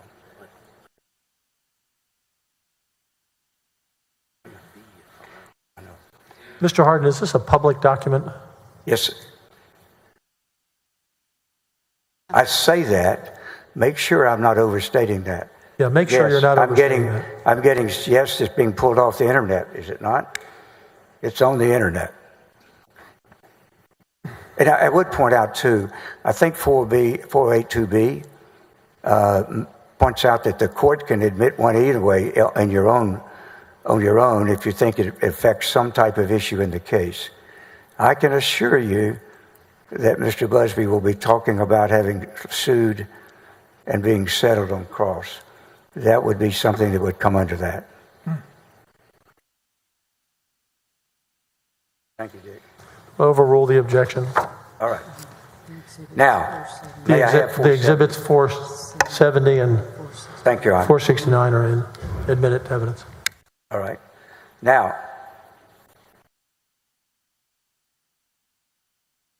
just to be sure the record's clear, you never participated in a mediated settlement, did you? I did not. All right. Now, I want you, if we scroll down and look at the bottom of this, scroll it to it.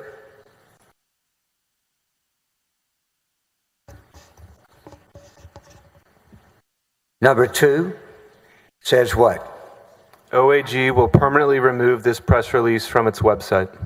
And that press release was what? Is that the one in which you, what was that press release? This was the press release where Attorney General Ken Paxton called me and my colleagues rogue employees. Number 3? Would you like me to read it? Read it. A recital in the settlement agreement will state, whereas Attorney General Ken Paxton accepts that plaintiffs acted in a matter that they thought was right and apologizes for referring to them as, quote, rogue employees, end quote. And then number 4, would you read that? The parties will not ask that the Third Court of Appeals opinion issued October 21, 2021 be withdrawn. And that is that the settlement that is now still pending before the House for approval? It is. You can take that down. Now, I want to, if Mr. Hardin, about how long do you expect to go? Mr. Hardin, about how much longer do you expect to go? They've been on jurors have been sitting for 2 hours. I'm hoping to do about another 14 or 15 minutes. Members, I think you can make it for another 14 minutes. Okay, I see nods from the jurors. Continue. Thank you, Your Honor. If I can now, I want to move. There was an Attorney General report issued, was it not? That sometime in 21, setting out the Attorney General's side of what happened here? In August of 2021, the Attorney General put out a report.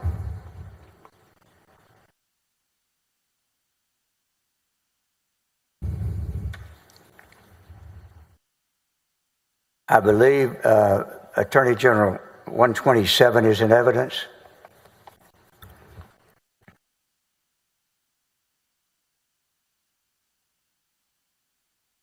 I'm sure it is. But I just want to be certain. It is. I put it in evidence. All right. Now, would you identify the front page? If you read this report, can you just describe it for you in gentle descriptive language, please? Would you? This is the report that the Office of Attorney General put out, clearing itself of wrongdoing. All right. This was represented as some type of independent report, right? Yes. And then you discovered, based on public statements, it was actually prepared by Mr. Webster, the first assistant. That's correct. Okay. In this report, have I asked you just to take 3 or 4 examples of things that you disagree with?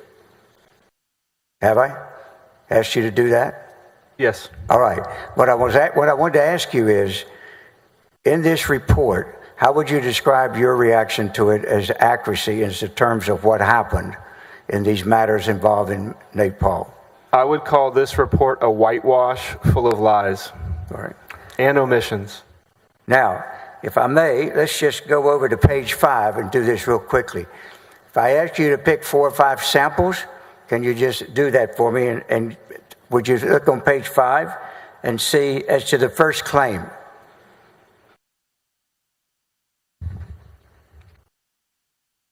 What is untrue about that claim? It says, on 2 prior occasions involving Nate Paul's interests, the Open Records Division sided with the government agency against disclosing to Nate Paul. That is not true. There was an open records decision that took no opinion as to the release of the documents. What about the second claim?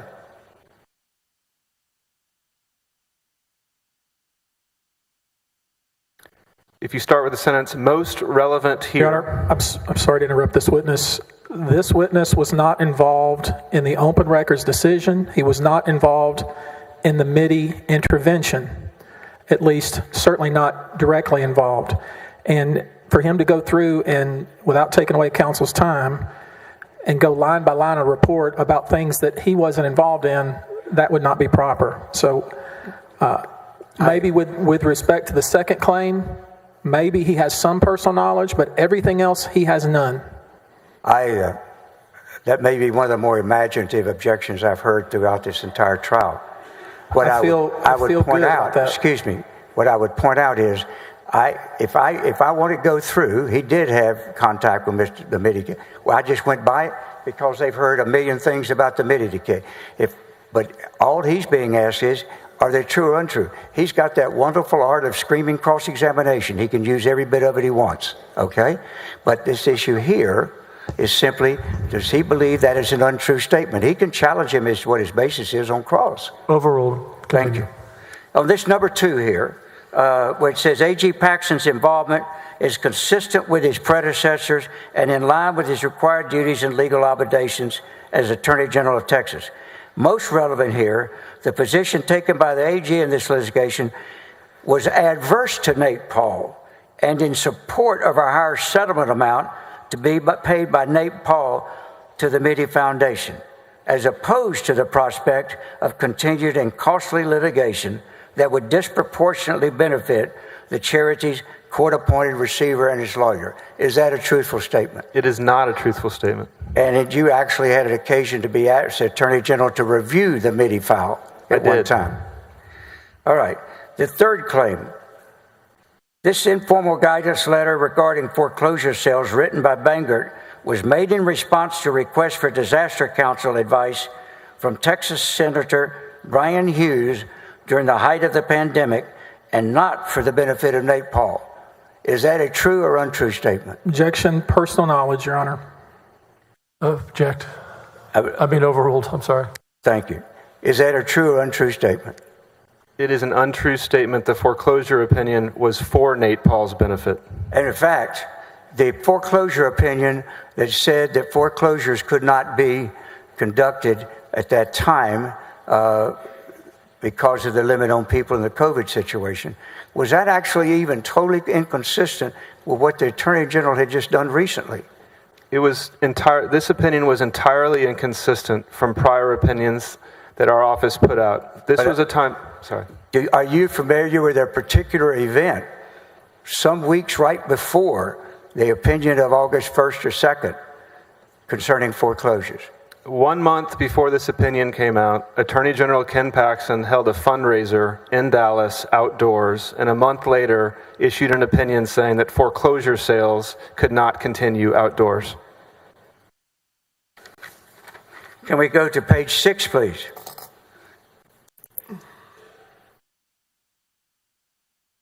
Look at the top. Kamak legally and properly exercised authority delegated to him by both A.G. Paxton and the TCDAO. Kamak was designated as outside counsel for OAG by A.G. Paxton, and he was also knowingly appointed as a special prosecutor by the Travis County DA's office. Is that a true or untrue statement? It is false. All right.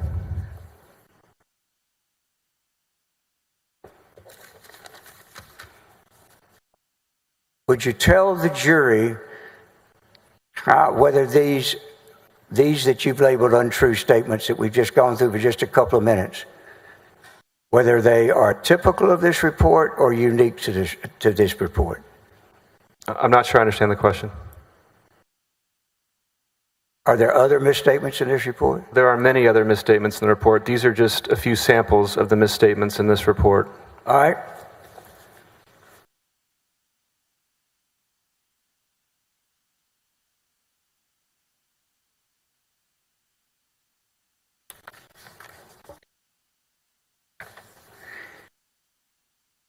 Your Honor, I've got to get a couple of things together. Can I renege and we take our break now? I will be through shortly after you return. Yes. Before we break, could both parties come up for a second?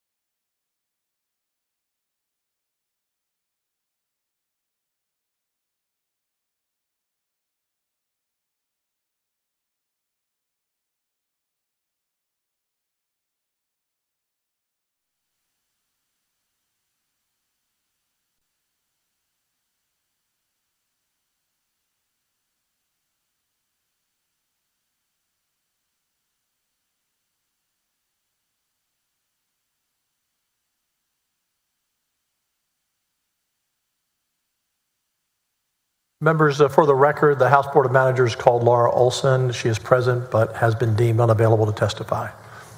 As soon as we get the witness in, we can continue. I said the House Board of Managers called Laura Olson. She is present but has been deemed unavailable to testify.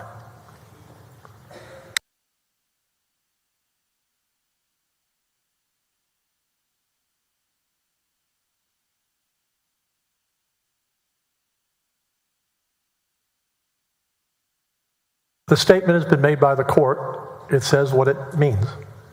Both sides have agreed to that statement. Both statements have agreed to that statement.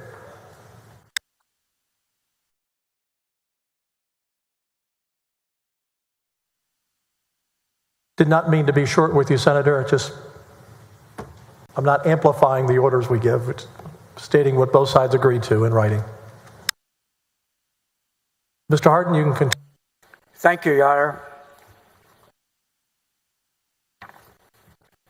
Stacey, well, first of all, very quickly, let me ask you, were you familiar with the House situation in terms of the Attorney General and the fact that it was having construction and they had to move out for a while and so on?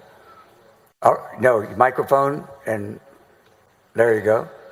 Yes, sir, I was. All right. And you've testified earlier that the Attorney General's office was right next to you.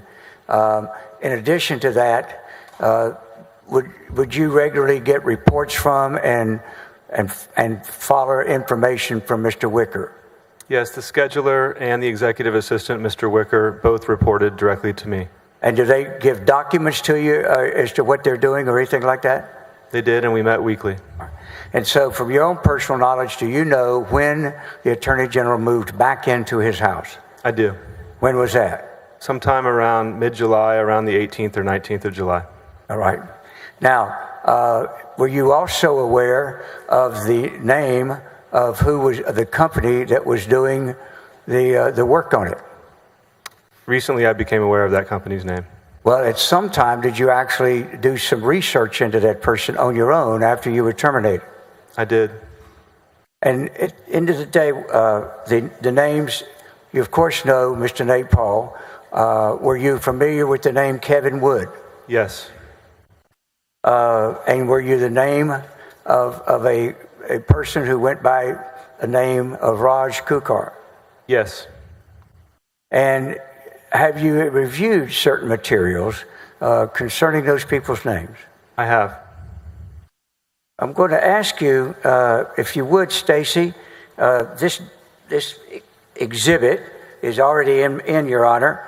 I think the defense put in Exhibit 134 is already in. And it put it in mass, and that production included the pictures. I believe it was the production by Mr. Wood. Yes, okay. Could you put up Exhibit Wood with bait stamp Exhibit 134.050? Could you put it up with the bait stamp 6211, please, Stacey?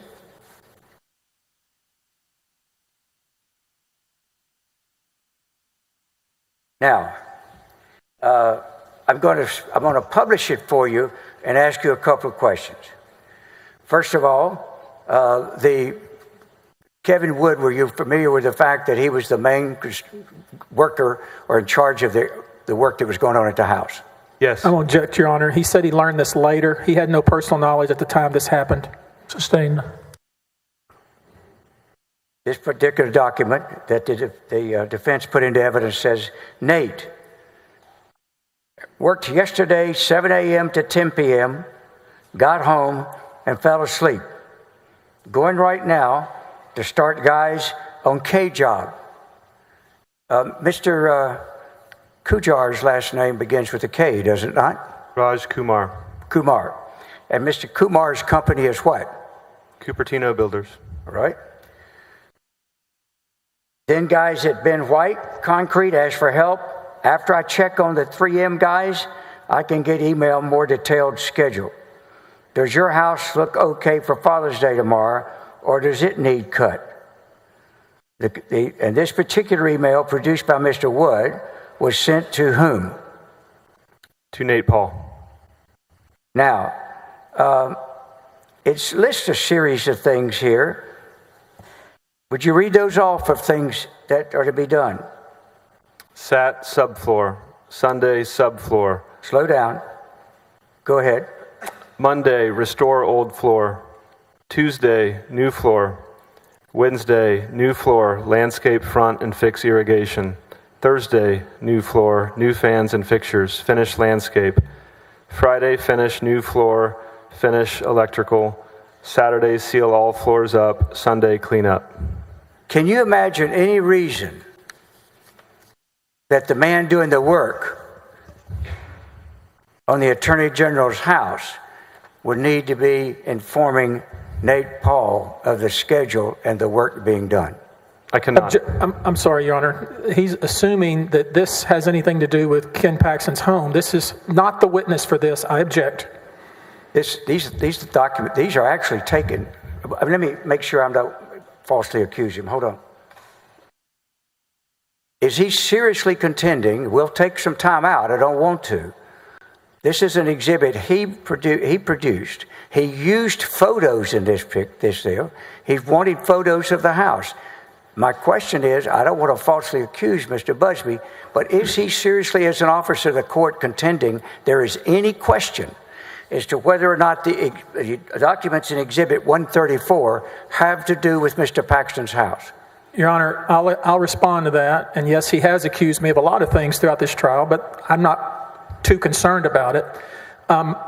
You can see from the email itself, a fair reading is this man is working on multiple different jobs, and this witness has no ability to tell us what these things and whose job that is. This guy was also apparently a landscaper and was doing different jobs, and we don't know.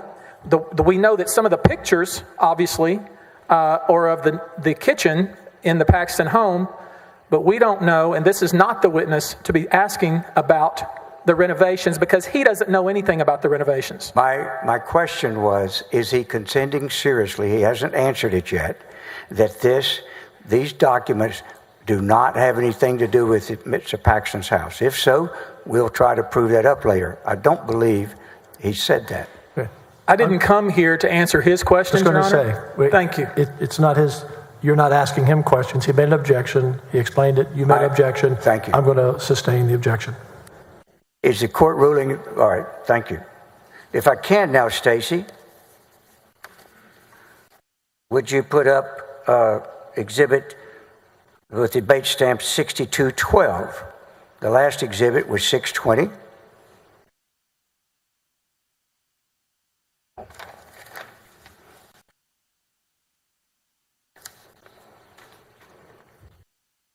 This one's dated, actually, I thought 622 was the next exhibit. These would be 6212, 6215 is what I really mean to have up now, Stacy. I'm sorry.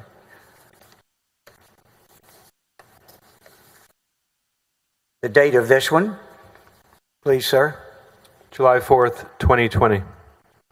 And this one is from Mr. Nate Paul to Mr. Kevin Wood, is it not? It is. Nate Paul tells Kevin Wood what? Great. Can you send me pics? Kevin Wood responds what to him? Guys just finished applying second coat of sealer. Stacy, I'm sure that it was wrong, my mistake, but I wanted to see if 6211 and 6212, if you would tell me which you put up first, and I'll put up the other one now. I don't know whether I gave you the wrong number. Pardon me? All right. Is that what you put up first? All right, thank you. All right, then 6212, please. This is on the 22nd of June. And to Mr. Kevin Wood, he's responding on top of an email from Mr. that we just read on the one on June 20th. Do you see that? I do. And this is Kevin Wood to whom? Raj, Nate's guy, Raj Kumar. All right. Raj Kumar is the president or CEO of the company that did the renovations, correct? Correct. And then below that, this is he's forwarded Kevin's to Nate Paul. So essentially, what's happened with this email? How does it begin? Kevin Wood forwarding the email, you tell me. The initial email is Kevin Wood to Nate Paul on June 20th, and then it's forwarded from Kevin Wood to Raj Kumar on June 22nd of 2020.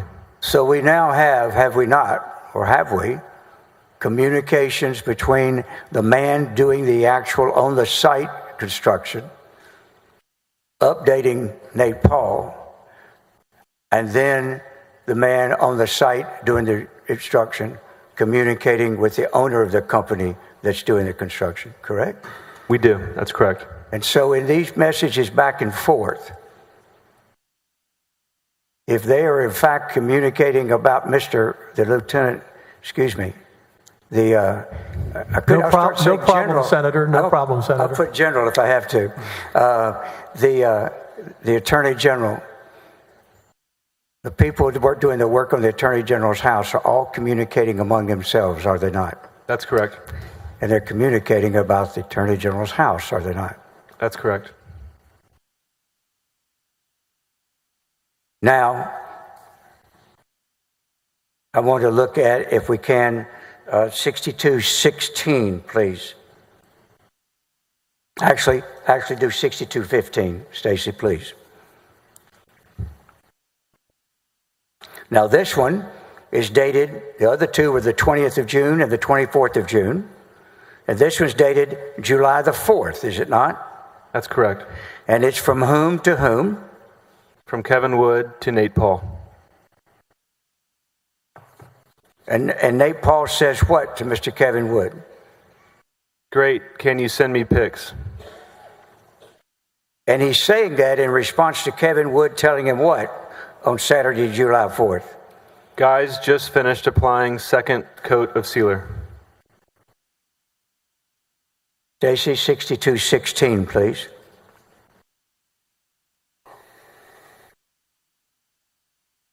On July the 4th, in response to an email asking from Mr.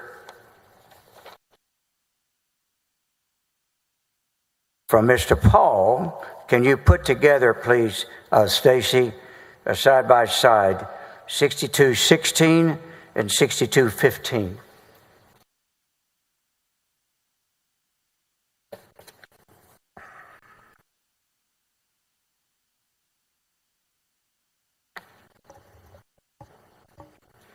So, on July the 4th, on the left, the one we just went over, Nate Paul asked Kevin Wood to send him pictures of the work they're doing, correct? Correct. And then if you go over to the right, Kevin Wood does what? On the same day, on July the 4th? He sends him the photos.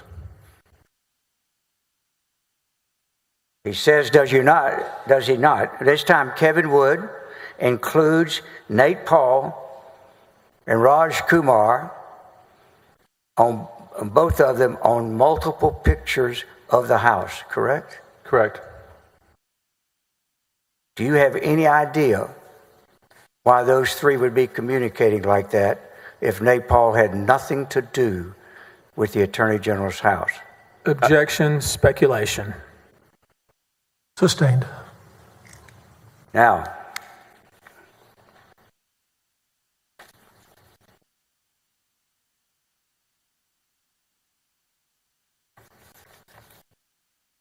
after you were terminated, did you start doing some of your, and of course y'all had a lawsuit starting when? November of 2020. Okay. did you yourself start looking to see if you could find information that would help your lawyers and your lawyers for information and so on? Did you come into discover a receiver's report that had to do with Nate Paul's businesses? I did. And did you, in fact, yourself obtain that report and give it to us? I did. I'm going to show you what it has been and ask that that Stella submit to the court on the other side. This is a new exhibit, Your Honor.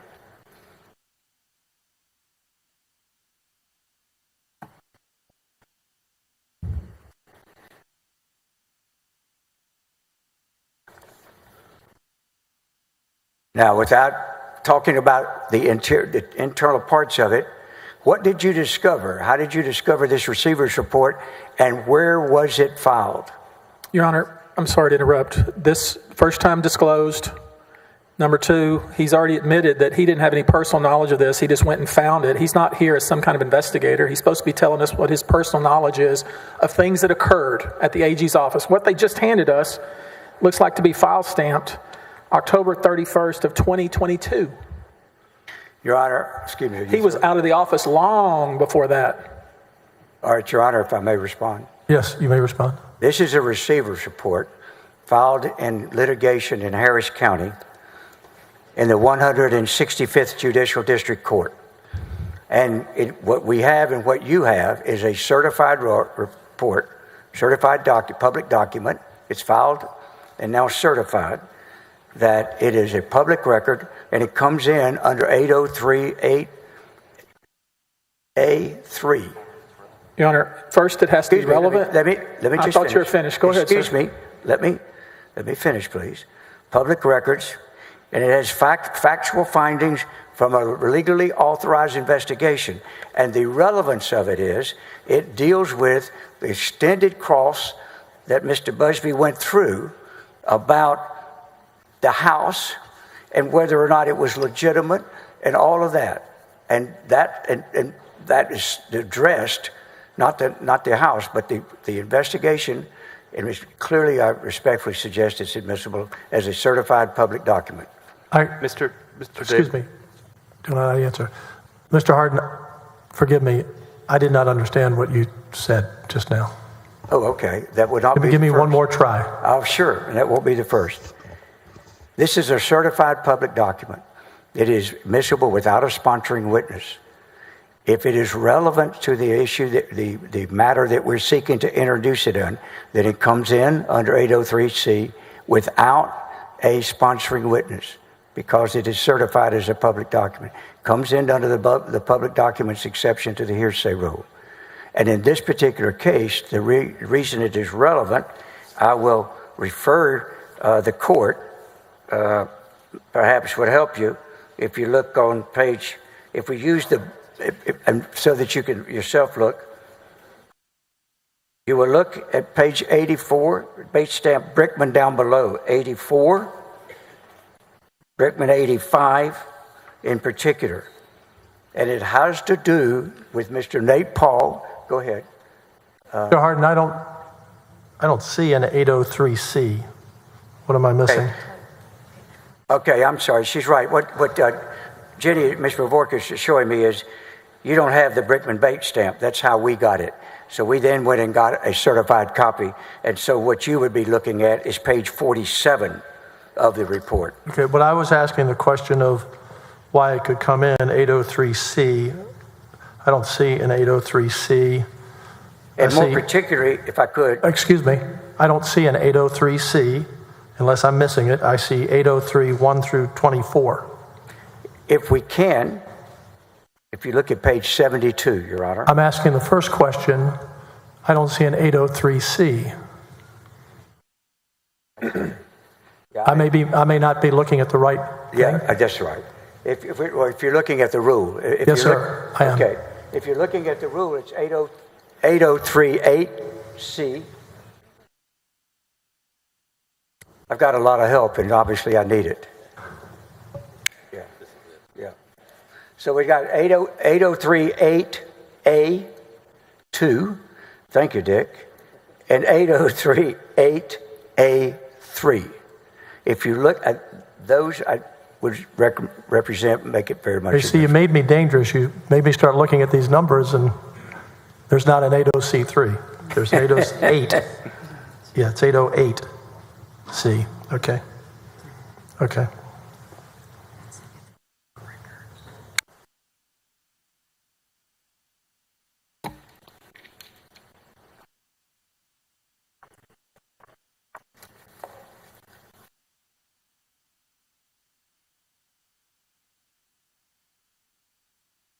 Now that I have the right number, I'm going to overrule the objection. Thank you. Your Honor, Thank you very much. Your Honor, my objection was not hearsay. I mean, he's given you a hearsay exception, but I want the court to note that this is a report from a receiver appointed by the court. His opinion, it uses the word opinion multiple times in the document, and it was done 2 years after the events in question in this case.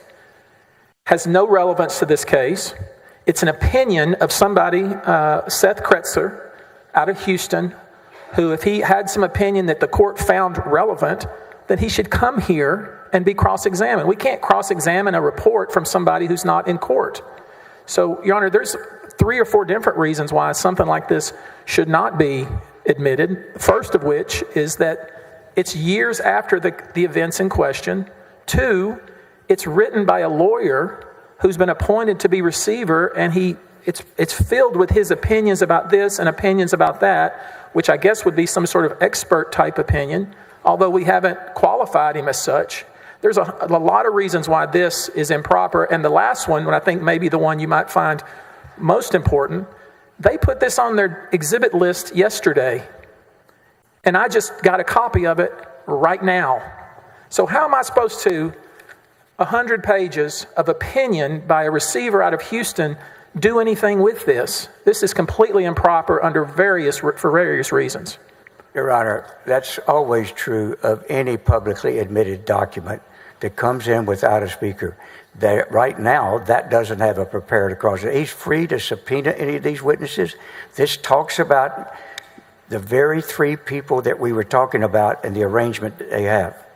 They put it on the list yesterday. I try to... Okay, gentlemen, stop. I'm going to relook at this. I based my ruling on your exception. Thank you, Your Honor. But he has brought up several other points. Thank you. Now, if I can... No, I said wait. You can stop the clock for a moment. Thank you very much.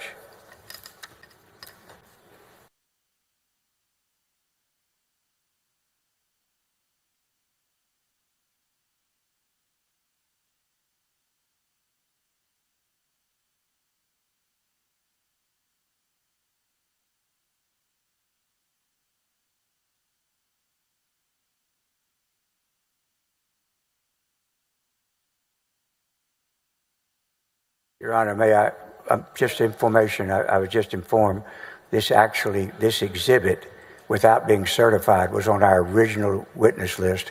Exhibit list. They have had this exhibit notice for about a month and a half.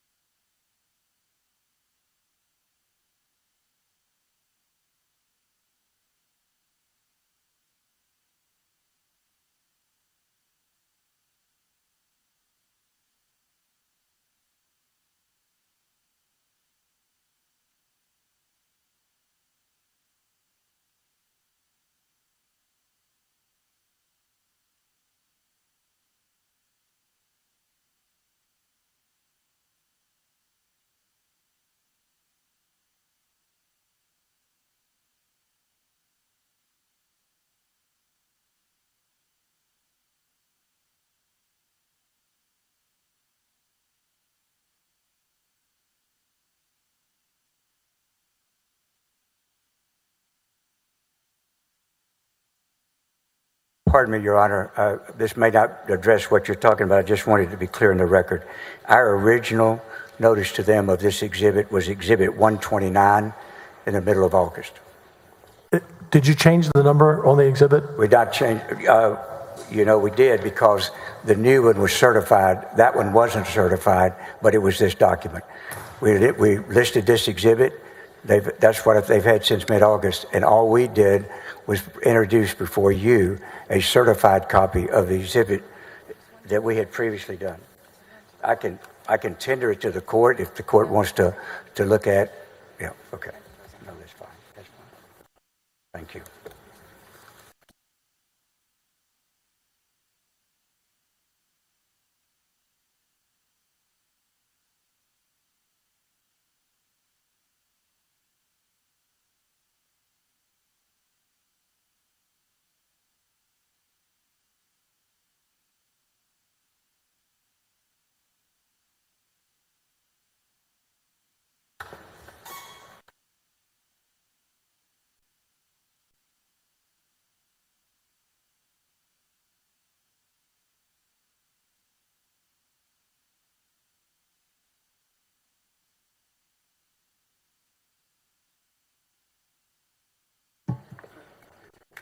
On further review with my legal team, it appears, looking at the document, it contains double hearsay, so I'm reversing my ruling and sustain the objection. Continue.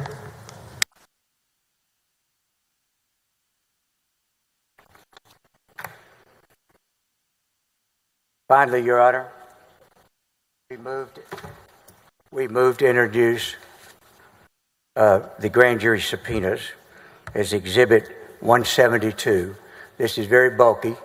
These were the subpoenas, the grand jury subpoenas that have been mentioned throughout the case. I'll tender to Mr. Busby, and because of that we just have one copy for you. Did you resume the clock? Did you?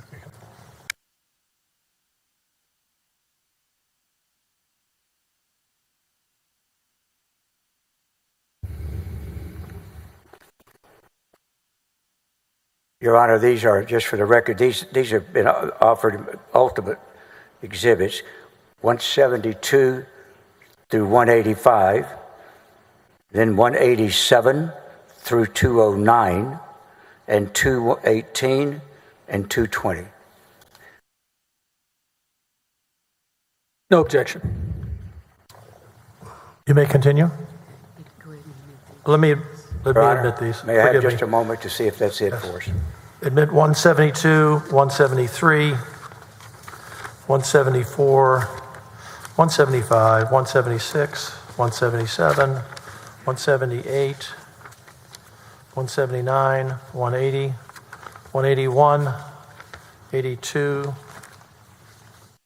83, 183, 184, 185, 187, 188, 189, 190, 191, 192, 193, 194, 195, 196, 197, 198, 199, 200, 201, 202, 203, 204, 205, 206, 207, 208, 209, 218, 220, and 2 evidence. Thank you very much. Yes, One sir. final question. Would it be possible for us to find out what sections the court considers double hearsay? In case in that report later, we could come back with bracketed, not to argue with you about the ruling of double hearsay, but to maybe admit stuff that was not. With all due respect, we really did spend a lot of time on that, stop the clock, and on the advice of 4 very wise people up here to help me with that issue, I'm going to stay with my ruling. I appreciate it, Your Honor. If I have just a second, Yes. if I could stop the clock to confer, because I think we may be through, I just want to make sure. Sure.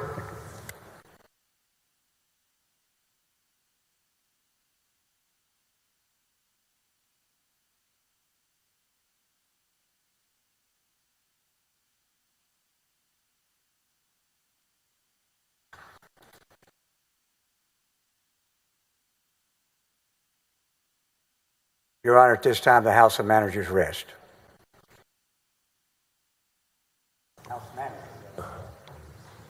He just rested without a cross-exam. I can recall the witness, though. I'm fine with that. We'll recall this man. We will accept the rest. Yeah. And that's how it works. He's certainly right. I mean, I want to concede he's absolutely right, and I apologize. I think he is entitled to his stay in court. Thank you.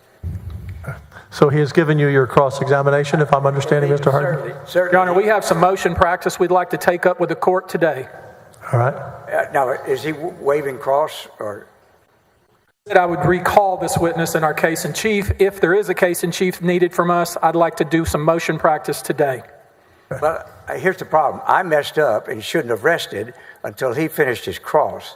And yet you did. Excuse me. Having this witness come back doesn't make sense. It would seem to me the appropriate thing for him to do is to cross this witness, and then if we had an opportunity or took one to redirect. But it usually should be when both of us have finished with this witness and then we press. The court is having to put up with a screw up by me. I apologize, but I would really respectfully like for him to go and do his cross. I don't have to do a cross. He rested. I will recall this witness. Mr. Hardin? He is waiving his cross for this stage. I understand. If that's the case, there's no problem. You rested, sir. Yes. And I accept that. Yes, you rested. That's fine. And if he wants to put on his case now or he wants to argue a motion, what's the court's preference? Well, it's now up to him. You've rested. It's up to him to either recall the witness or to make a motion, or it's now his call. All right. May I ask what about this witness? He's caught in the box. Is he asking for what? He's asking about this witness. Can he step down at this point? Subject to recall. Yes, sir. Okay, you can step down, subject to recall.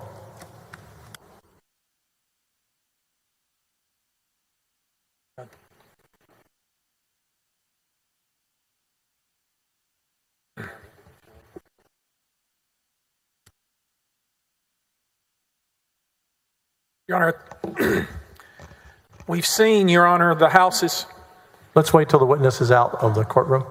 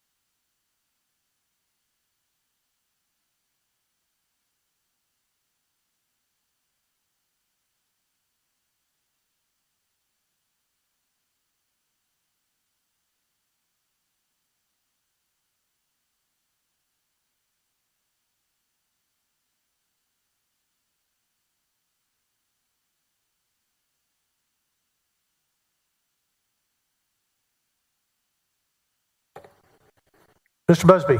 Yes, Your Honor. As I understand from my colleagues, a motion for directed verdict must be filed and in writing. We have done that. We filed a motion for directed verdict on each of the articles, and I think we've also grouped some of the articles. I think those are dispositive. I would ask that the court consider those. I understand that the Senate would have to vote on those, and I just wanted to inform the court that those motions have in fact been filed. And I don't think you probably are interested in a bunch of oral arguments, so I'll stop it there. So pursuant to the rules adopted 25-3 by the senators, a motion for a directed verdict as a dispositive motion must be submitted to the members of the court for a vote, as you stated. A motion for a directed verdict is a challenge to the sufficiency of the evidence. Therefore, these motions will go to the senators under the rules. It takes a majority of members present, that is 16 voting members who are eligible to serve as jurors, to grant a motion. If a motion fails to get a majority vote, the motion will be denied. And I'll sit down and hear. Do we have the motions? They need to be presented to the court. Excuse me, Your Honor. It has to be submitted in writing, does it not? Pardon? It was has- submitted in writing. I think you Yeah, have it in as writing. well. We have to receive it in writing. Your Honor, we have a cross motion that we will be filing that is being filed as we speak. We'd like to take that up at the bench if we could. So when would you like to take that up? Now would be fine if we could take it up, please. So, We need to get the court a paper copy, but Yes. but we have in fact filed it electronically with the court. I need a paper copy, as we did earlier with the other motion that was filed. Very well. We'll get on that right now. Sounds like you have multiple ones. Thank you.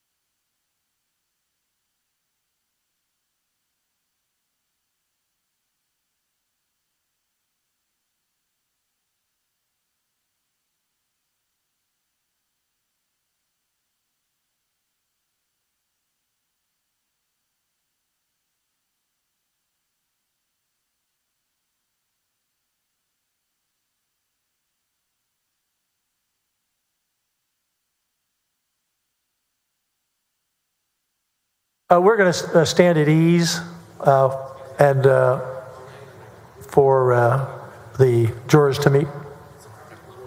Okay.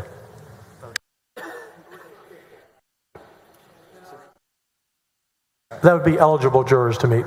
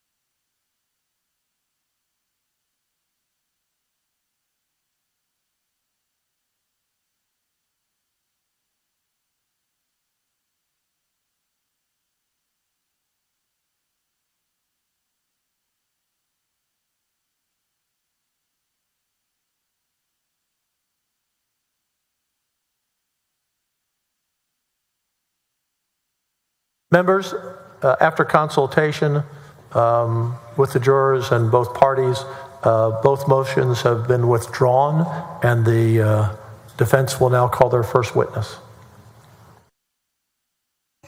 Mr. President, Mr. President, the Attorney General calls Professor Michael Gerhardt. Bailiff, bring in Professor Michael Gerhardt. Mr. President, before we proceed, may we approach? Yes, you may.